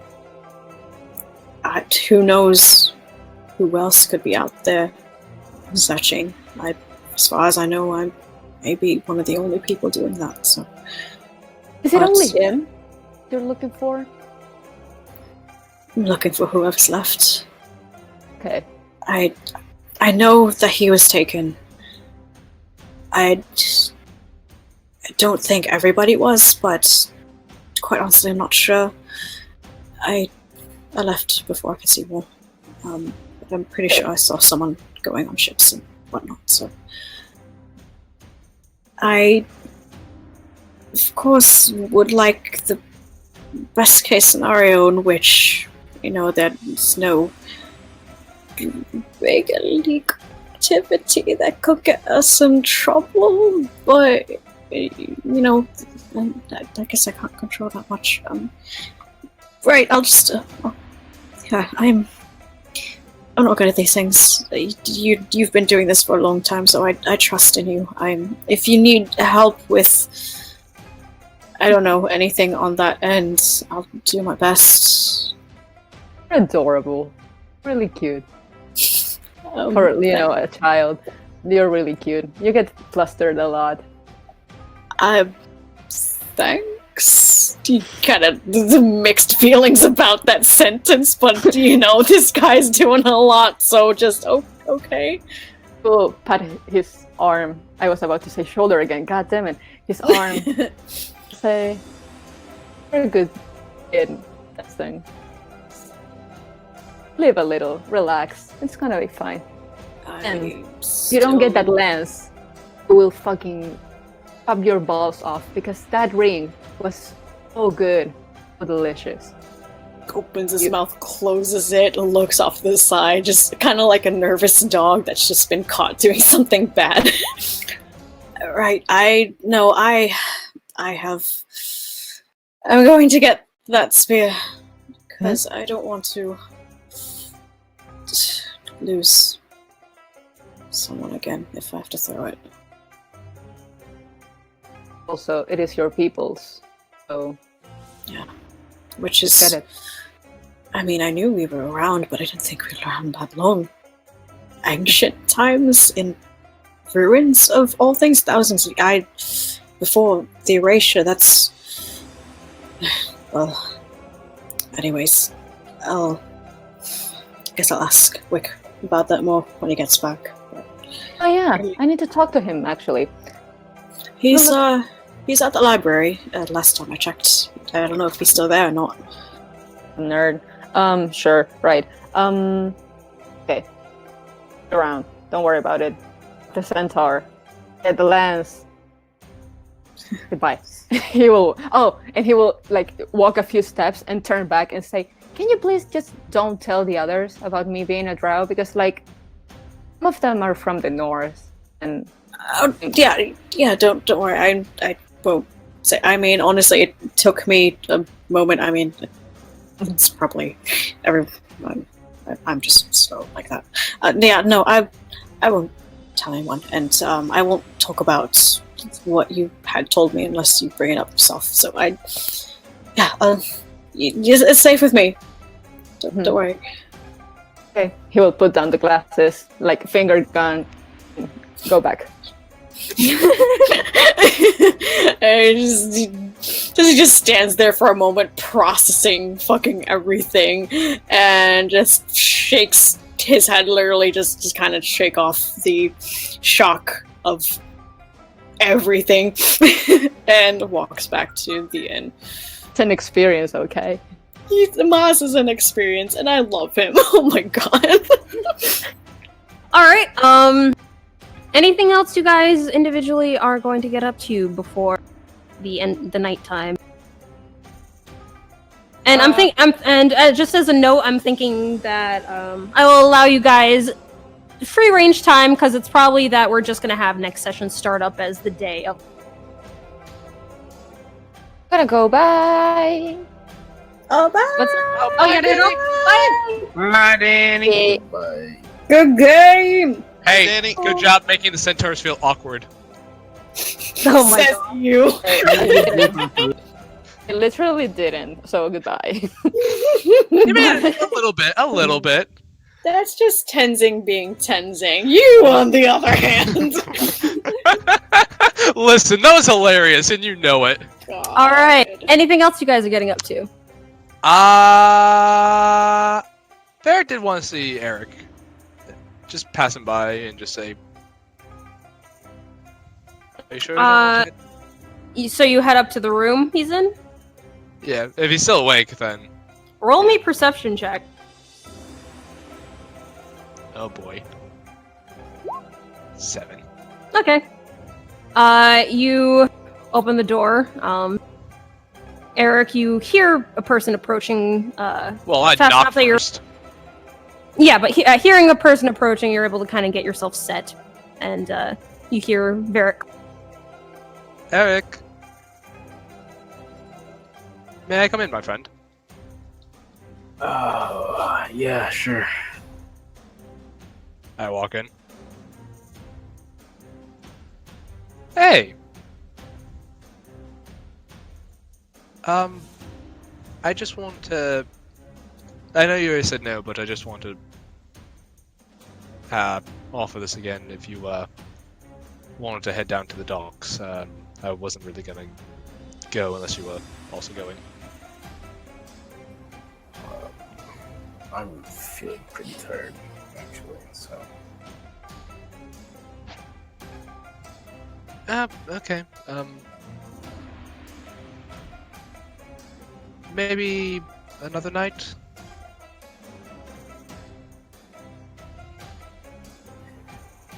Yeah, maybe. You okay? Yeah, I'm fine. But is he? If he sounds really tired, it's because I'm very tired. Okay. Well, alright, sorry to bother you then.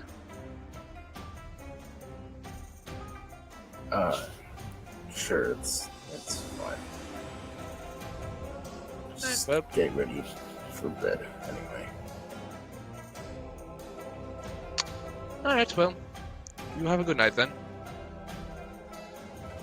Yeah, you too. I will leave kind of awkwardly. All right. Anyone else? I haven't said hi to Tenzing in a while. No. Well, we're starting the next session off at as the race, so it's kind of like it's free range time. But Free real estate. God, I'm gonna have to head off. I don't know what happened in like the last 30 minutes, but I'm like crashing.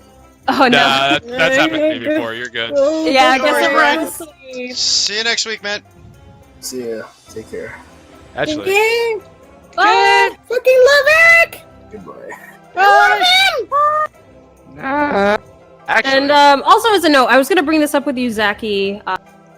Either we can do it as a private RP if you want, or it can be done now if there's nothing else that anyone else wants to bring up for the walk and talk that you wanted to do. I'm good doing it now. And if scheduling needs to happen, I can do it one-on-one. I'm down for anything. Whatever the group's feeling. If Heath is like, still awake, not dying, or like if I don't know, if Judah, you wanted to do like meditation, and then Michael, if you want to do the thing, but yeah, I don't know. You said you wanted to talk. I don't know if that actually means like you want to have like combo, if that's like fluff or whatever. Barrett did want to ask. Barrett did want to talk to Tenzing, but yeah. Whatever happens, but yeah, I'm down for. So, how you feeling? DM. Oh God of DMDs. We can continue. Alright, cool. All right. I would say then that Tenzing, as you enter the tavern, you spot Varric make his way downstairs. Godrum is still where he was before, drinking, though there's definitely a much more stiff awkwardness to him drinking now. I love this game! I wonder why! Guys, I'm a bit of a shithead, I'm sorry. You fucking shithead, wow. Come on, you were laughing! God, So my son is single. Mom, please! Mom wants into this head. Okay, yeah, Tenzing passed by. Varric might have a problem. Just a little bit. He sees Varric passing by, and he just gives him a little wave. And just, I guess, heading over back to Gundrum with his conundrum. Godrum. Godrum. Varric was gonna say, okay, never mind, we're good. Huh? Did you want to say something? Yeah. Hey! Hey, you need something, mate? Yeah, can I have a quick chat with you? Looks at Gotram, but looks back at him. Godrum has a concerned look on his face. He looks at Varric. I just give him a wink. Just stares between the two of them, very confused. Don't worry about it. Anyway, Something happened. don't worry about it. Walk and talk. Don't believe everything he says. He just returns to drinking. He looks at him in more confusion. He's just like, Varric, what did you do? I didn't do anything. Isn't that right, Goldrum? You did something. Alright, just When do I ever do anything? You do plenty of things. Let's go. I'll be back. Mate, I'm just gonna chat with him quick, I guess. He gives you a sympathetic look. Good luck. Thanks. I'm such an asshole. Small pause as I pick up a water bottle. My throat is getting. Don't worry. This is why. Don't worry. I'm giving you the break. You need this for his fucking voice. Go get some water. I'll pause the game. So, So, I did want to check up on you. A lot's happened to you in the last couple of days, and I want to make sure. I wanted to check up on you, see how you're doing.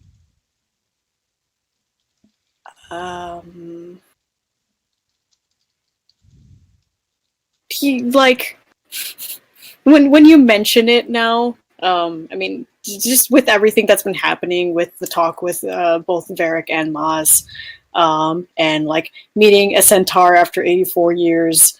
And, you know, the previous events beforehand, it all just kind of comes back to him and he goes brain dead for a second. That's not a good look. It's a lot has happened. I would imagine so. I couldn't imagine what you're feeling right now. I mean, all of us really, I'm sure you're having your moments as well. We fought a jellyfish and almost, like, a lot of us almost died. Yeah. I got eaten twice. Yeah. All truth and honesty, I probably walked away better than most people did, but I don't know. For me, I'm kind of distracting myself at the moment to kind of let things settle down on that front. I've noticed. I mean, at least you seem to actually be enjoying yourself with, you know, he kind of gestures at his armor that changes outfits. Well, I must admit that this did make my day. It's completely you. It has your name on it. I mean, it's not that I'm not enjoying my time. I mean, for example, like watching the fights has been fun, and Moments of respite between larger things. Yeah, I mean, this race honestly does sound fun, challenging, and it's non-lethal. It should be. It should be very. I guess for us, relax. Man, a competitive race is relaxing for us. We live a very interesting life, so yeah. Bear just kind of has a 1,000-yard stare for a second. He's like, "Yeah, yeah." Oh God. Joins him in the 1,000-yard stare. God, I gotta tell my mom about this at some point. She's gonna flip the fuck out." Yes. Well, at least she can find solace in the fact that her son is doing more than well. If anything, there has been one thing that's been bothering me. With everything that's going on, and we just got here, and you know, we had the small lass, you know, get escorted. We never really sent Nary off. I had bought things for his ceremony, but hell, I don't even know where. It's supposed to be for a grave, but there's no grave to be had. I thought maybe doing it by the water and then we'll head back, but I don't want to go around the water. Don't worry about that. I can take care of that. And he gives you a smile. Still want to be part of it. Why don't you... Eric didn't want to go today, but I think he needs to give a send-off, and it seems like you do too, so why don't you join us on that when we eventually do it? But What about the others as well? I mean, given we didn't know him very long, but we all experienced a loss. Shouldn't we do that together? Is it I think after you had him with us? I think for now, no. I think you two definitely need this, and I think having everyone there is going to clutter things. And I don't mean that in a bad way. I think a moment of more peaceful respite would do you both good.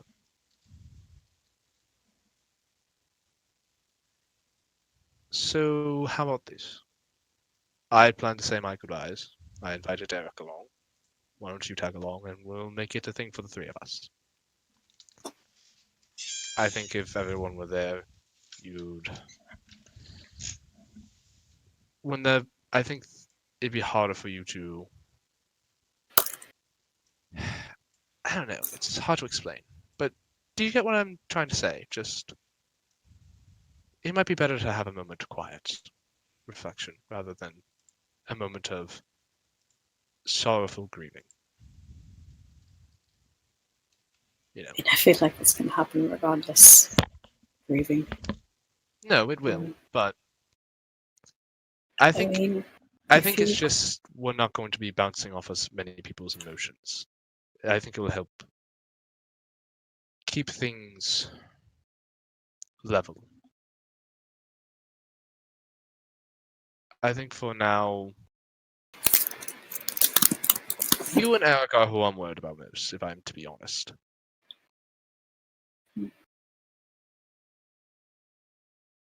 If you really think so, still would like with everyone, but I guess if we do it again at a later date, I suppose. I won't stop you if you want to invite everyone. But, like I said, I think a calm moment might do you too good.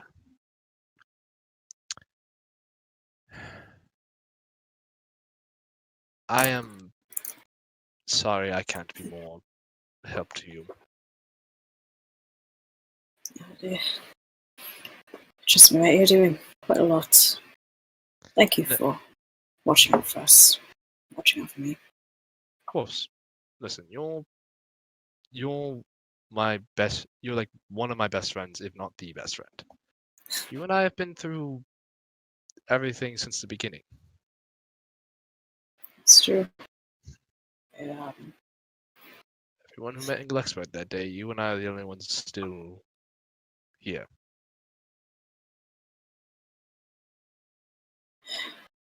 Yeah. And I'm not mad at the others. One left without their choice, and another took another opportunity. I can't be mad about that. But it is comforting to know that you're still here. You know, I was very afraid that we'd also lost you to that jellyfish too. I was about ready to give up when you popped out of the surface, and I was both shocked, surprised, glad, and then feeling a little bad that I realized I was about to hit you with a boat again. You hit me with the boat, yeah. Somehow it feels fitting, but no. Don't worry, mate. I'm not mad about it. I mean, at the moment, I kind of was because, you know, I got hit with the boat. But you're doing your best. I mean, you're not a sailor, are you? Oh, God, no. You were doing the fucking best you could possibly do. So I'm not mad. You had the right idea going in. So you're working with what you had. But no, thanks, mate. Of course. I guess just let me know whenever that starts. Are you doing all right, though? I mean, since you're holding up well, but just from experience, I know some people here like to hold in things. So just to make sure that you're not really doing that as well. You're not bottling up, right? I think the worst has come to pass for me. I still need to give a more proper send off, but as of the moment, I think I'm actually doing quite well, all things considered. That's good to hear. And please do not mistake this for me not caring. It's more of I'm simply trying to look to the future. No, you care quite a lot, and you've proven that time and time again. You just, it's like, I guess resilience in a ways, which can be good and bad depending, but in your case, I guess you've been able to heal a bit quicker, and in turn that's helped you move forward. So Yeah, I have a good way of processing things that helps me get through things. Helps me get through things a bit smoother, I suppose you could say. And Varric will pull out the painting he made of Neri.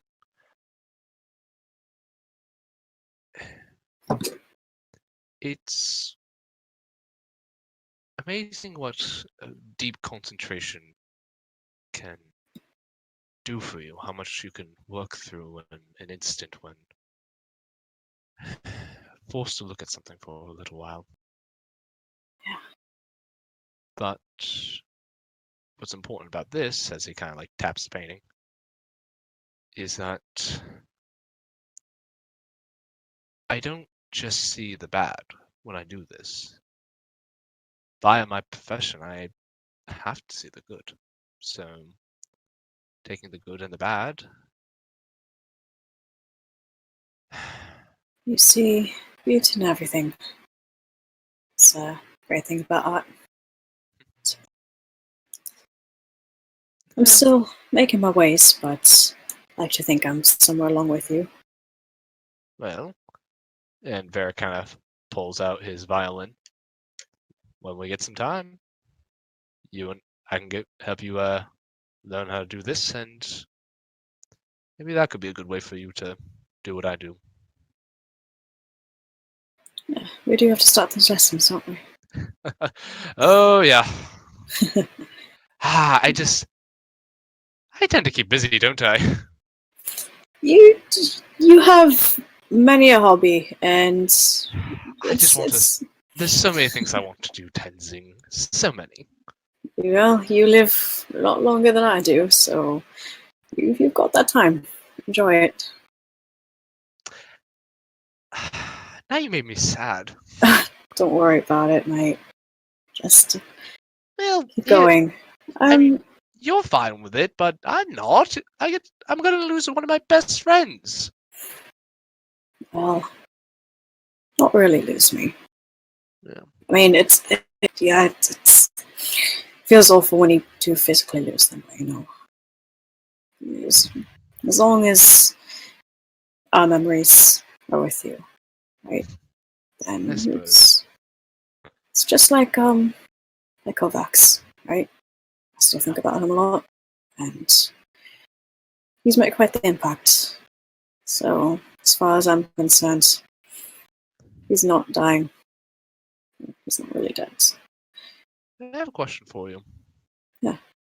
You said you believe in reincarnation, correct? I suppose so, yeah. So when you think about those you've lost, do you imagine you've already seen them again at some point? Well, I can't say exactly how that reincarnation works. For all I know, they could start off as babies. By the time I'm, I don't know, in my elderly stages, old. I hope I'm not old. But you kind of have a receding hairline. Don't. I have bangs. You don't know that. just kind of pats at his forehead insecurely. Asian genes, man. Leave him alone. I kid. God, I hope it's not. Oh no. No, you're fine. You're fine. Oh, you sure that? Anyways, I could be bald and graying, and they could just be starting off as babies, and who knows, maybe I could run into that baby. I just hope that whatever they are in the next life, if they do end up balancing that grain of rice on the needle head, then they'll live one that's peaceful like before, but without the tragedy. So, I'm sure they will. I, in truth, hope that you are able to find peace in your life. I know that you generally, as far as I've seen you, tend to wear a smile and you tend to have fun when you can, but I can see there's still a weight on you. Chains around your shoulders, on your back, weights on your legs. definitely. But that's why I'm here, right? To get this off. And Now, well, you all have been helping me take off bits and pieces. but my question is, are you going to be able to take all of them off until your business is done? Or do you know that you're up against very steep odds, and I'll be there to help you in any way I can. Just know that if I'm not gung-ho about something you're planning to do, it's just because I'm worried. Yeah. Not just for me, but for you and everyone here. Don't worry, I am doing my best to think through, and I know that even if I can't do that, I know the rest of you are trusting me. So I'd still appreciate the support either way. I just recently got some information, a little more. It's a bit of progress. Nothing's been made quite yet exactly, but progress nonetheless. And I guess I'll keep you updated if I have any ideas, but I need to do more research. Yes, please. I'm not good at books. Wick is. I asked him to research something at the library. I guess the next time I see him, I'll ask him about it. I haven't seen him yet today. I guess he's. Really, I hope he's safe. I'm sure. If you could, I guess, research more about the Montini and maybe find out what other things could have caused. I can try, us. but from what I know, they're classified as, and very puts up air quotes, traitors. Well, I mean, it's going to be hard to find truthfully accurate information.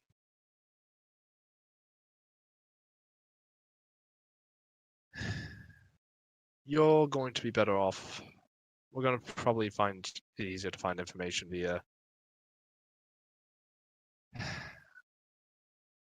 It's going to be easier to find information via less official sources. Well, that sphere found out that we've been around since before the period of erasure, so we might run into something. Who knows? I'm deeply interested to see what happens with your spear. I do wish you the best of luck, and we'll win that race and get it for you. Don't worry. And Thanks. I recently found, by the way, exciting news. I recently found someone who could actually, if we got a chunk, could charge Libithium for us. Liberium. Thank you. Thank you, voice my head. I found someone who could charge Liberium for us. It's going to cost 3,000 gold to do it, but Well, guess we need to work more, huh? Well, I mean, if we win that race, we'll definitely have some left over. But, damn, that's exciting. Guess we'll, take a look around. Do tell me about that later. Is there anything else you want to bring up? By the way, No, I just want to make sure that everything's all right. I know you've been through a lot, and I want to make sure that you're okay. That's all. thanks, mate.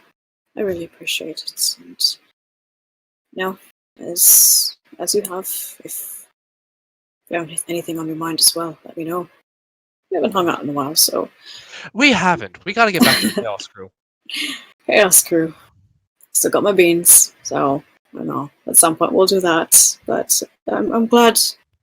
Really, I'm glad that you're doing well. Speaking of Chaos Crew, be honest with me. Mm. What do you think of that centaur over in Varric! What? I'm just asking my friend their opinion of the person we met. I'm not trying to hook up, but so I mean, I guess he's Handsome, maybe, strong, maybe. lots of bulging muscles. Shut up. I'm just stating the obvious, my friend. Yes, he's all of those things, and he's really jolly, and It sounds like he's your type.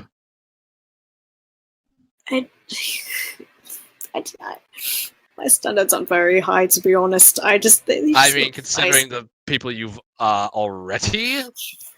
I know I just roasted myself, but also shut up. Anyway. But no, I just. Listen, Tenzing. He just really. Tenzing. So just really reminds me of Gauntlet a bit. And it's nice seeing that. But of course, he's not him. No, but you can still appreciate a person for who they are. Just because they remind you of someone doesn't mean they are that person, as you said, so you can enjoy their company all the same. I suppose. Tenzing. I think I'm going to complain to him. Look at me.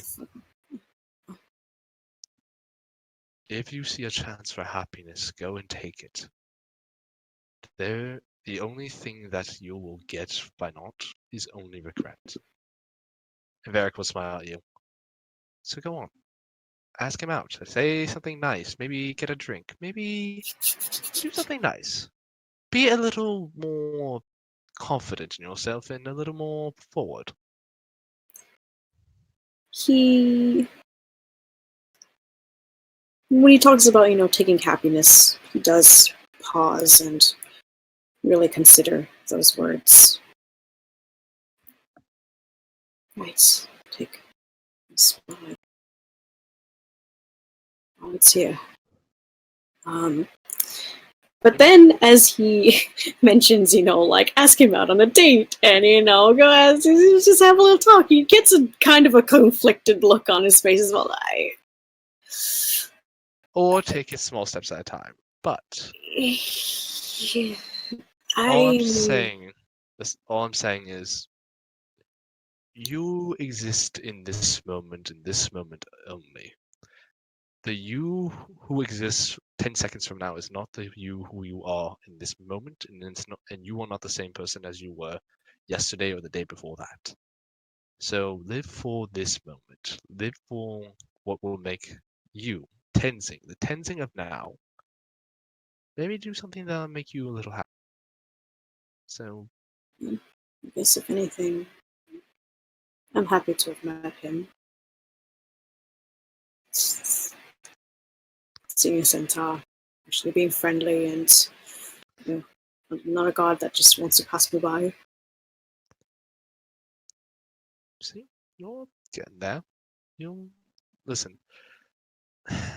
Despite the tragedy of the world, there's still wonders in it, and I think you found one that's good for you. I look at him and I see a jolly, happy fellow, and I see light in that, but I think you see one just a little bit brighter than I do. So go follow it. See where it leads you. And if you don't like where it's taking you, you can always retrace your steps and go a different direction.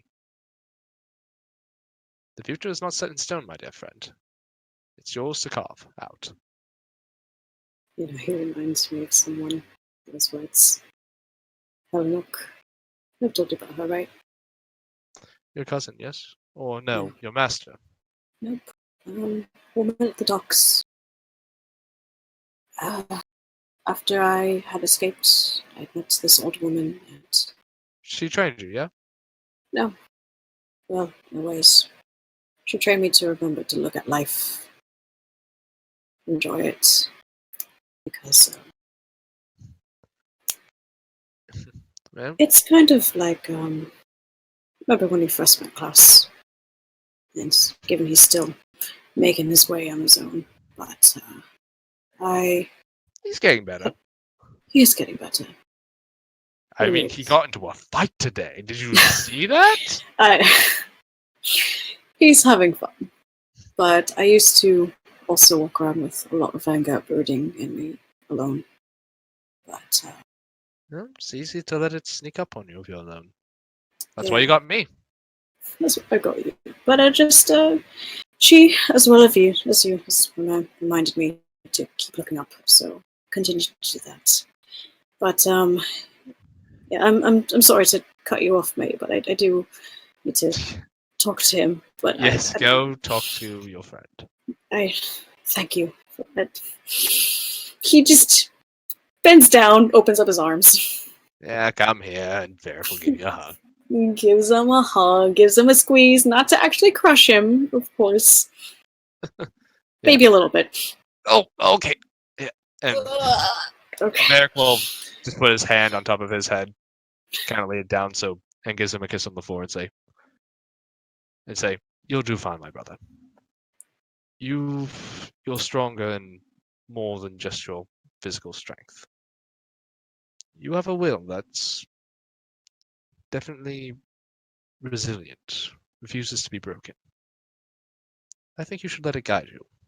And even when it takes you to the wrong place, you can at least look at it as a worthwhile experience." He chuckles at the forehead kiss, but he's clearly, happy about it. And stands up again. And just says, "Thanks, mate." I just, yeah. Now get it. Now go in there. Put on your most confident face. Oh my Smile. God. Shut him up. Maybe. Okay, Mom. And maybe when find a time alone. No, okay, Mom. I'm leaving, and Just hold on. I'm Make sure you walking use away. protection. I am walking away now, and you can hear like a clop, clop, clop, clop. God, but also like he'll look back and he'll put 4 fingers to his forehead and then out to Varric and does a closed fist his way before heading out. Varric will repeat the gesture, and then look up at the sky.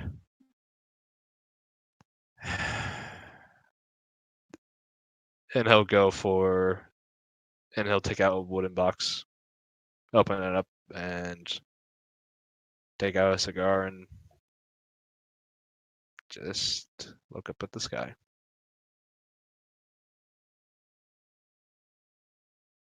Tenzing Alright. will head back inside, shaking his head a bit. You spot Gojrim still in the corner that he was drinking at. As he spots you kind of walking in, he has like this very like analyzing stare to me. I make a man one time. Tenzing is both exasperated as he would expect, shaking his head, but there's fondness there. As he goes over to scoot one of the bar stools away so then he can actually stand by the bar. Hey, sorry for the wait. No, it's alright. How'd the talk go? He glances back at the door and the back at him. He looks at him, just like, okay, be honest with me, what did he do?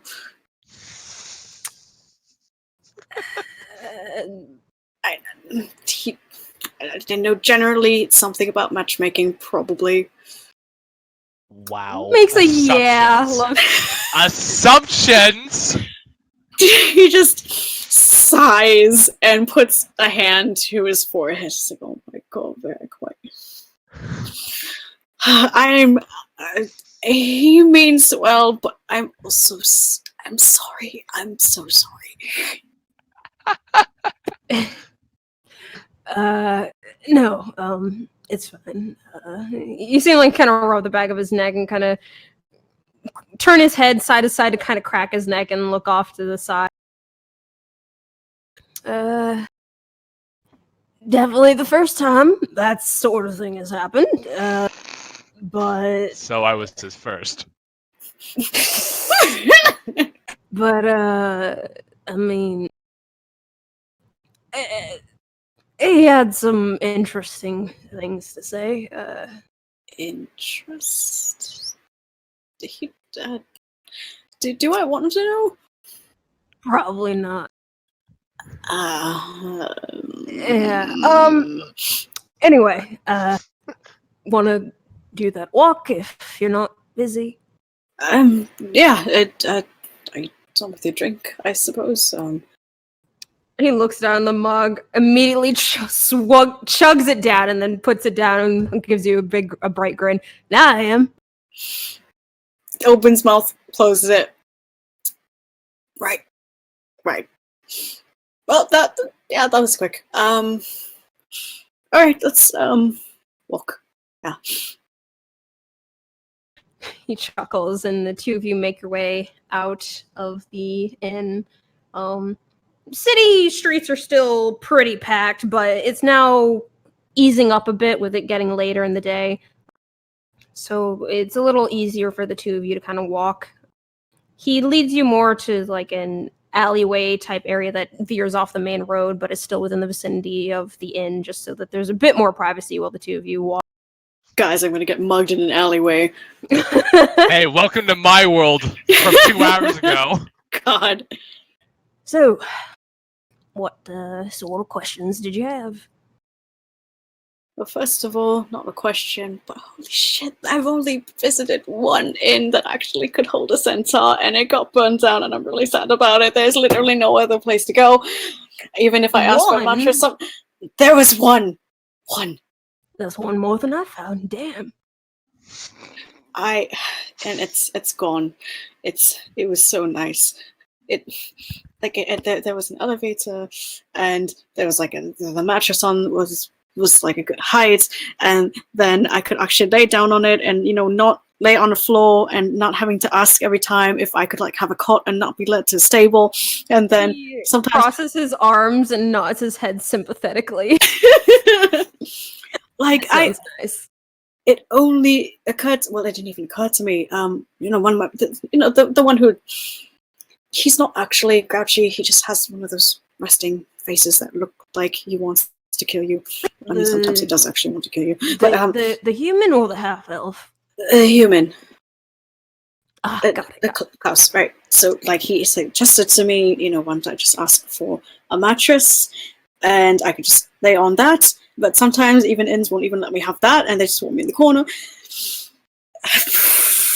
Sorry, I had to get that out because you understand. I understand. I feel you for sure.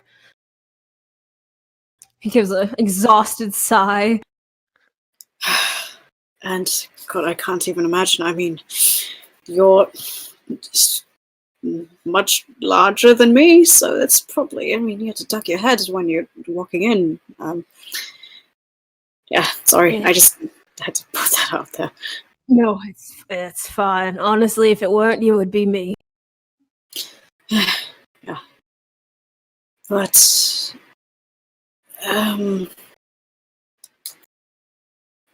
he has a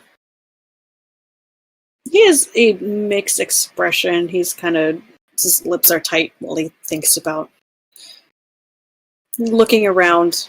Again, is anybody like listening in? Perception. God, he's very paranoid, man. He's been told he's a traitor, and I'm just like, 19. Oh, that beats my stealth check. Looking around, doesn't look like anyone's eavesdropping. Okay. So you mentioned you recognize a certain name. How do you feel about that? The Montany. How I feel about it? I mean, you recognize the name, and the very few people I've met so far even knew what that was. Ah, right. Well, I mean, word about our kind tends to travel amongst our kind. I'm not really super familiar with the people, but it's he like scratches his beard. It's a damn shame, is all. Yeah. He looks off to the side.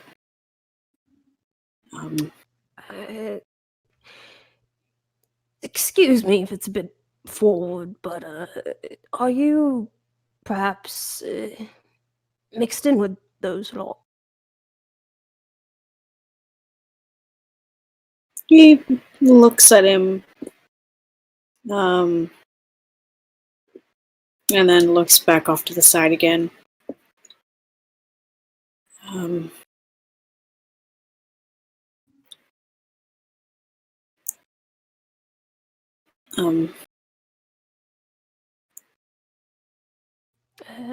I mainly ask because of that, and he gestures one of Tenzing's little flower things he has on, Flower things. like the bracelets that he makes. Right. Oh, shit, I guess. Don't worry about it. To most people, it's not that off, but to our kind, it's a bit of a signal. It's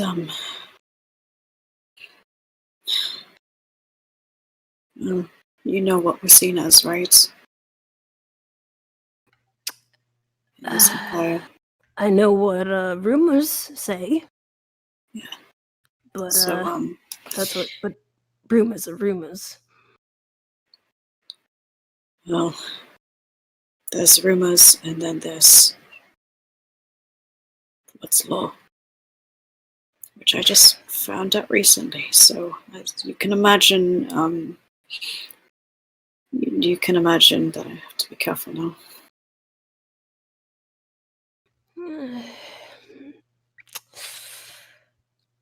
Yeah, I can relate to needing to be careful, but I don't think you should go forgetting your roots. Like, of course, you want to take the precaution to protect yourself, but never forget where No, your that's roots are grounded. that definitely isn't a problem for me. At least I hope it continues to stay that way. He looks at his bracelets again. You see him kind of like also kind of glancing around, and then reaches down into sort of like the tight straps along his waist, digging around for something, and then he pulls out what appears to be some sort of embroidery of sorts, a mixture of blacks and grays and a little bit of a darker blue, and he holds it out for you to see. This is the sort of art that my tribe like to partake in. Though anyone who can pick up a book and do a bit of studying, my kind were typically viewed as barbarian-like. He takes hold of it and admires the stitching. And what's on the embroidery? What's that? What's on the embroidery? Like what kind of design? It's a very intricate design of what appears to be a sun of sorts. However, rather than the typical orange and yellows that you would see, it's a mixture of the grays and darker blues, deeper blues. You get the sense it's sort of a sun that is portraying the calmness of midnight. You made this. Yeah. This stitchwork is, wow, that's, I mean, it's kind of, his hand is tracing over the bits. That's amazing. Thanks. I mean, I know typically a big tough fellow like myself, he like gives a little pound of his chest. Not really a thing of the sort to enjoy that thing, but it's part of my people. I mean, and I'm not, I don't really think myself as tough, but I am. He lifts up his arms a little bit and a slight flex. I'll, make bracelets and flower crowns and all that. I personally learned more about weaving. I mean,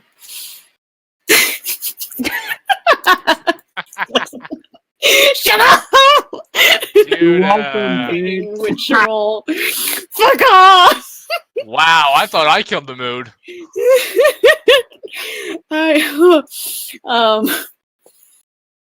Yeah, he gestures at himself.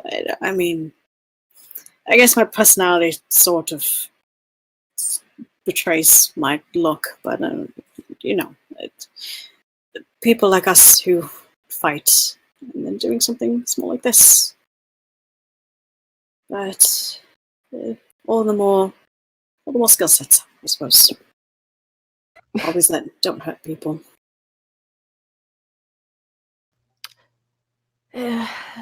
Looking at us, people get a certain perception of us, but in the end, our connection is to the earth and what the earth gives, and no matter what way we may dress or look or talk or any of the else of the sort, in the end, what we care most for is protection of what is important and what keeps us breathing.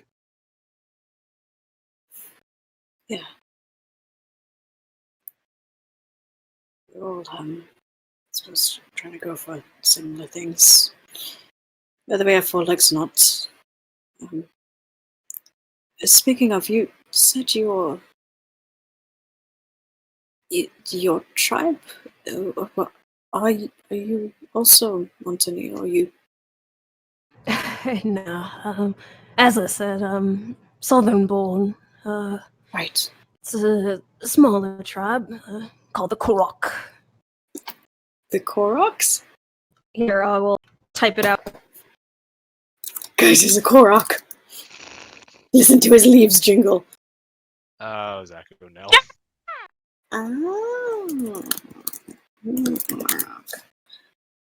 Oh. Does he recognize? Make a history check. Oh boy. And I will allow it with advantage, because as I said, word travels between centaur ears. 17. Okay. Did I pass the vibe check? You would have heard of it. A small size similar kind of to the Mongteni, except in the south.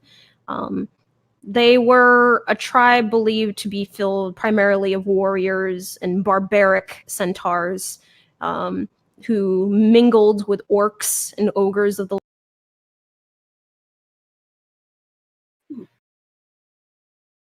I mean, I know there's been rumors, of course, but I mean, there's still people in the end of the day. I mean, I know there's a certain in perspective that comes with my tribe, but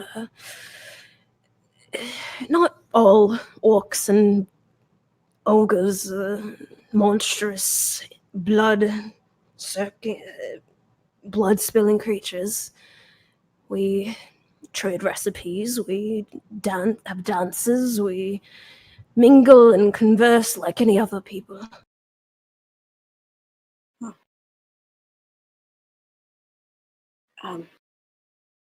If I may ask, is your tribe still thriving?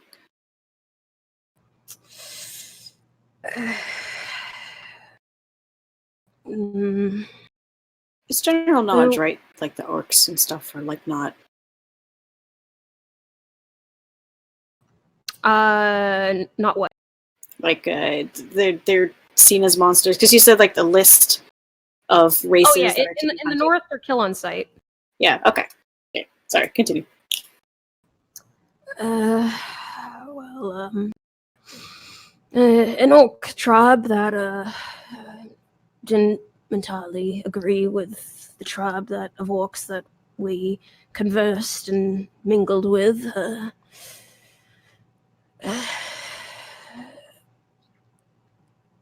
They dispersed my tribe a bit. Not many of us left.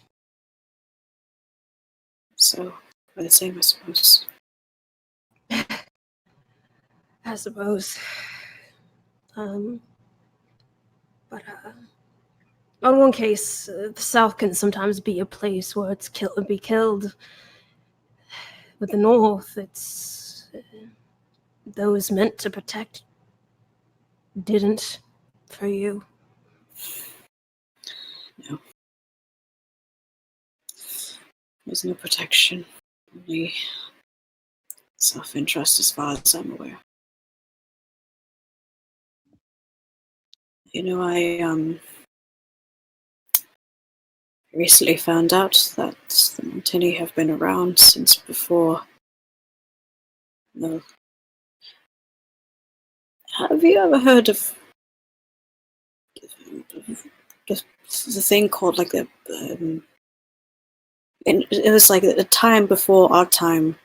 It was like an apocalypse happened, and then it sort of poofed. You mean the erasure period? Yeah. Oh wait, he wouldn't know this yet, right? Well, what do you know? I can't remember what the merchant actually said. If the period erasure thing was something. Oh no, Wick didn't find anything because there was all 20 books. So yeah, he does know this. He gives you a bit of a curious look, though. I know some believe it to have been the apocalypse. Is that what you believe? I mean, to be quite honest, I've only found out about this recently, so I don't know what to think of it. But I mean, if we live in a world full of magic and different people in different walks of life and races, then who's to say there wasn't one? With gods that come visit people in the dreams that they can talk to, that channel magic through them, so who's to say that some powers destroyed the world and built it over again? But I mean, that's based off of knowledge that I don't really have, so I.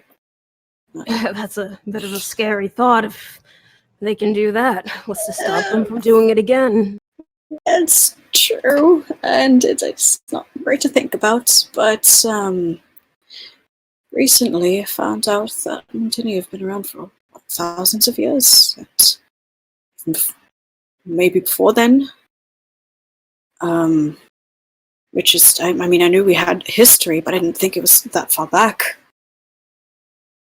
So, what makes you say that? I mean,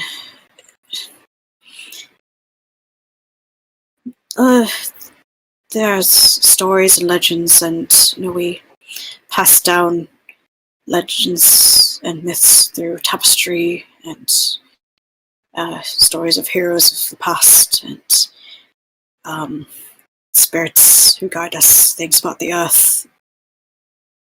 And maybe just in my case, I didn't learn a whole lot about my people. I mean, I was nomad. I took care of sheep. I made goat's milk helped out with cooking, and I would wander the fields, keep wolves at bay from the sheep. So, I mean, my people's history wasn't exactly the forefront of my mind. So to find out this, But what makes you believe they're thousands of years old? there was an item found in the markets that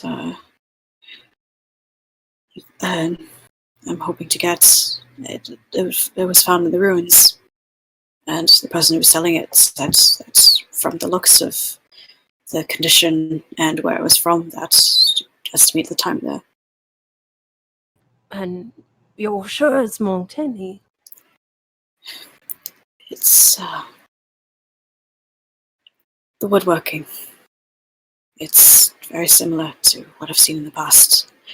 How I weave the designs, the style, the colors. It's very much, unless there's another peoples who happen to have similar aesthetics. I can't think of who else. Interesting. Well, I hope you're able to get your hands on a weapon like that. Well, hoping the race will help me on that, but of course I'm not trying to. If you win, if someone else wins, that's how it goes. I'm hoping, because I'm still short, and I would like to have a keepsake from something that's, from home. You see him cross his arms, kind of look up at the night sky for a long moment, before you just kind of hear a Tell you what, and turns his attention back to you again with a warm smile. if since we're going to be competing against one another in this coming race, if I manage to win first place again, I don't mind lending you some of the money to get that weapon of yours. I need to pay you back. I can't just take that. That's so much. Nah.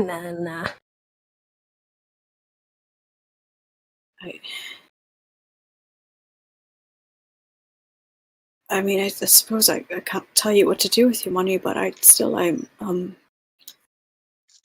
thank you for the offer. I guess I suppose I could show it to you afterwards. Where it is, I don't even know what to say. A lot has happened to me recently, so this. No, thank you. It's no problem. We are kind of need to look out for one another, and I know how important home is. If this really is something that has connection to your home, I would hate myself if I didn't help you get it. Thanks, mate. Are you looking for others like yourself? I mean, people of the Korok. I'm currently on the hunt to find whoever's left of my family. So, I mean, if I find someone of yours, I can send them your way. Nah. I'm mostly just seeing where the wind takes me. Festivals, races, competitions, things of that sort. Just... He kind of runs a hand through his hair and looks at the ground while walking. Can I insight what Go he's ahead. feeling?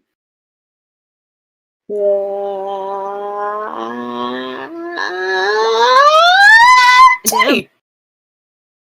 You get the sense looking at him that he does miss family and home, but for some reason there is something that is keeping him from really actively going to look for any of them. It seems his focus mainly is, as he said, on events like that.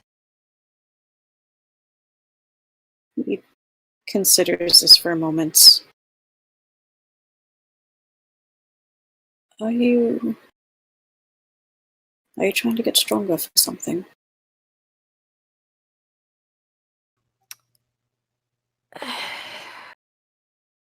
I suppose you could say that. I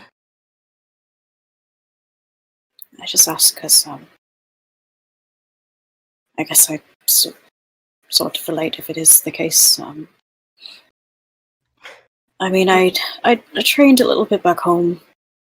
You know, as I'd mentioned, I had some family, some cousins who wanted to be parts of the Darker Door, and you know, I'd spar with them. That's really how I started my training as a fighter to begin with, being able to battle. But No, it's nothing like that. no, I just mean I never really wanted to fight, but I sort of, I guess, forced myself to train to be stronger to do what I need to do. I'm just wondering. No, like I said, it's not like that. It's more that, well, I can make myself as strong as I want here, and you seem like flex his bicep and pat the large muscle there before letting his arm drop. But no matter how much you might make, what? Sorry, I had muted myself accidentally, then I couldn't unmute. But no, he pats his bicep. I kind of looks at it for a second, then it goes back to his face. He can't help it. I can make myself as physically strong as I like, but it's not really going to do much for the strength there. And he taps a finger to your chest over your heart tensing before dropping his hand. That's the strength I'm working on.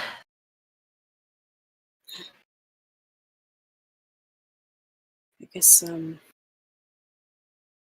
always had my heart on my sleeve, so less here, and points to his chest and just points to his own bicep. A little more over here, I guess. Opposites of the same coin. I guess so. And he smiles at that with a shrug. No, I understand. That one's, I think, considerably harder. I have my friends. They themselves are working on their own sort of fortitude. So I think you'll do well. But, I know you said you like working alone and doing your own thing, and generally you could. Seems you very well can take care of yourself if you've been winning these races. Never said I like working alone. He looks at him for a second, and again he droops. Well then know that you're not alone. You have a friend.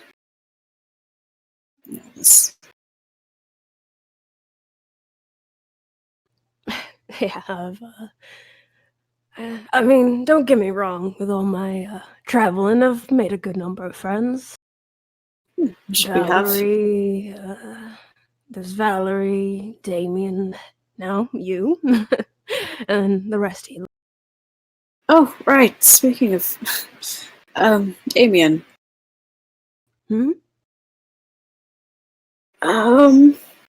He's, I think, if I remember correctly, I think he says hi. I met him. We all did. You ran into him. He makes a face that's clearly just both apologetic, but also kind of like. We kind of had a job to find him, but then we found out what the kind of person he was, and we sort of, he's I'll just say he's doing all right. That bastard found himself in jail again, didn't he? Actually, I'm not sure where he is right now. So he escaped again. I guess. But he had actually, when I'd mentioned being excited to meet another centaur, he actually mentioned you, and he had mentioned that you were more down south towards Todul, I think, and we ended up going the opposite direction. I didn't think I'd be able to meet you, but here we are.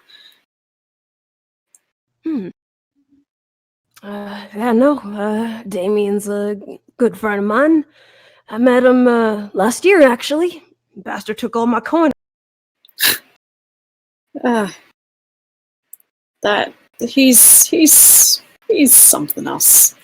I'll say that. Yeah, he's a good guy, though. Didn't take me very long to catch him. He's not very fast. Tricky, not fast. I didn't give it all back, and we became drinking buddies from there. Huh. By the way, DM, just so I have notes. You said Valerie, Damien, and you guys. Damien. Oh, and us! Oh, wow! And us 3 face : 3 with a C to it. Cool. I wonder if I'm on that friends list, or if I'm on that stay away from this weirdo list. Somewhere between, maybe. Maybe. He smiles at the last part. Huh. Well, if we ever meet Damon again, or whoever this Valerie is, I'll be sure to say hello for you. That'd be nice. I mean, I doubt it, but have you ever met someone named Gumbold? Can't say I have, no. Centaur, almost as big as you. It's like, and he measures over his own head, about 5 inches over. Also bulky. Can't say I have. Sorry, friend. That's alright. Just wondered if maybe he... Well, you remind me of him a bit, so... That's a good thing, though. It's a good thing. He's a good friend. Childhood friend. There's a look that comes to his face as he remembers the conversation with Varric at that. He looks at him in confusion at the face and tilts his head. He kind of like scratches his chin, kind of looks up at the sky. This friend of yours, what was he like? Also cheery, good at fighting, a bit crude, crass, I guess, but that's just when he was around me anyways. I mean, he's the type of friend who, you'd say, like, look, there's a duck in the lake, and of course, I love ducks. They're really cute, they flap around on the water, and then he, shoves me in the lake just to fuck with me. But at the same time, and he as he's talking about him, he clearly starts to get happier thinking of the good memories. And he's always been a good leader in a way, and he always knew what to say. And if you needed heavy lifting, of course you'd call him first. A grin comes to his face as he looks at you, Tenzing. Well, there's a difference right there. If you found yourself in the lake rather than being the one to push you, I'd been the one hopping in to help you out. Yes, there's that difference. I mean, in the end, he'd eventually pull me out, but only after I'd, pout about it. But he'd, but you're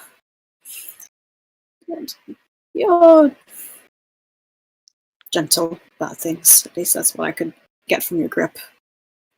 Shaking hands.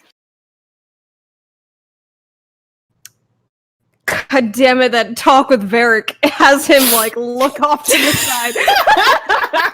I win! He looks at him again, just like, are you okay? You've been making that face a lot. Yeah. I'm good. You notice there's a bit of a flush to his face as he's thinking back on that conversation. I won D&D. He's like, dude, I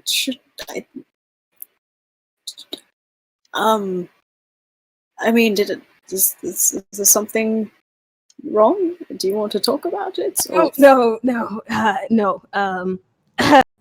Just conversation I had with your friend sort of popping into my mind. Anyway, Friend, so and it just clicks. Wait, what did he say to you? Did he say something really like? Because I mean, one time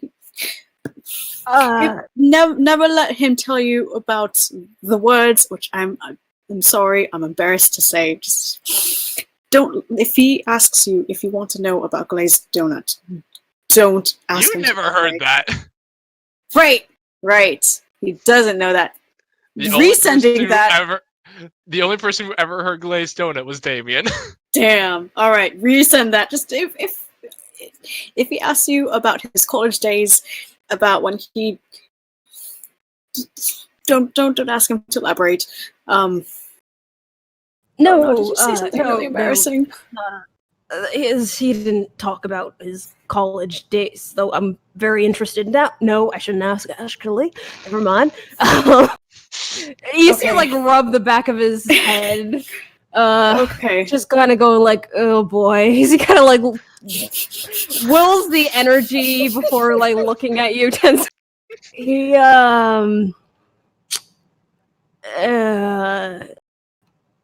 told me you have a particular type. You immediately just wait, what? Yep. I am going to kick him. I am going to kick him with my back hooves. I fucking. He puts both of his hands onto his face. He said a lot more than that.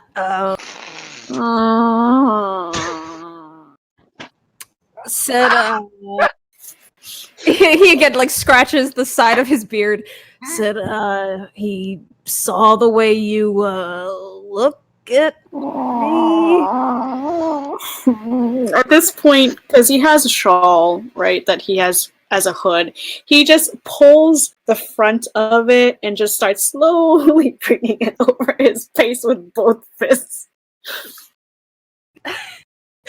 I'm sorry. I figured better honesty. No, it's fine. I asked.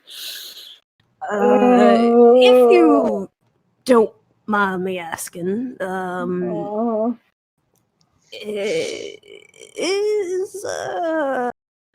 can hear him like kind of scuff his hoof against the ground, kind of thinking for a moment. Is that true?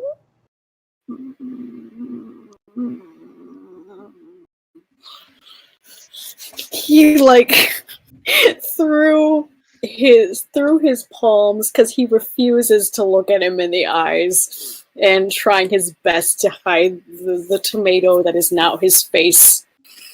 I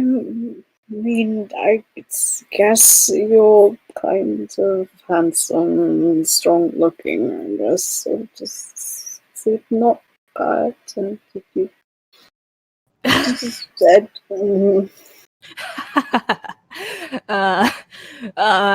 Sorry for asking.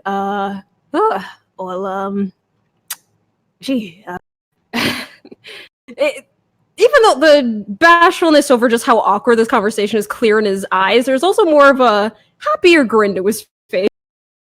I'm flattered. I'm sorry if it's awkward. I just didn't know. I get sort of nervous around, people like you, and I mess, and I can't talk, and I'm not trying to. And he finally lets go of the hood. I'm not trying to look at you like a shallow person or anything. It's just if I see a person and I just they look nice, and I just start.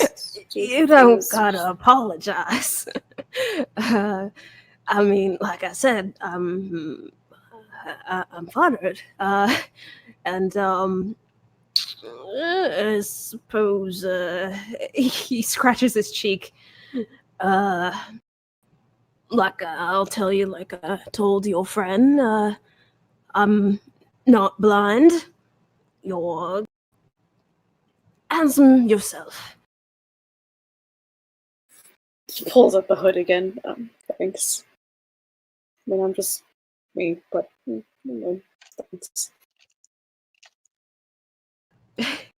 It kind of like tilts his head, trying to get a peek underneath this hood. You're using to cover yourself. He's looking at that way. You don't have to be embarrassed, you know. I'm not I don't look at it as a negative thing. No, I just his both his hands are just wiping down his face as he tilts his head up, and he just finally just no, it's just me. I'm just like this. I'm really bad at this. It's just compliments. It's just compliments. And his head his hood is back up, so it's kind of like off kilter, and he's sort of looking at him mostly, but more at like a part of his shoulder than his face. No, yeah, thanks. Thank you. And to be a bit frank, wasn't entirely exaggerating with my earlier words of my title for this little walk of ours. Title. Scratches his chin, just kind of watches you, waiting to see if you catch on. He's not catching it. Title. Yeah, you see him kind of like swing both arms back and forth and like clap them together. Just that like weird, like, oh boy kind of gesture. That it's a date thing. Unless it's not, in which case I can change that and rewind this conversation a few steps. I'm crying. Oh, God, I am the best matchmaker. You basically doing that gesture of like the hands like clapped together like over his mouth, and just like maybe I shouldn't have said that. Rewind. No, I see. No. He like opens his mouth, closes it, his brows furrow for a second, and then finally looks at him. I went, wait, his eyes are darting, but wait, this is. Right, I made it weird. No. I didn't. Wait, was it actually?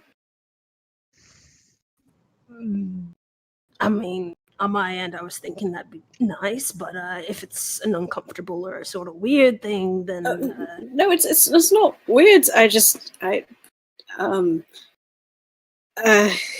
He's also starting to scratch the back of his head, which is only like making his hood ruffle out more.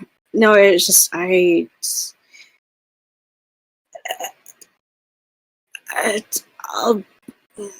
I'll be honest. I guess kind of like you, I'm working on that end of my. And he points to his chest. I mean, first of all, you don't come across Centaur that often, so people either look at you weird, or they, and he thinks back to Sam from the Destalia Temple. Oh, they fetishize you a bit, so it's just I don't remember being looked at in that way. And also, He looks bewildered by that. I mean, not really. Every person I come across, it's like, oh, I didn't know that I haven't met a centaur who's not a god. I mean, even you said that, right? And that was the place where I got the centaur room, is because this person just really liked. His face goes like that. No, I'm and no, it's not weird, and I mean, no, I'm honestly, I'm really flattered too. I just with just with my goal and everything, and how long I've been searching, I just figured that I don't have time for that sort of thing. I don't really deserve it, quite honestly. I guess that's not healthy thinking. I guess I've just sort of thought that sort of thing was not an option for me anymore, so I never really thought about it much. Though, of course, when I see certain types of people, in the end, I do my. He does his hands in like a weird choppy motion. I do this, and then I don't know. Not. Sorry, a bit of clarification. At first, I was sort of thinking maybe you're trying to turn me down in a nice way, but now I'm getting the sense that you don't think that someone would be interested in this sort of thing. Is that? No, I'm sorry. I'm not answering your questions right. It's a me problem where I'm not sure what I want, I guess. So to answer your date question, I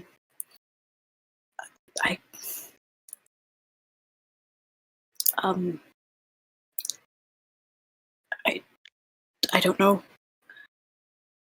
I'm not like I don't think I guess the idea itself isn't bad, and like you're really nice and handsome, and we have these things, and you're from tribe, and you understand, and I guess I just have a lot of baggage, and I don't know what to say.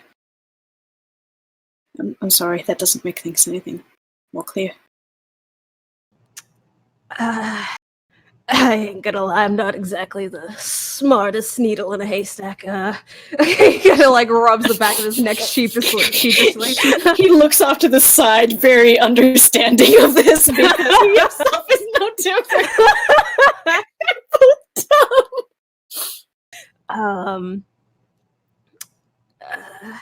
Again, I'm a little lost as to whether you're sort of saying this idea is a little weird to you, or No, if it's not weird. I just it's not weird, and it's not you.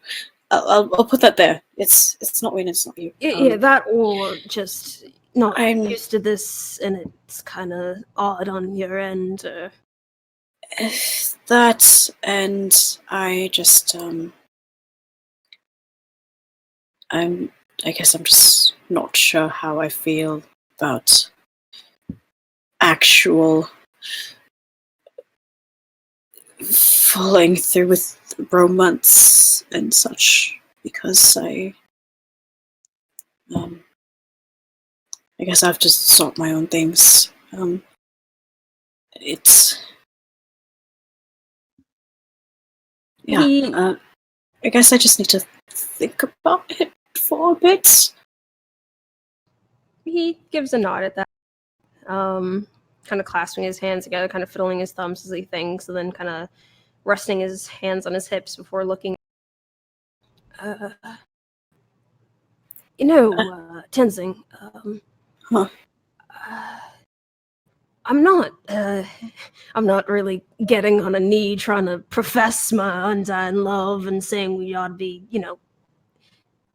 all that stuff. More just, the setup of a date is just to get to know one another and see how it goes.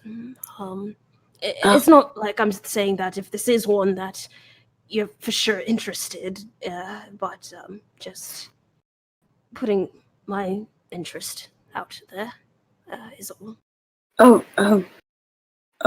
Right. Right. You're. I guess you're right. I'm doing things out of. I mean, not to say that. I mean, a long-term thing would not be fine. I mean, that's a nice thing. He kind of gets this little like, oh god. He just kind of like makes this like motion of like hand moving over the other like rolling motion, just like let's just slow it a bit to just this is me wanting to get to know. Yeah.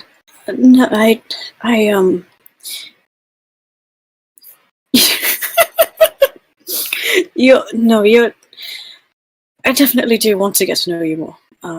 You're extremely interesting and very nice, and overall, you seem like really fun company. And I'd like that if anything. But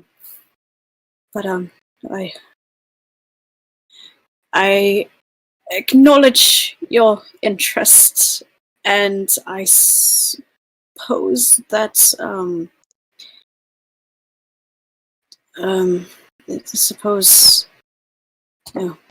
I'd given how I had seen you at first, that I guess it's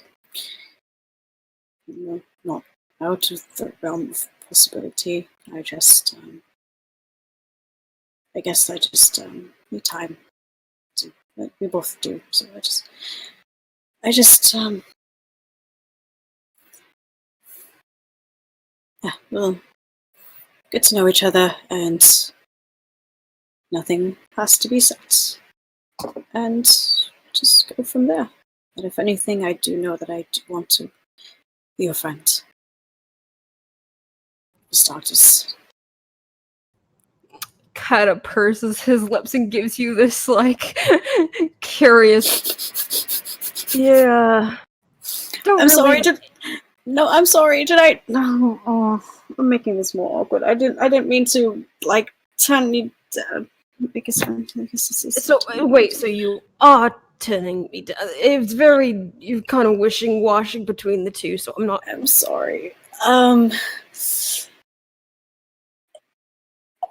I guess. And he like takes a deep breath and just okay.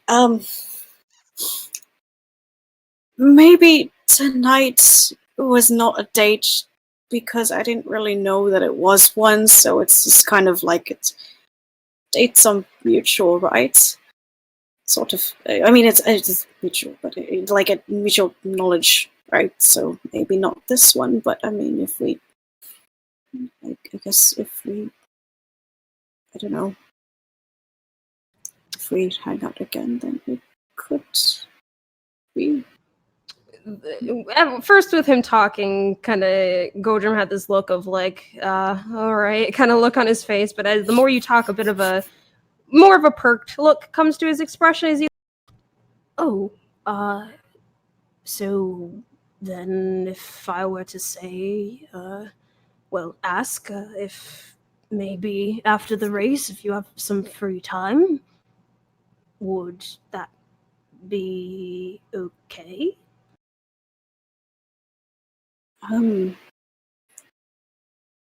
Sure. Yeah. Yeah, I guess I could. Yeah. I think I will have free time, so I mean I can make time. I guess it's yeah. A cheerier grin comes to his face at that, where like with the conversation happening, his shoulder kind of drooping a bit more and more. He's just like, "Oh God, I made things weird." But now that pep to his step kind of returns now, his shoulders straightening up again. All right.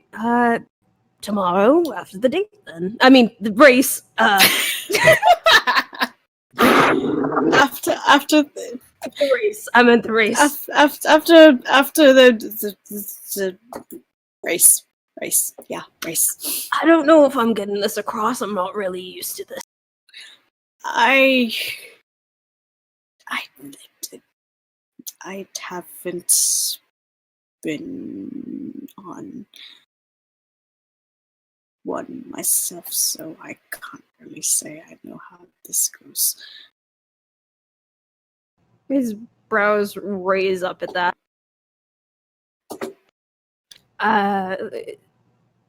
Pardon my bluntness, Tenzin, but that's really surprising to me. You're a really nice individual and kind and shy and sweet, and I mean, look at you, and he gestures with his hands at you. I mean, really? And he kind of fidgeting with the end of his braid. I'm no, thank you. I just I guess I just I guess it's just never really been my priority because I mean back home I was just herding and living and sort of doing my own thing really, but since that happened, my priority has shifted a lot. So even if someone was interested, I didn't have the mindset to even try. But as much as Varric has probably said embarrassing things, he also has many good things to say, and I guess I'm heeding by his words to give things a shot, and see how they go. He gives an even brighter grin at that. Yeah, I'm in a similar boat. Well, I mean, not to say that I've never, but more just, I don't know if you can really tell by my weird body language and fumbling that I haven't done this in a while. He kind of like rubs his hand down his face. I am no person to judge because clearly, and he gestures at himself, I don't fucking know what I'm doing at all. So you're plenty of steps ahead of me. He also puts his hands into his face and just kind of the other hand on his hip and just sighing more at himself, if anything. I'm sorry, we're really bad at this. Really bad. And I apologize in advance. I guess I have a lot of things in my life that sort of tie me down, but it's in the moment, right? We're living now, and nothing's set, and we're just here to enjoy, and I just want to get to know you and see it. So, yeah, tomorrow after the race, everything goes well, and I guess I can show you around the shop, whether you win or if we win or if someone else fucking wins. I guess I have to tell the shop owner anyways because he's putting the thing on hold, and we'll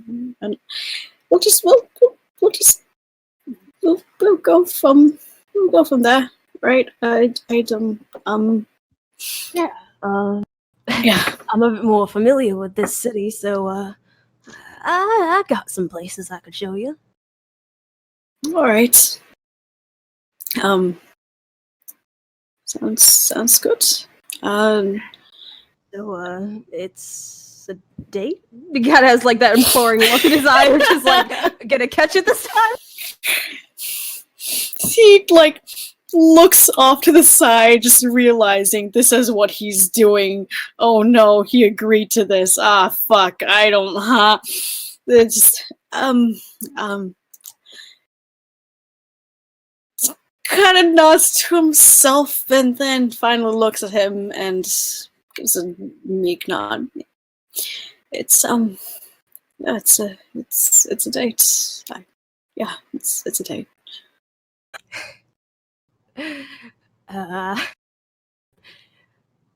That's good. You seem like kind of smack a hand to his cheek. Is just like huff a breath of air. God, I think I'm kind of redder than an apple right now. Don't just a little bit. He pats his chest and kind of like shakes his hand, like gets into the like, huh, okay, you got this, mindset. This dummy. But they're both dummies. They're both dummies, and I'm experiencing secondhand embarrassment, even though I'm the one playing him. God, it hurts me how bad they are at this. I don't think it's secondhand embarrassment. You're just feeling what Tenzing's. Hey, Zaku. You're welcome. Fuck you! Tenzing, yeah. was there anything else you wanted to ask? If not, I'd like it if I could maybe walk you back to the inn, if that's all.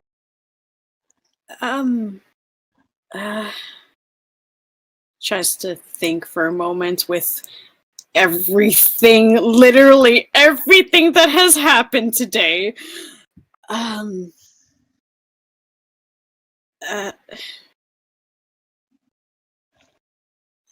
be honest. My brain has maybe stopped working, so I think that I think that's all for now. I guess until tomorrow, if I have any more questions, then I'll ask.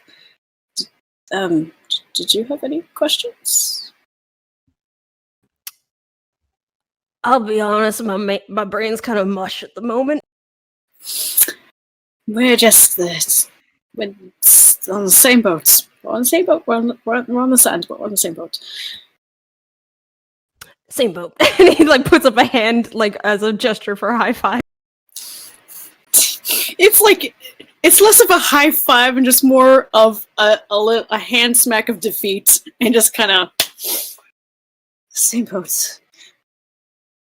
Yeah, I guess that's all. I guess yeah. I guess we can start walking back. All right. Yeah. And I look forward to tomorrow.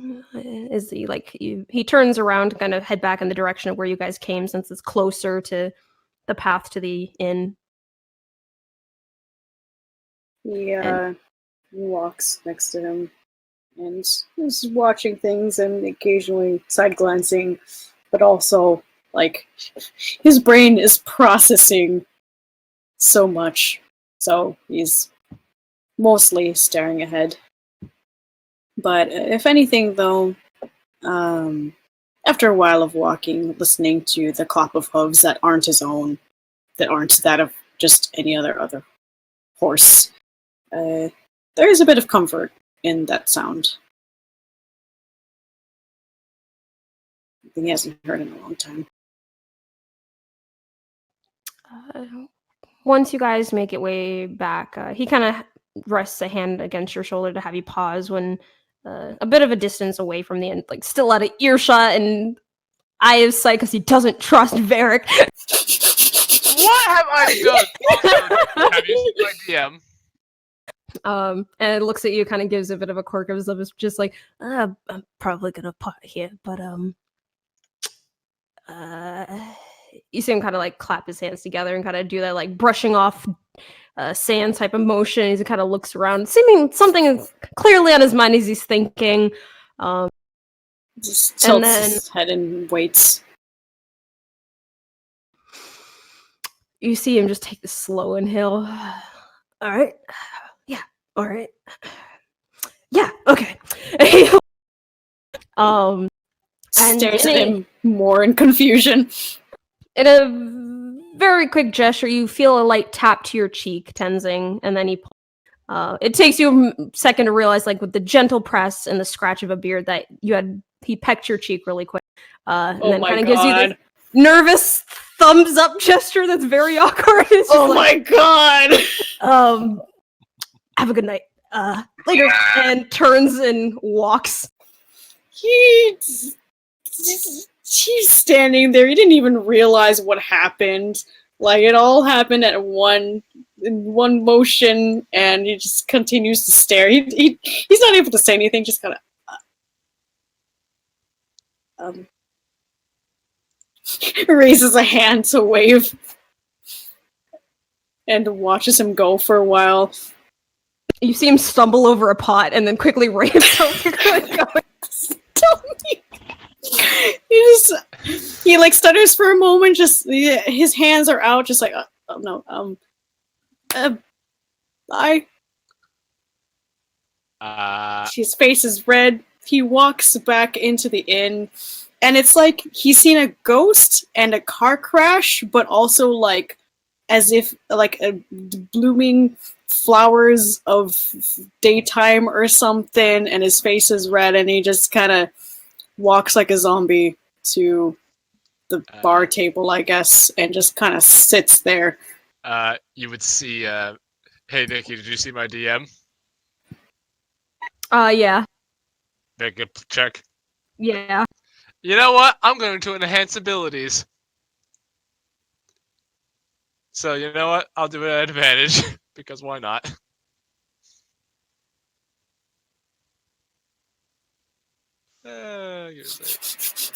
Please, he needs help. Somebody help him. Somebody help him. Damn, that's not great. Describe what it is that you paint, Michael, because I am not going to share your shit. Oh no. Oh no. Was he watching? He was assuming. It is a painting of two very familiar centaurs. Oh no. They are holding hands. He fucking making fan art. He's shipping people. They are looking lovingly into each other's eyes. Varric, have you ever been punted by the back hooves of a horse before?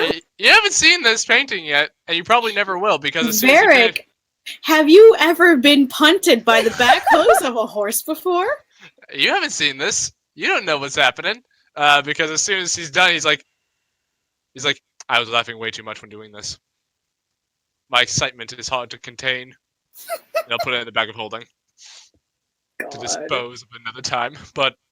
And Tenzing, as you enter the inn, which has cleared up a bit as people have started getting ready to go to bed early for the early rising, Varric is there finishing up a painting that he puts away, and I would say as well that Klaus and Alexis follow in seconds after you come in. Hey, how'd your talk go? Welcome back, Tenzing. He is silent, wide-eyed, and then suddenly he just folds over the table and smacks his forehead to the countertop. Luckily, as a victim of Tenzing's gay panic, I feel like Klaus would know what this looks like. Varric has a very it probably helps that Varric has a very satisfied smile on his face. Yeah, I'm gonna roll insight for Alexis as well. God. You just hear. Alexis like puts both hands over her mouth and then looks at you, Klaus, and back at Tenzing, then back at you. I think something happened. Varric leans definitely. in and says, "It seems they went on a date." Varric, what? I am going to kill you. What? What did I do? I did nothing. I'm going to kill you. What did I do? I am going to kill you. Before you did, just tell me this: did you have a good time? I don't believe beating somebody up is going to slow your heart rate anymore. Just Tenzing, before you kill me, did you have a good time? He raises his head back up, and you can see a little bit of like the redness of smacking his head into the countertop, but he hides it away under his bangs. Yeah, Alright, we I'm had a not good happy. conversation. And Varric outstretches his arms, closes his eyes, and brace for the worst. And he raises a hand, just like, if I weren't married to you, I'd throw you out of the fucking bar. And he shows the fucking Bronze Wing Company ring. I really have to do some rebranding on that. you often threaten to throw people out of bars. Well, But yeah, I never see him do it. he looks at I want to Varric. see him do it. He contemplates. I'm really pushing I look at Alexis and Klaus, I'm really pushing my luck today. Tenzing, what happened? I think they hit it off. No, Tenzing's not. No, wait. No, Varric, I don't know what the fuck you told him, but clearly you said things to him. Don't bullshit me. I did not say anything. No, I will make a deception check if you want. I'm capable of defending myself. You know that, right? A, I don't know what the fuck you're talking about, and B, you should probably say whatever had happened because, well, you were kind of just letting our imaginations fall every which. That is true. That is true. If you're not honest, we're going to think that you decided to get married and run off forever. I mean, he's already got a ring. Yeah, I can make those jokes too. Wait, guys. Actually, should we cut off here because I don't think I want everyone to be able to make fun of Tenzing, and I don't want to. Thank you. Players already said they were tired for bed anyway, so we'd be starting up the next day, and they'd probably see the aftermath anyway because I don't think Tenzing's gonna be able to pretend. Yeah, we're also like still starting the race right away too. So Yeah, Guys. God, Nick, they'll still make fun of him. I gotta get going, guys. So, Nick, if you want to take over the recording, if you're still going, Yep. We'll take it over. Good night, Heath. Good night, Yeah. See you guys later. Bye. Bye. I do what he did. Fuck you, Varric. I mean, you're not I wrong. honestly think it still. I think it still would have happened, but you definitely expedited the process. Oh, yeah. I made things happen, alright? Varric is a dangerous shipper, alright? Because he can make shit happen. If only Varric could make shit happen for himself. You know what? He's taking his time. He's enjoying the small steps. Sorry, as the actual king of shipping here, I know for a fact that shipping comes from a vicarious hole in your heart. You may think whatever you want. Varric, on the other hand, is having a great time fucking with Tenzing, but also setting him up. You better not drop the fucking ball on this. Like, He put his elbow on the countertop, and his face is in his hand right now. Alexis pulls up into a chair and just like tries to tilt her head to look at you with your face down. Come on. His face is red. What happened? I will pull up in the chair on his other side. Yes, do go on. Yes, tell us what happened. And honestly, if he did anything bad, I promise I will go looking for him and I will punch him right in his where could I hit? His stomach. You No, just he want did- to fight him. I do. But Alexis, also thanks. you're missing the biggest target that he has. Kick him in the balls. Varric, shh, let him talk. Oh, right. You know what? Tenzing will pick up Varric by the shirts. Hey! He will start walking over. He doesn't go to the door. And he just does a look. He walks straight to the pit. Hey, so we're friends, right? Stares at him for a moment. And then just kind of yeets him into the pit. It's still kind of a light toss because he doesn't have the heart to actually throw him, but he still yeets him. Ow! Ow, now I got sand in my trousers. Good for you. And then he goes down the stairs to Wait, also hold pick on. him. I can fix this, and I will turn my trousers into a kilt. God. Tenzing, Sand stop. fall out. Stop leaving us in suspense. Tell us what happened. Yes, come on.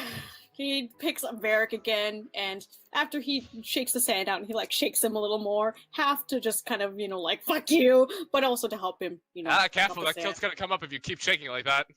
I don't want to see that anyways, and he brings Varric back down, sits him back on the chair, goes back to putting his face into both of his hands now. Wait, before you continue, Varric. I look at Klaus. Hold on, I look at Klaus. Kilts are incredibly freeing, I just realized. Do continue. Klaus kind of gives him a look of like, "Why are you like this?" But he doesn't seem to disagree.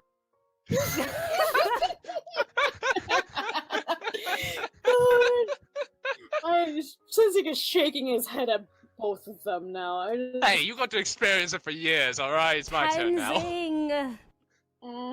Okay, so right, I just had a talk with him, and it turns out there's a lot of things that we have in common, from obviously being centaurs to, and his hands are just kind of, they're either on his face, smacking his forehead, or just kind of lightly hovering around as he talks.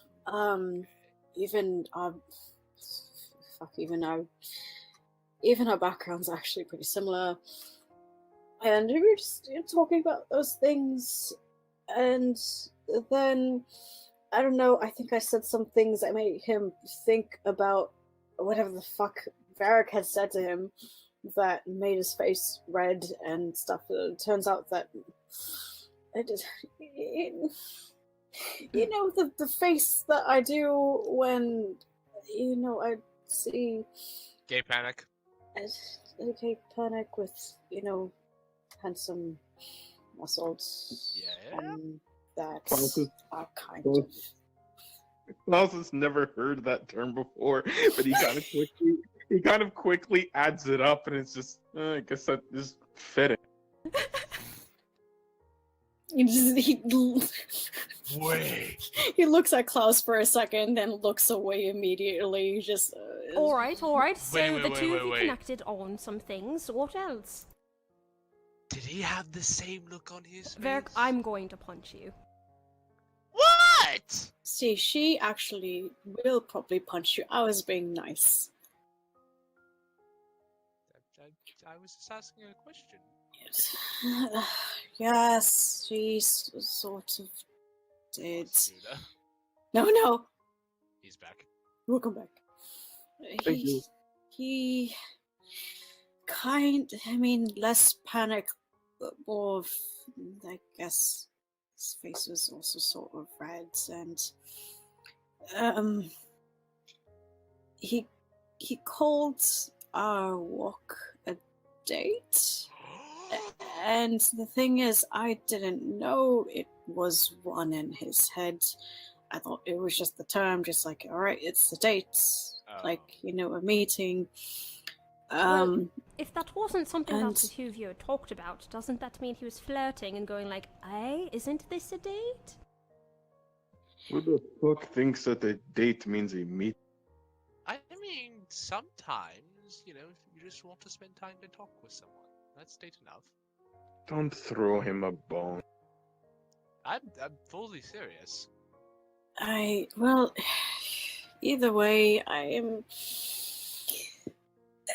turned him down as far as calling this one a date, but I guess maybe because dates aren't like the things about it. It's not like he's going on one knee and asking me to marry him or anything. It's just getting to know me. And Varric, you said that you should just live in the moment, make yourself happy, and just sort of live in the present sort of thing. So I sort of said, after the race, I guess we could meet and it would be a date. Oh, okay. What?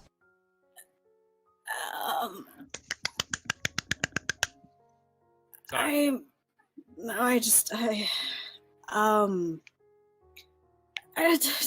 He throws his hands up. I don't know. I don't know what to think about it. I mean, I guess it's sort of exciting, but I'm also I have so much. Going on a date? I have so much fucking package, mate. I don't even know how I feel about romance, and I just want to get to know him, just be friends. But then I guess he's also interested. And I guess he's just actually nice and everything. And I guess no one's ever really taken an interest to me, and I've never been on a date. And half of my life, I've just been herding sheep for fucking ever. And then shit happened, and then I came over here, and then my priorities changed. So of course, I'm not thinking about dating at all. And then every person who looks at me either just sees me, oh, there's this fucking centaur, or like, oh, you're not a god, or fucking back at Astalia, just like, oh, you're a thing that's like exotic, and Tenzing, you found someone who actually appreciates you for you. Consider that a blessing. What's that supposed to mean? Looks at you offended. I'm saying that everyone. It's very rare to find someone who appreciates you for you, and not just you as a person, but you in a romantic sense. But I mean, that's what marriages are made off of. You're lucky, to find someone who might be someone who is that for you. But the thing is, I just met him. He doesn't. I mean, I want to get to know him. Definitely, I do. Then get to know him. That's the first step. All I'm saying is, you found someone who's took a look at you and was like, I'm interested, and you two seem to be hitting it off, and I'm saying you're lucky that this seems to be going well. That's all I'm trying to say. It's just strange. I've only focused on, my goals, and then, just living my life as I used to, and suddenly this, I guess, I don't know what, I mean, I'm... Tenzing, if I may,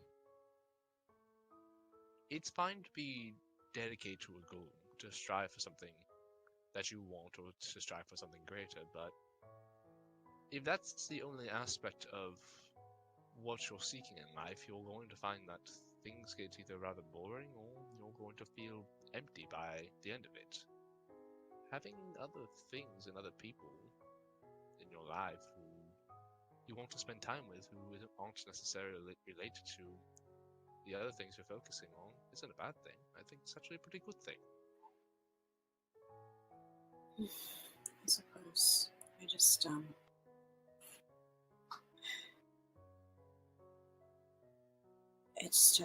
it's just so new, I guess, and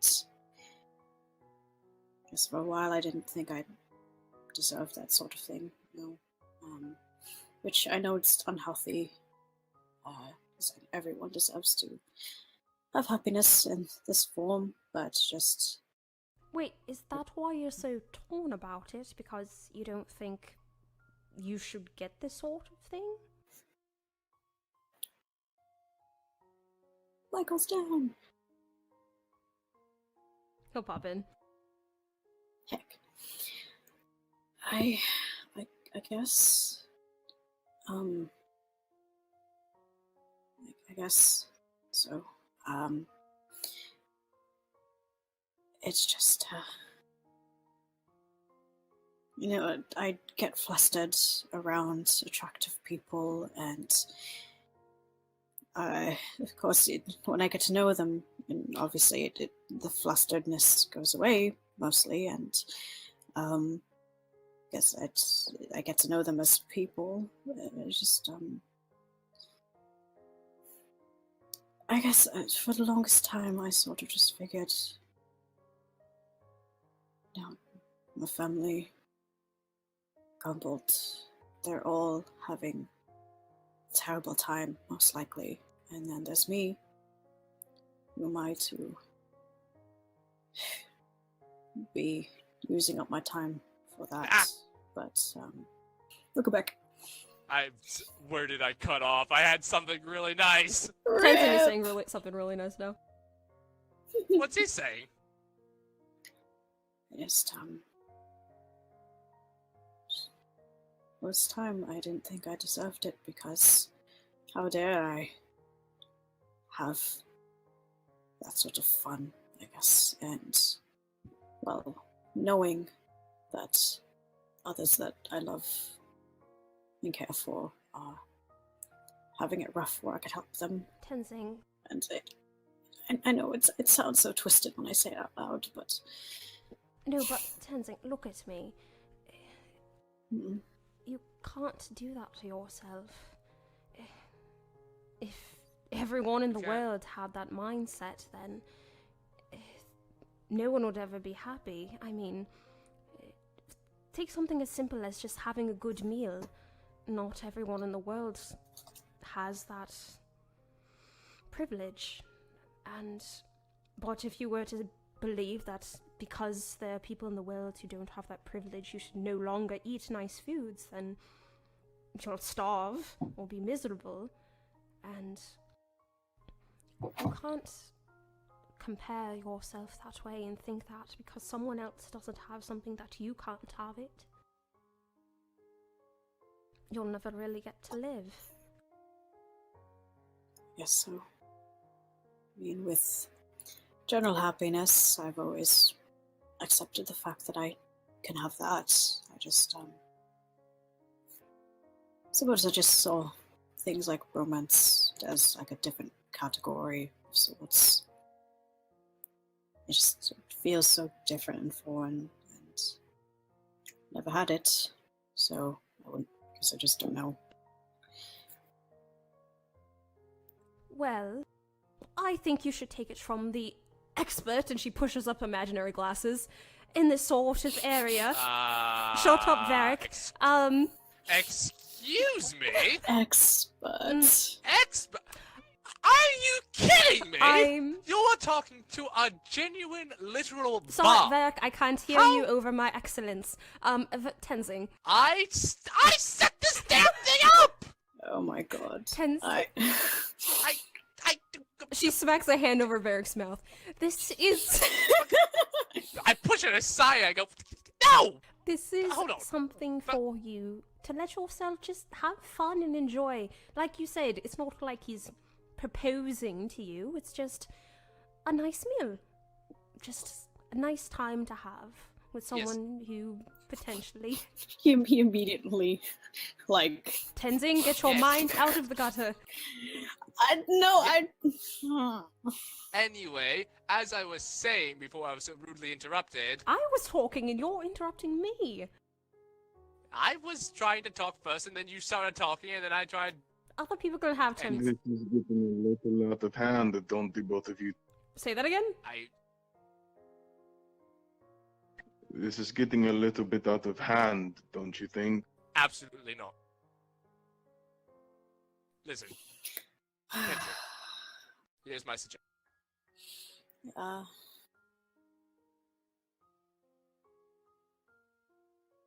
I think you're cutting off. What? I said, in this moment. You keep cutting out. Ooh, yeah, you're cutting out bad. God damn it! That didn't cut out, though. I said, leave and come back in. I will destroy the universe. Michael, leave and come back in. Re-enter.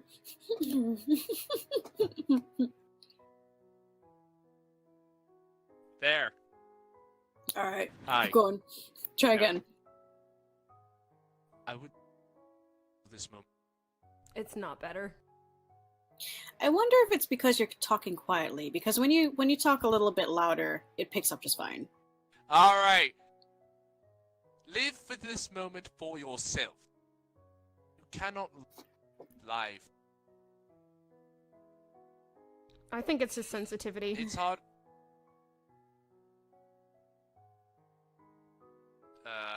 Yep. Actually, yeah. Go to your settings and see if you can change the settings manually. Well, the problem is I'm on my phone because my internet decided to just. My Discord on my laptop was just like, yeah, no, fuck you. I think there's still settings on the phone. Yeah, there should be. For input. Uh, I'm gonna go on Discord on my phone too. it's going all the way. So you need to lower it to the left a bit. There's no like thing for sensitivity. It's just so far. Hold on. Settings. Voice and video.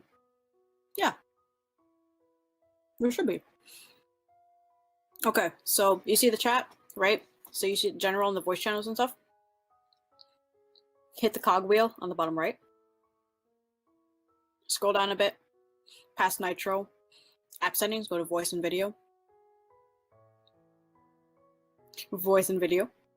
And then you want to the sensitivity when you start talking, you want to bring it down to the left a bit where you can see your audio bar and just kind of put it around there. A little bit more past it though. If you're talking, I cannot hear you.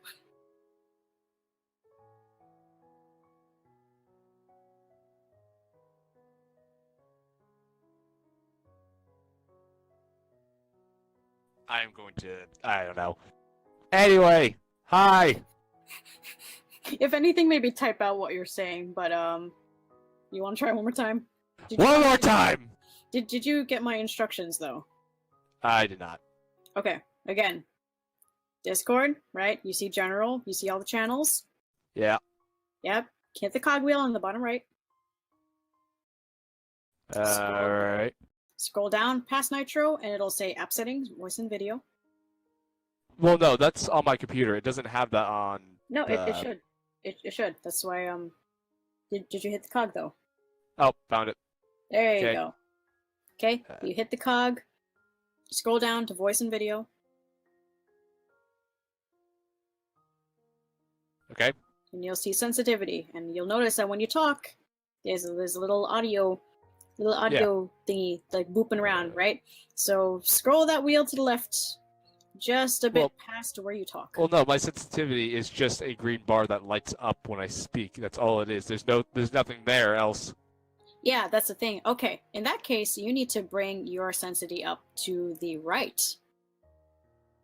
There's Not the no left. way to. There's no way to adjust it. That's the problem. There's a circle. There's a circle, right? It's all green. Isn't there a little circle thing that you No. can? There's no What? circle thing. Shit. It's just sensitivity, and it's just a green bar that lights up completely when I talk. That's Yeah, that's because you have to adjust it to manually setting your sensitivity. yeah. Hold on. Voice Hold on. activity.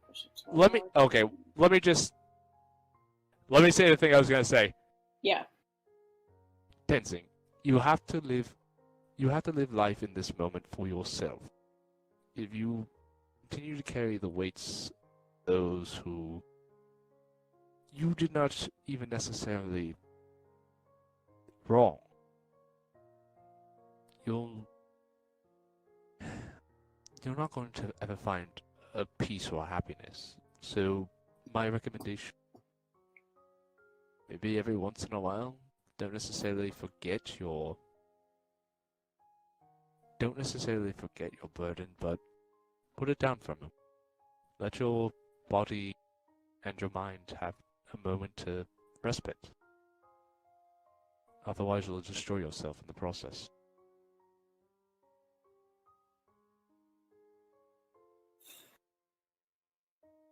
I guess.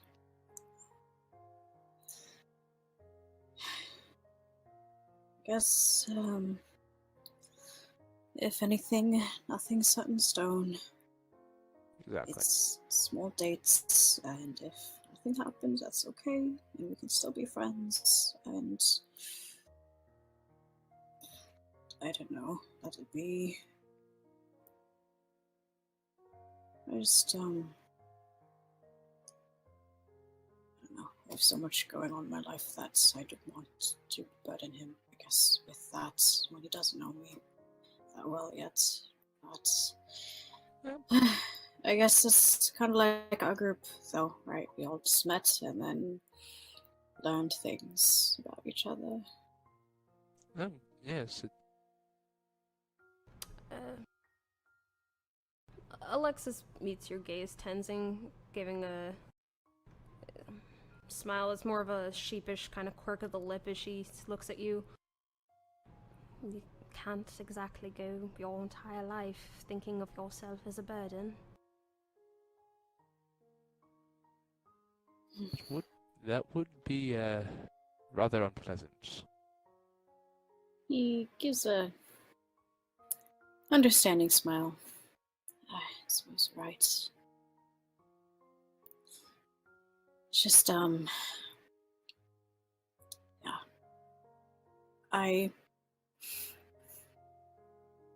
It's weird, I guess, I say that I'm okay with myself, at least mostly. But I guess these are the gaps I still need to fill in. Well, if you need any help with this sort of thing, Vera kind of straightens his back. You can always call, and he'll use minor illusion to create, in a fancy font above him, the Love Doctor. He opens his mouth, closes it.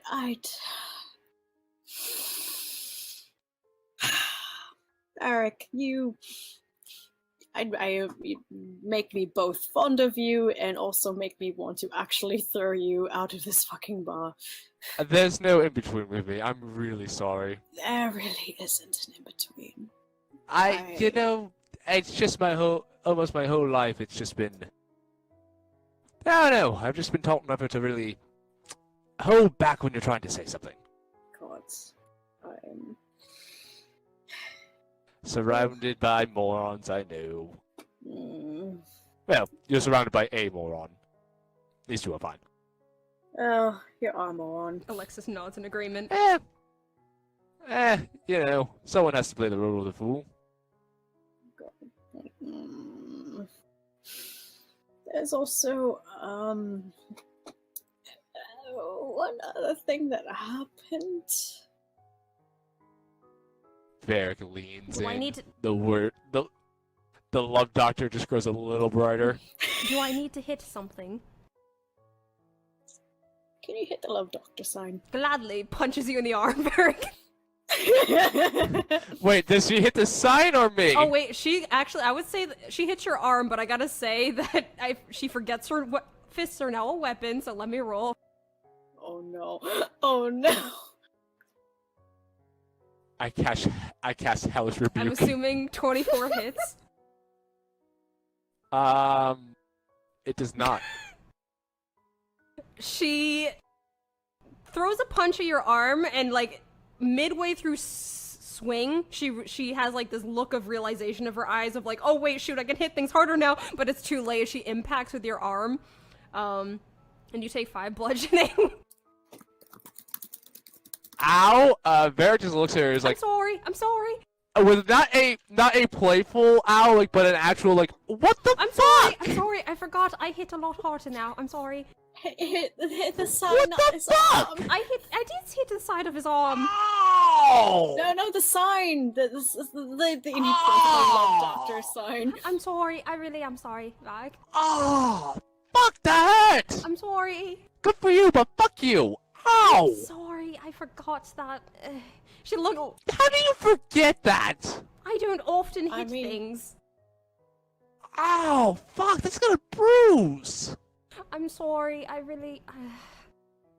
What the fuck, I Alexis? said I'm sorry. Oh. Eric, she didn't mean it. She didn't. Ugh. You're still practicing your self-restraint. Ah, jeez. Sweet. She like looks Not down at her bad. hands and like the little glow that's there, and just like, I'm sorry, I didn't know it went. Ow. Jesus, a little tap is fine, but that actually hurt. That could have been. Back, she Pretty didn't. nice. She's still getting the handle of it. She only got those magical fists recently, so. Alright. Bartender, can we get like a bag of ice? It's fine. It's fine. Varric just kind of makes the sign go away. It's gone. Alexis kind of just slumps in her chair a bit.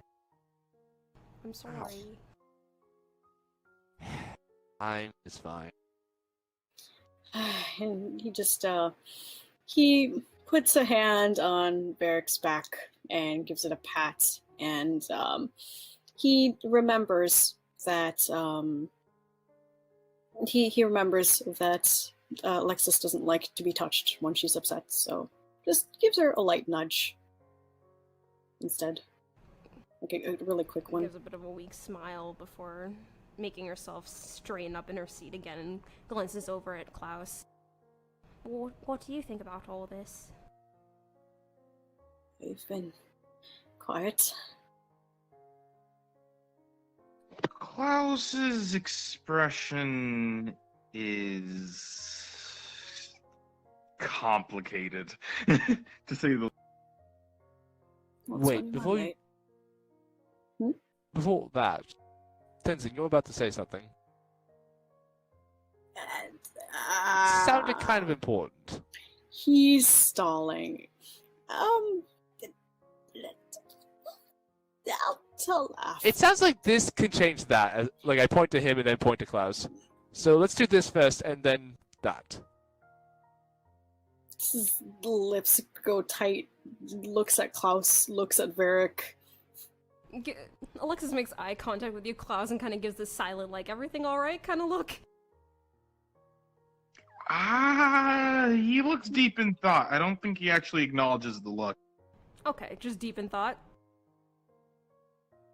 Yeah, that's, I think, the most accurate. Okay. Okay.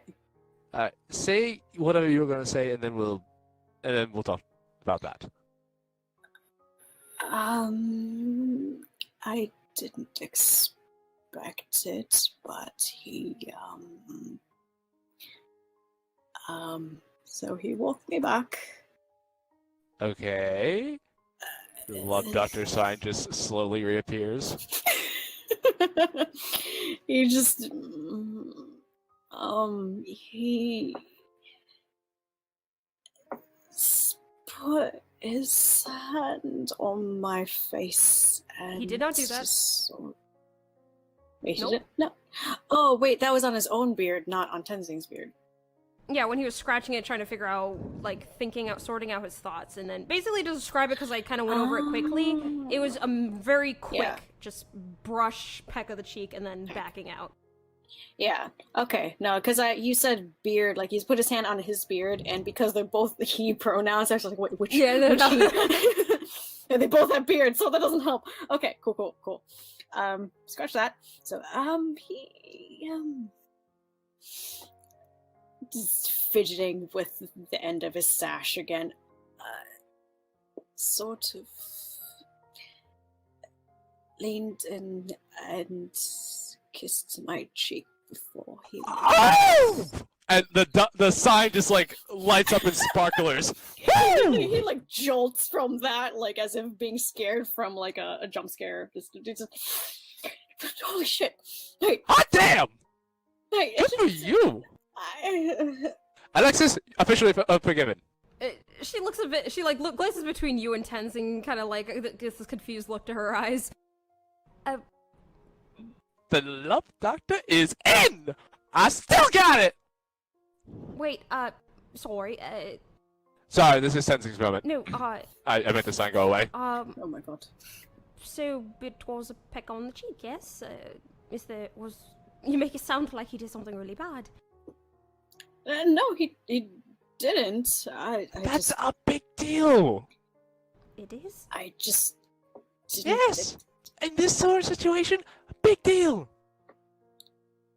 See, you're talking to a guy who's never been on a date, so I wouldn't know. But Tenzing. Look at me. He likes turns you. to him. He likes you a lot. I could maybe sort of gather. I mean, saying a lot is a bit much the first day, right?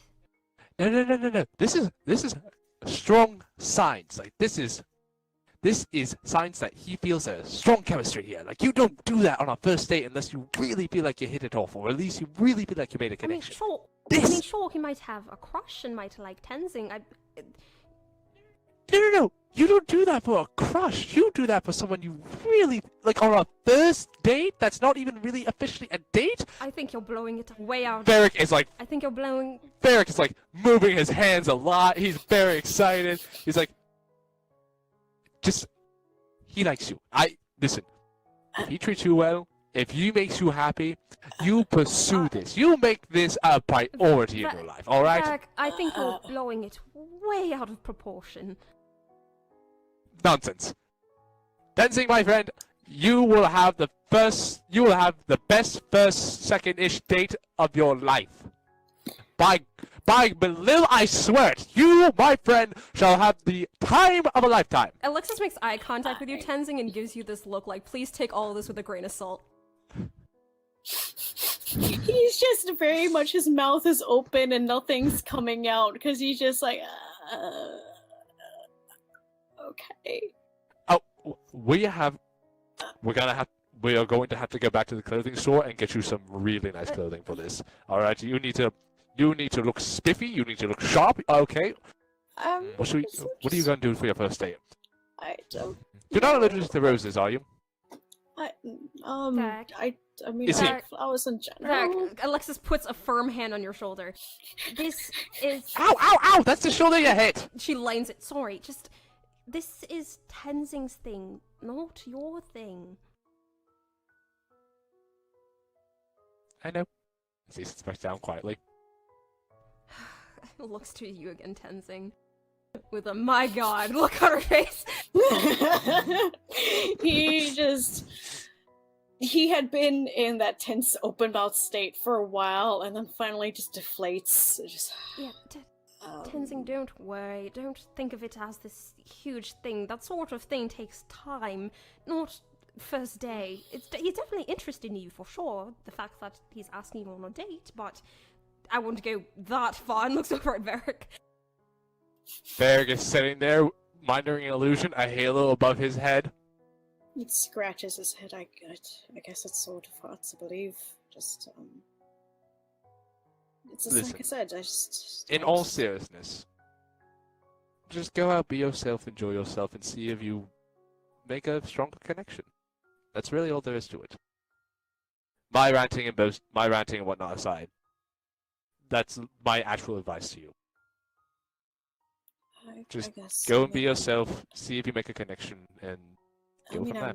I'm sure we'll get along well. So far, we already have. I just putting it in this context so quickly is, I guess, it's just a bit overwhelming, if anything. Don't think of it as a big deal. Just think of it as a hangout, like you do with us sometimes, except there's just a little extra to it. Yes, it's kind of like a next step. Oh, by the way, Alexis, I do need to speak with you in private for just a moment. After this, one thing at a time. Oh, no, yeah, but I do need to speak with you rather quickly. It's a small thing, really small. Okay. It looks back at you, Tenzing. And then, he's just kind of staring at the table for a second, again processing, and then looks over to Klaus, who hasn't said anything in a while. Same. Are you doing all right there, old sport?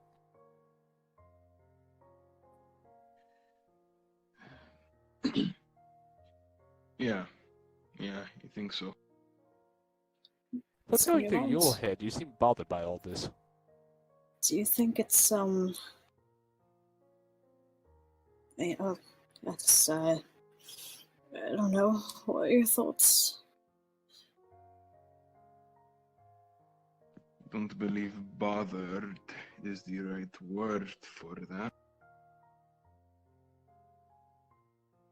I mean, I'm listening, but I don't really have a very strong opinion.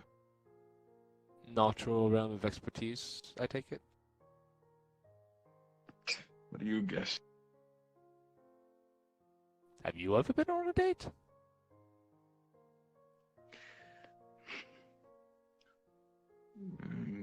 Yeah, a few times. Was it What nice? was... If you can even call them that is. More like... courts? Oh. Well, I mean, I don't know. Did you want to be there?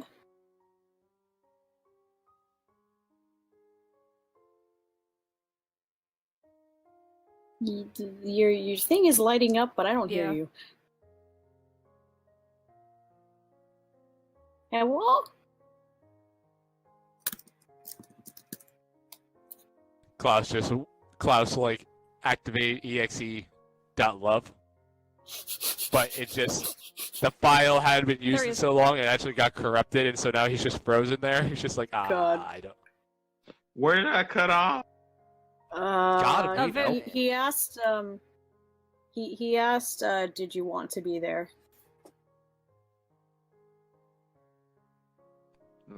Wait, no. What? There was a question that y'all asked. It was basically that was the question. Just did you want to be there? And Varric asked. Oh, okay. So I didn't hear that part though.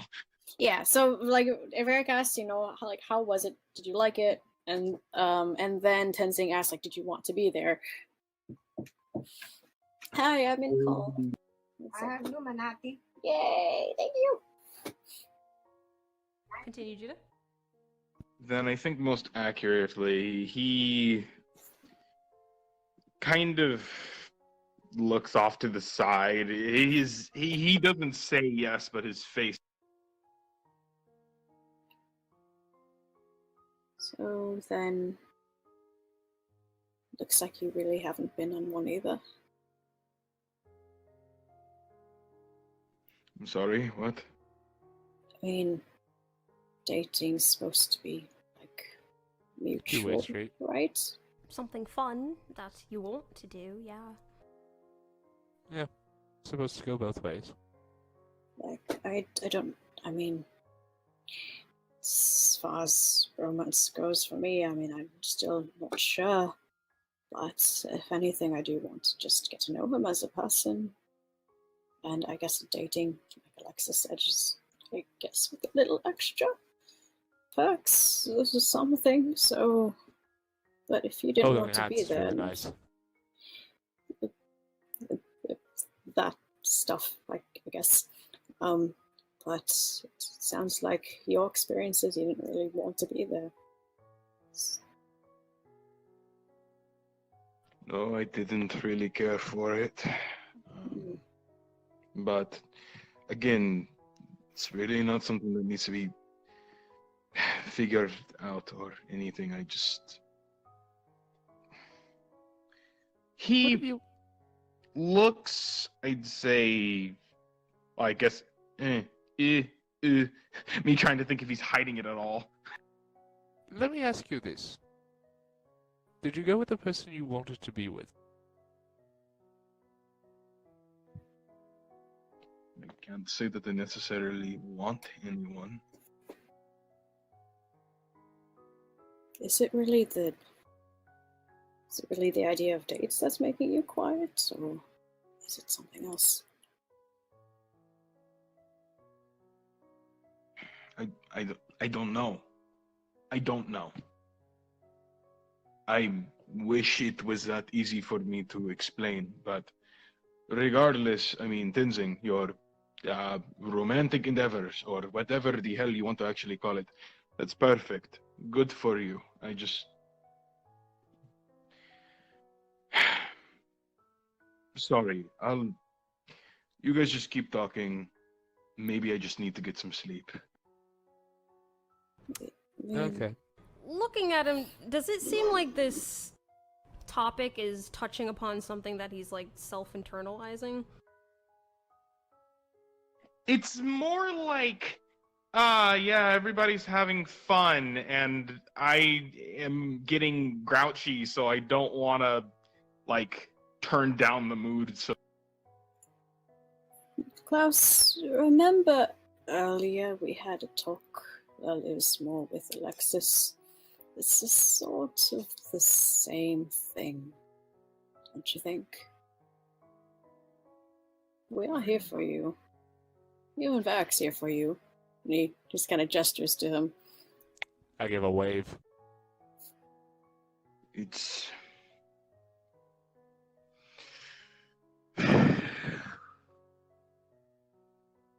All right.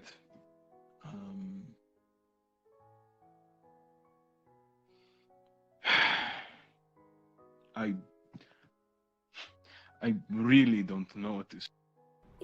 It's. I guess it's not just necessarily something that's for me, at least in my experience. Is it sort of like the topic is meant to be a light-hearted thing, but it's not really something that you personally find light-hearted? No, it's not that. I just. I don't know. Are you feeling sort of like mine? You have priorities. Did always say you were a survivalist, so. I kind of always have priorities. Do you want to be in love one day? I don't know. I've Alright. been kind of tackling a lot of new concepts upon being here with all of you. And frankly, it's interesting to say the least, but it is also fucking. Sounds like you might be confronting a bit more than you're comfortable handling it. It seems like the best way I could put it, it seems like in terms of concepts that you're approaching, Tenzing just seems to be on a different step than you are right now. And maybe that's why it's making you uncomfortable, because you're not there yet. No, it's just. I'm trying to be nicer. I'm trying to be more positive. I'm trying to abandon previous parts of myself that at one point of a time I never even thought that could ever be considered dropping. And it's. Ever since that fight, for example, everyone had jeered me on, and when I had went down for a moment, just a moment, my instinct to fight until the death had kicked in once again.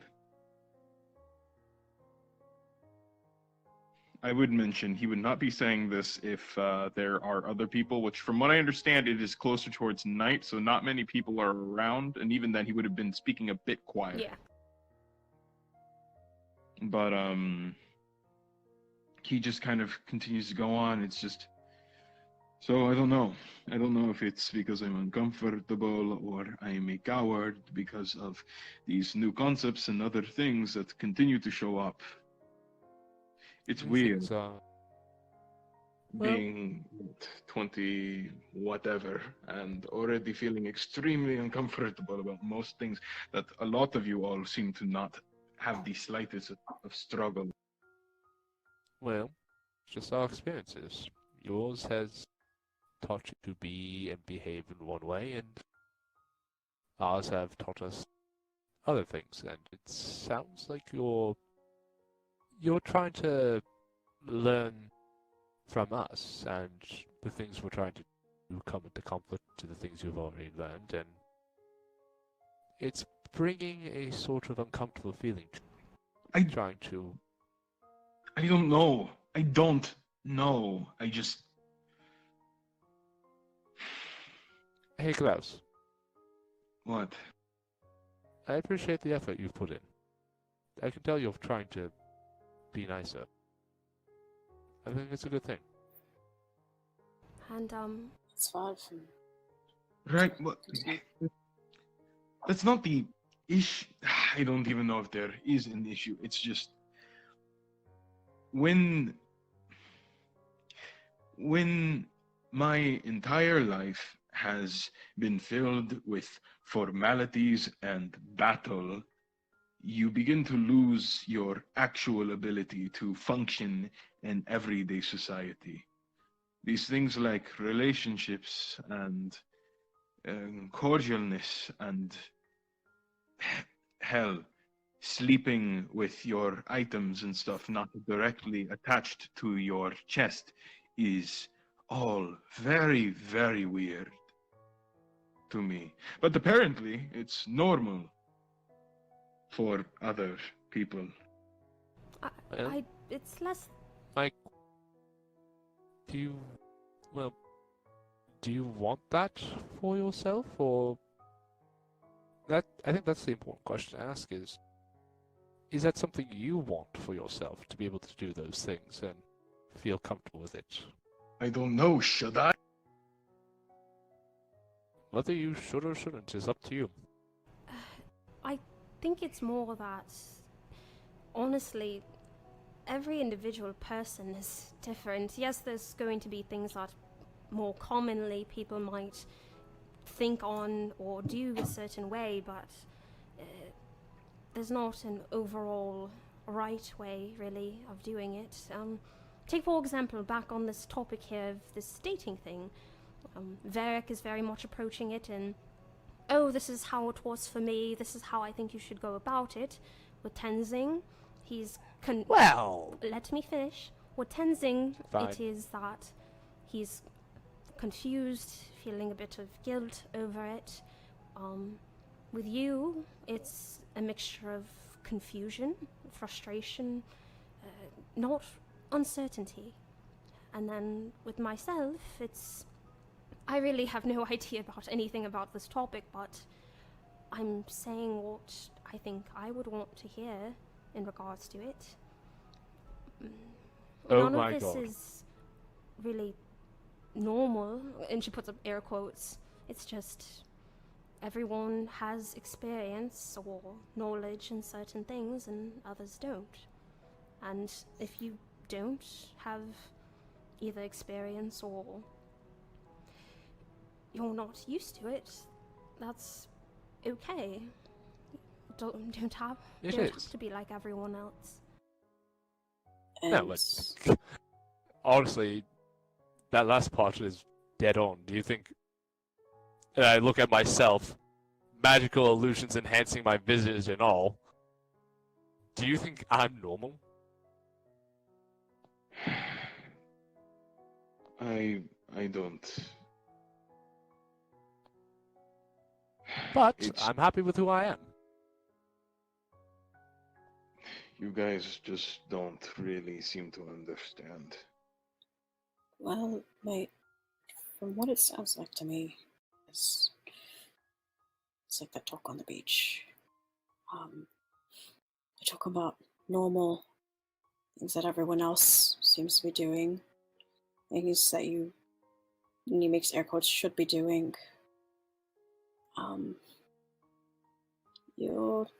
It's more than just a comparison that you're making of yourself.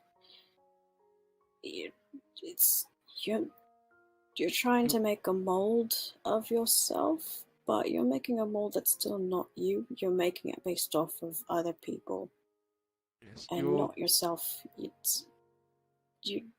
need to.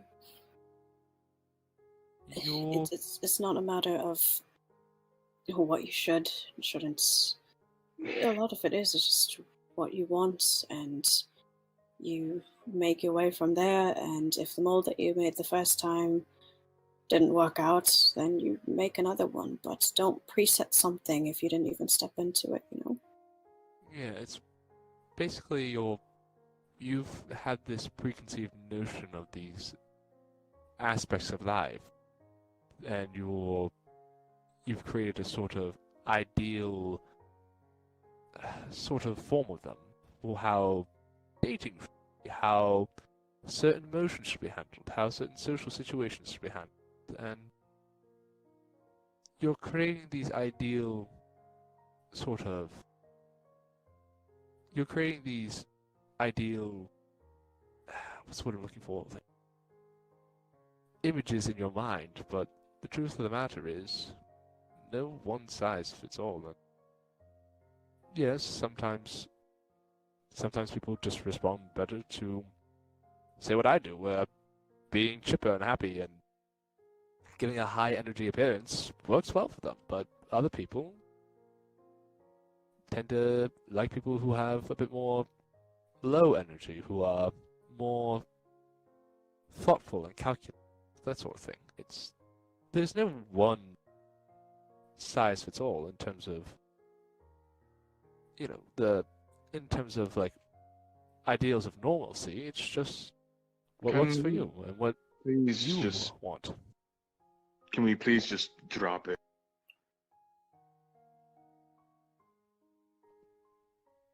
Very well.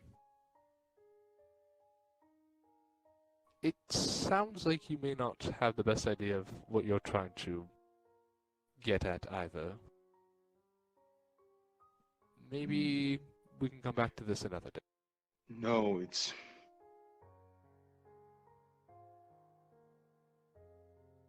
Think of it this way.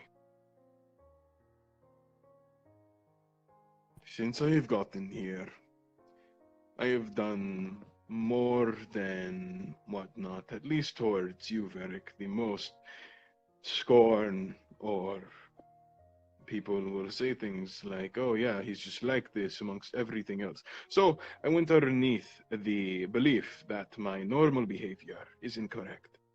But then I'm sitting by and treating my own physical prowess as something that should be respected and not used in the means of games. And then Maz makes a comment that I simply just am having no fun. I'm beginning to believe that amongst every single other social interaction that I've had for the most part of my life was frankly incorrect or something else. And frankly, it's beginning to piss me off just a bit. So when the lot of you say, oh, this is normal, or no, this is not normal, or be whoever the fuck you are, it's difficult when all that I'm trying to do is fit a better mold, so I begin to less hurt everyone else. Because frankly, everything that I've gone through for the most of my life, I don't know how to act anymore. All I know is how to fight. Would you like me to teach? You cut out. Would you like me to do how I do things? We can all show our perspectives, if that helps you for me. But I don't think you've done necessarily anything wrong. I just think it sounds like you just haven't had much exposure to, at least in-depth exposure to other styles of life and philosophy with. So. Derek, I made you break down once because I was trying to communicate something that I thought was necessary, and apparently it only backfired. But Okay. you came back around, and you guys talked it out, and now you're fine. Because I'm trying to figure out what the fuck is right, I guess. As I was saying before, what you said the first time around clearly didn't work for me, but it might have worked with someone else. I mean, let's be honest here. You tend to have a much more natural relationship with, say, someone like Alexis than compared to me. It's just the way we operate just doesn't synergize as quickly. You and I can still be great friends, care for each other deeply. But in terms of people you're naturally going to get along with and click with, someone with a personality like mine, compared to someone like hers, you're going to gravitate towards one of them. That's okay. It's the only time you should ever really consider maybe you have done something wrong is if you have set out to intentionally hurt someone. And you aren't doing it for a reason that is justifiable. Most of the times that I've done anything onto someone that was not intentional, it usually also still ends up in that. Even, fuck, Gordrum, when he had first saw me, he literally addressed me as Grouchy. Okay. So you don't want people to look at you and see someone who might be grouchy. I just don't want to feel like I am incorrect every single waking moment of every single fucking hour. Alright, well, let me put it this way. When we first met, you thought I was pompous, arrogant, correct? For good reason. You remind me of a lot of people that you at the time reminded me of a lot of people I knew in my... But you would feel it's fair to say that that is not who I am, correct? And that the first impression I gave you gave you a incorrect first assumption. Other people are going to do that to you too. It's just how we work in social situations. It's a survival mechanism, really. People are very quick to judge others based on the first impressions. That's why they always tell you, make sure your first impressions are good ones, because that's the image that people are going to stick with you, that are going to stick to you. And it's going to take a lot more work to rewrite that than it is, say, something you do the next time you... So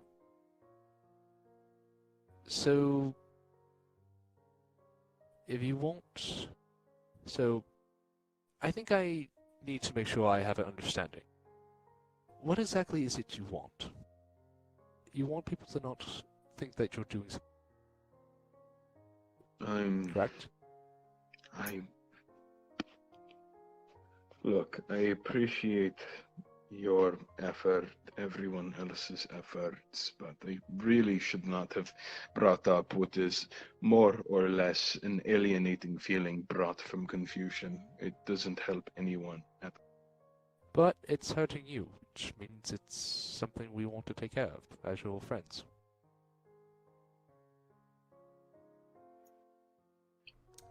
We care for you. So if something like this is bothering you, it's worth paying attention. You know, Klaus, I understand at the very least that it can be both frustrating and frightening at the same time when something you thought always was a certain way. And she glances over at Tenzing and then Varric before looking back at him with just this silent conveying of what in particular she's talking about. And hearing something from someone that makes you realize it's not normal.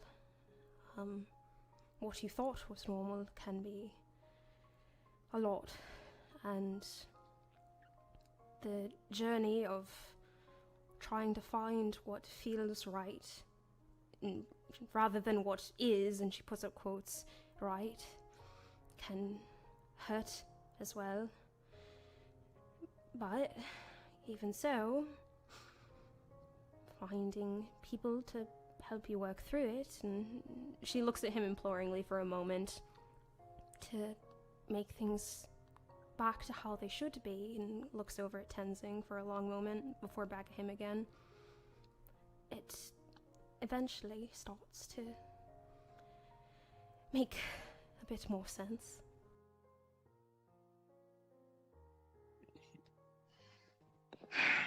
We want to help you. So, please.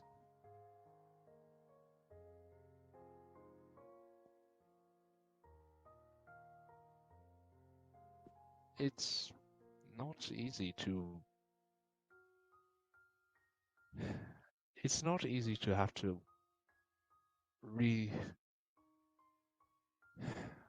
It's not easy to have to reevaluate your perspectives and your beliefs, and then work to change them if you realize they may be wrong. But it gets easier if you let others help you. I think we're all in life striving for improvement in one way or another. And I've found over my 100 or so years that it gets a lot easier when you surround yourself with people who care about you.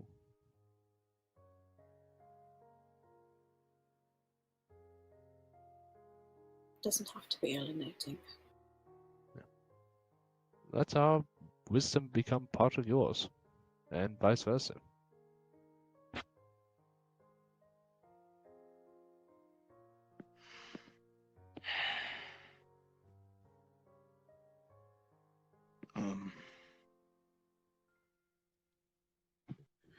All right.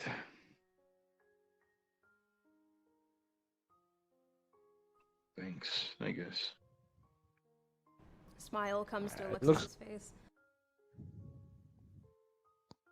Alright. It looks like everyone here seems to have had a long day. It might be time to pack up and get ready for what the morrow brings. If I may say anything, is just, you're really wise words and getting through people's heads, right? Sometimes it's hard looking at yourself because you're in your own head, right? But I guess if you're ever reflecting on this yourself, just if you had met someone like you in your position and you know your position best, just, what would you say to them? And go from there. But as you know, we're always here. And if you ever do want to truly drop a topic, we can.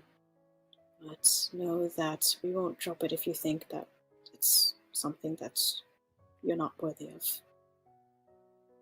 It's not a time waster. It's not bringing down anything. Yeah, a time waste. Yeah. If something's truly affecting you at this moment in time, it's worth discussing.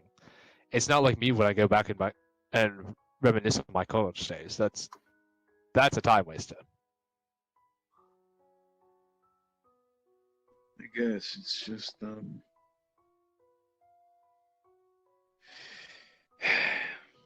it is difficult when everything from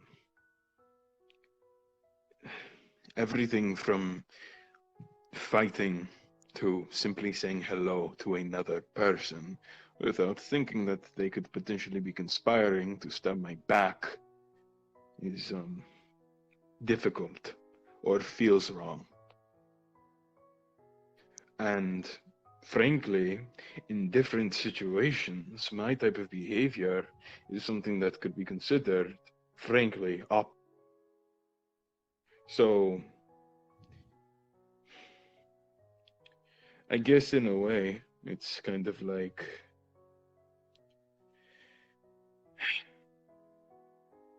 this is a bit of a weird analogy, but I'm not exactly the best at them, so bear with me. But think of it this way. It's like if you were to teach a dog that whoever it runs at, it must tackle. This dog has received praise for their tackles for just about as long as they've realized. All of a sudden, however, this dog meets new people, and whenever he does the tackle again, he gets reprimanded for it and being told that all of a sudden it is very wrong. What does the dog do then? It's been told that all of this time that this behavior is the correct behavior. And the dog doesn't know what the fuck is correct. It's a dog. Well, some sort of environment, as you've said. And there are still ways around where, like you said, some situations it is optimal. You're fighting, and your ways of survival helps keep all of us alive. And then there are times when it's not optimal, and you don't have to drop some things unless it's actually hurting yourself, and others really. But I guess it's finding the balance between them. Because it sounds like you're in the ways you're jumping between extremes. You're going from the life of knowing only fighting and how to survive, and suddenly you're in a place where all of that doesn't exactly apply. But some situations do apply. So I guess it's... Well, hold on. Sorry, Varric. Sorry. Parts of friendship, right? Because it's a lot to figure out when you're on your own. Is, for example, if we're going with this analogy, right? The owners could just continue to reprimand the dog for tackling. But once they find out, this dog was taught this thing, maybe it could still be used where it doesn't hurt, and they can still be living a happy life in between. So, other things like owners figuring out that maybe they find an activity so that the dog can still tackle if it genuinely enjoys that.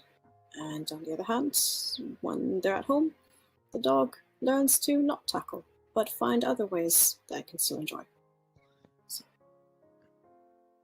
And if you feel like you're struggling in social situations, there are things I can teach you in terms of how to sort of think of them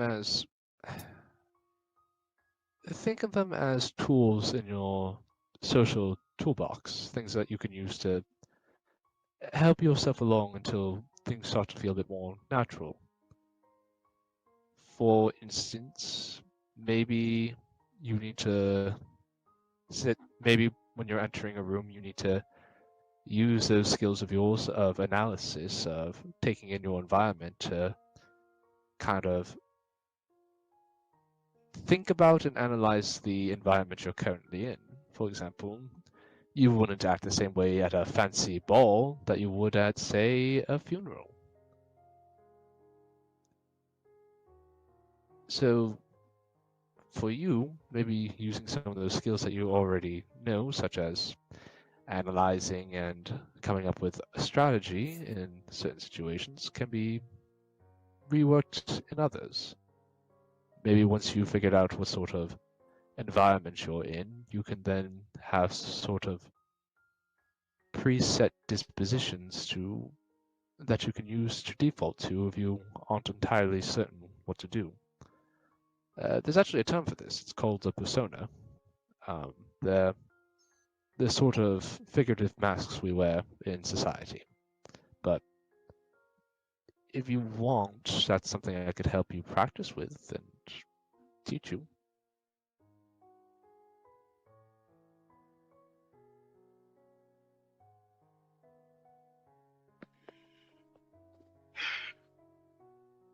Change is fucking exhausting. Yeah, Well, it is. Yes. Indeed. Nothing. Well, nothing worth achieving is ever easy, now is it?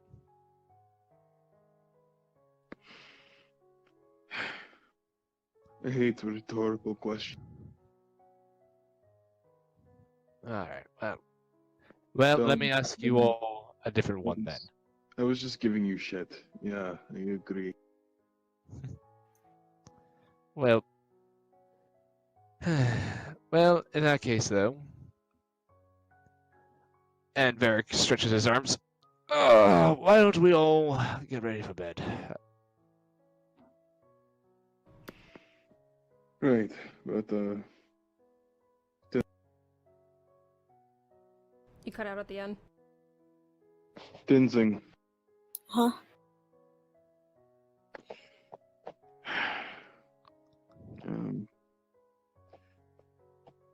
Um, how do I say this?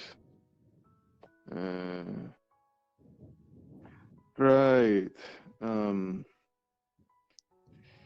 Be careful because I know that you aren't good at that. What Alexis had said, I will stomp. Alexis, as if an affirmation of his words, like punches her palm. God. My personal bodyguards and a matchmaker. I am the luckiest centaur in the world. Well, you know, my skills don't come for free. I actually do have a fee, as Varric pulls out another business card that says, Varric Knackle, Doctor of Love. What do you And that's all signal to retire. Technically, can you prestidigitate one of those and it just disappears? Well, it'd be illusion, but Yeah. what I could do is actually put the illusion on the card itself, so I only just actually have one card that I just keep reusing. God. He just sighs and rolls his eyes fondly. Just No? yeah, I'll be honest. Part of me is also just like, this is a little too good to be true. How can someone like me this Tensing. quickly? You're getting self-defeating thoughts. Tenzing, what the hell is a someone like you? Someone like what? Someone like you. Someone like you. What about someone like me? What is it? Yeah, what the hell does that mean? I don't know, just someone who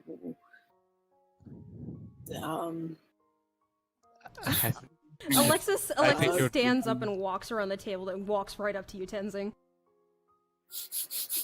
He stares at her in confusion, but also trying to put English She together. lightly pats both of her hands against your cheeks and brings your face down to hold heavy eye contact for a long time as she squints at you. His face is squished. I want you to repeat after me. Huh? I am wonderful. I... Did I stutter? No, Say ma'am. it. I am wonderful. I am handsome. I'm okay. Tenzing. She pinches your cheek. I'm ow. Tenzing, frankly, kind of does this in almost secrecy, but he actually kind of raises his eyebrows at Tenzing's saying. Tenzing. Say it. I'm so No. Pinches harder. Super is the word you want to Stop, use. stop. Tenzing, just you want to say super, right? Tenzing. I guess I'm sort of maybe handsome. Nope. a All right, little I will. bit I will in take some it. People's And eyes. I am nice. I'm trying my Tenzin. best to be nice. Wait. Huh. Tenzing, you know me. You know I don't lie, right? Neither do I. Okay. Uh-huh. I have a slight habit of Anyway. lying. Scoffs looks so offended. I am always upfront, at least with this sort of thing. I do not mind roasting someone if I have to. You know that. Right. No, I said I have a habit of lying. You're right. Nice to something. Go on. Tenzin, Oh, what? if you remember, I had compared you to my mother. Right? Yeah. That is not a light comparison. She's kind of one of the better people that, if not the best. Oh. Yeah. So, not to be a dick or anything, but with that still in mind, don't sell yourself short.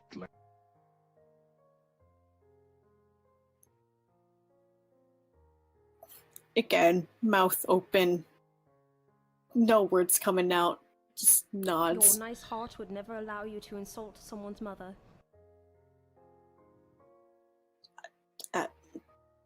Wait, does that mean you don't like your mama jokes? Heck. Sorry. Don't, Varric, no. I don't mind in jokes, whatever. It's just, at least while my own mother's name is on the line, Tenzing, you're better than that. Whatever perspective you may have for yourself. I guess. Take this from someone who doesn't exactly appreciate their own reflection. You shouldn't view yourself. Just mumble. You should appreciate your reflection too, because it's so nice. Wells kind of looks knowingly over towards Alexis before kind of looking back over at Tenzing. But She gives two more little pinchy, squeezing shake of his head and then lets his face go. Okay. Thank you both. Insert me actually pinching my own cheeks and making them hurt. Okay, I am wonderful, and I guess Yes? sort of brilliant, handsome. Yes, come on. And I guess I'm as nice as Klaus' mother, so it's... You've earned 2 high I fives. guess. She holds up her arms. Oh, Again, like earlier, with Gojum, it's less of a high five and just more like a defeated smack, but he does so anyways with both hands, just... Oh, and Tenzin, you forgot one. Huh? What? There's more? You're my best friend. And I am the Love Doctor's best friend. Damn straight. As the Love Doctor logo then appears above his head. God, I just... honestly, after the race, if you see me dying when I come back, please just... I guess just let me bake in the sun to become bacon and, Well, just... Oh, hell no. The Love Doctor's gonna be on the case. You're going to want to take a bath before your date. I'm Oh, just absolutely. going to be sweaty again, though it's so hot. Tenzing, Oh, I'm going to make you pretty. Why Like, not? more so than normal. Why not take your date to the To the what? bath? Alexis snickers behind her hand. I wouldn't go there for a day, but the spa day. Listen, about I already I already have a hard enough time staring at those who, don't have romantic interest in me, or just even just standing there. What more if someone hold on. who does? Tensing. Klaus looked legitimately like clueless at first as to what like Alexis was snickering about before he kind of like slowly nods to himself and remembers. Right. How about this? How about this? Instead, spa day. Did he not? Think Wait, about so it. he asked you on a date and didn't plan anything? Oh hell no! We're gonna fix this. Well, I'd say Tenzing, he Alexis. did say he was going to take you places. He said he was gonna show me around since he knows this place well. So, and also, Varric I starts my mother lowering. gargling in the other room. Varric starts lowering his battle axe back into the bag of holding. I'm going to say it right now. You guys can continue to talk about this, but as for a race, I'm going to probably want to be decently rested for that. Do you want to do a bit of centering before right. then? Oh, I was actually gonna. I actually did want to say a quick word to you before that stuff, but Sure. What? oh, I meant Alexis, but Oh, then yeah. no, but close. ahead. Huh? You're doing a good job. Okay. Fuck. Please insight check him. All right, I will insight check Just him Varric? because Judah told me so.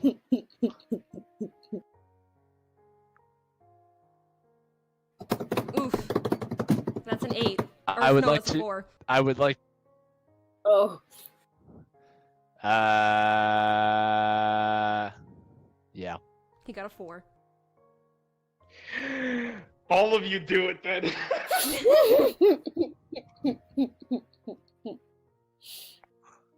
You could just tell us what we see. 24. 28. Wow. Shit, Alexis, what the fuck? Y'all spitting. Oh, well, yeah, no. Because I wanted to know, depending on the quality of the role, how much I could say. But definitely, with that kind of being said, I'd say just for a split second, just a bit of a wobble of almost a weakness kind of comes to his eyes. And he even seems to fight off what almost seems to be a bit of a pained smirk, but he slowly kind of nods his head and kind of gives you all a wave, and it's just good night. Good night. Add a Sweet character question then. So did you not want to do the one-on-one, or did you want it to be the previous meditation, or? No, it can still happen. If anything, right now I'm like really tired. My head hurts, so like internally I'm like Yeah. That was why I was having her ask, like, do you want to do some centering before bed, aka the one-on-one later? Oh yeah, no, he kind of got lost in the conversation. So he would just kind of like beckon towards Alexis as he's walking away, and kind of points over towards the direction that he's walking, and kind of gives her a thumbs up before. So just kind of like join me whenever. She gives a thumbs up in return, and then turns to you, Varric, since you said you had something you wanted to bring up. Well, I meant between the two of us. She looks at Tenzing, who's right over there. Right.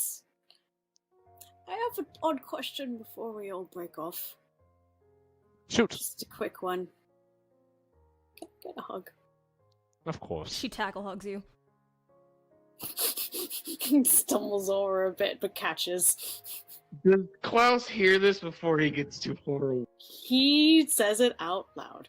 he said before all of us break off. Varric will climb up onto his back and give Class him a hug. Alexis gestures you Make over a persuasion check. with advantage now. Make a good persuasion.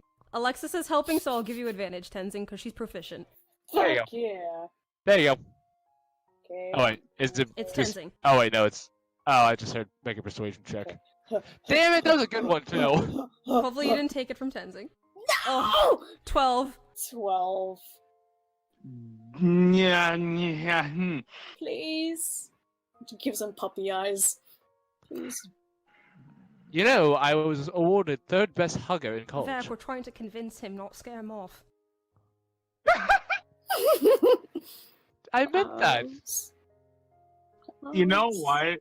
Normally, I would have just been like, "Ha, bitch, you roll too low, he gonna walk off." But unfortunately, with the topic of the previous conversation, Group hug. Are you backing out on the roll? Tenzing makes the pouty face with the fucking hamster cheeks.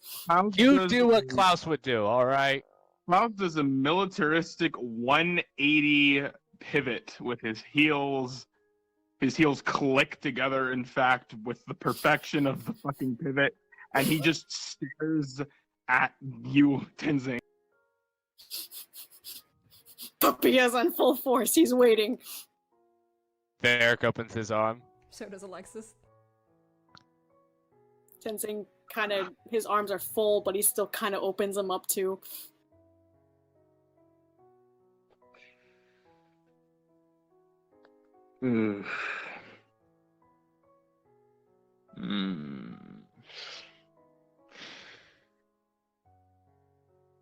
Check your lord. What was that? He says a little bit of a curse word, seculares, but other than that, he just continues to keep walking forward. Varric's like, you kiss your mother with that mouth?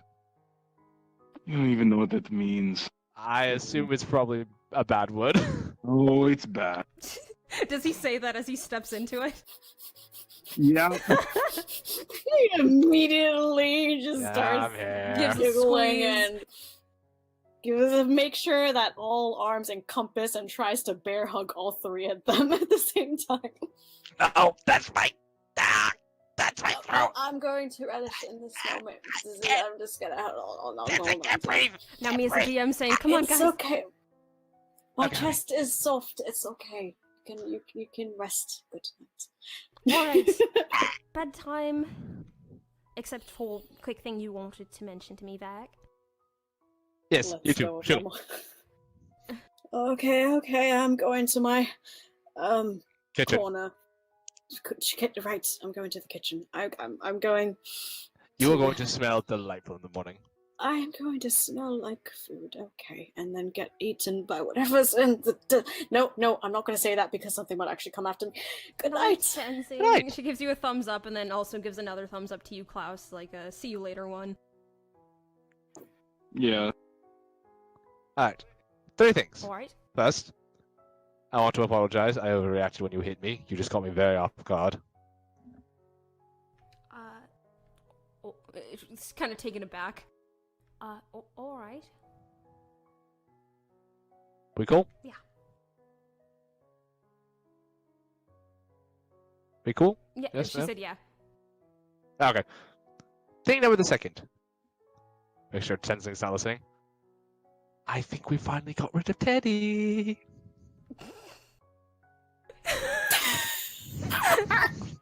I've been sitting on that for a while. Well, she kind of gives like this look of like, I mean, you're not wrong. Crosses her arms, unconsciously going into that stern teacher pose that she's kind of picked up from class. You're welcome. I mean, I guess that's alright. Godrum doesn't really give the same sketchy vibe that guy does. Hell yeah. Also, you're welcome. I told you, as I hand her the business card. The love doctor was at work. She rolls her eyes. Alright, and what was the third thing? I just want to wish you a very good night. Have a good night, Vag. Sweet dreams. And, she heads over towards the stairways and kind of pauses there, looking back at you. Well, I'm also heading up the stairways. Okay, after... glances in the direction where Tenzing disappeared to, and then back up the stairs where Klaus had disappeared to, then back at you. After the race tomorrow, let's have that talk I've been meaning to have with you. Oh, absolutely. Alright. Night, Vag. Good night, and sleep well. Of course, I'm going to do a bit extra more meditating with Klaus first, though. Alright. Oh, and before we go... Hmm? Go down here for a second. Is it another hug? Not necessarily. Kiss on the forehead? Maybe. She thinks for a moment, kind of thinking back on that thing that she was mentioned before. Making a bit of a face for a moment. For now, just a hug, alright? Did I do something wrong? No, it's just, it sort of connects a bit to the thing I wanted to talk about. No, you're making me worried. No, it's nothing to worry about. It's just, Alexis, is something of real matter. Again, we'll talk about it after the race tomorrow, alright? Well, now I'm going to feel anxious the whole day. Immediate panic kind of flickers in her eyes at that, and kind of rapidly looks around, but realizes that Tenzing and Klaus had gone to their own separate areas, and then looks back at Varric. Listen, if it's important, you can just tell me. I promise I won't take it the wrong way. No, it's a long conversation, and we got to get up early, so tomorrow.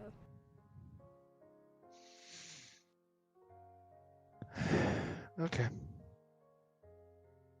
I'm sorry. No, nothing to apologize over, just... tomorrow. I'm not saying never, I'm giving an actual time this time. Alright. Oh, and before I forget, I do have to thank you. For what? Well, I've been kind of looking at your special powers for a little bit, and it gave me a little bit of inspiration. Quirks a brow at that. Well, I learned a new spell. Really? Well, so, I think you'll like it, but essentially what it does, it speeds up an individual's flow of time so they can actually move and react faster for a short amount of time. Oh. Well, that'll be interesting to see.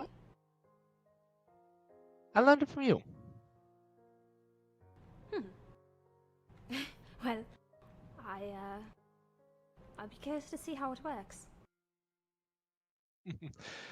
Oh, it will be fun. Klaus is going to look like a fucking lightning bolt. Say that like he doesn't already. Oh, no. This, my dear friend, this will be something else. Alright, you'll have to show me at some point. Good night, Vag. Good night. She walks on off in the direction or the room that Klaus is staying. And that is where we will end tonight's session.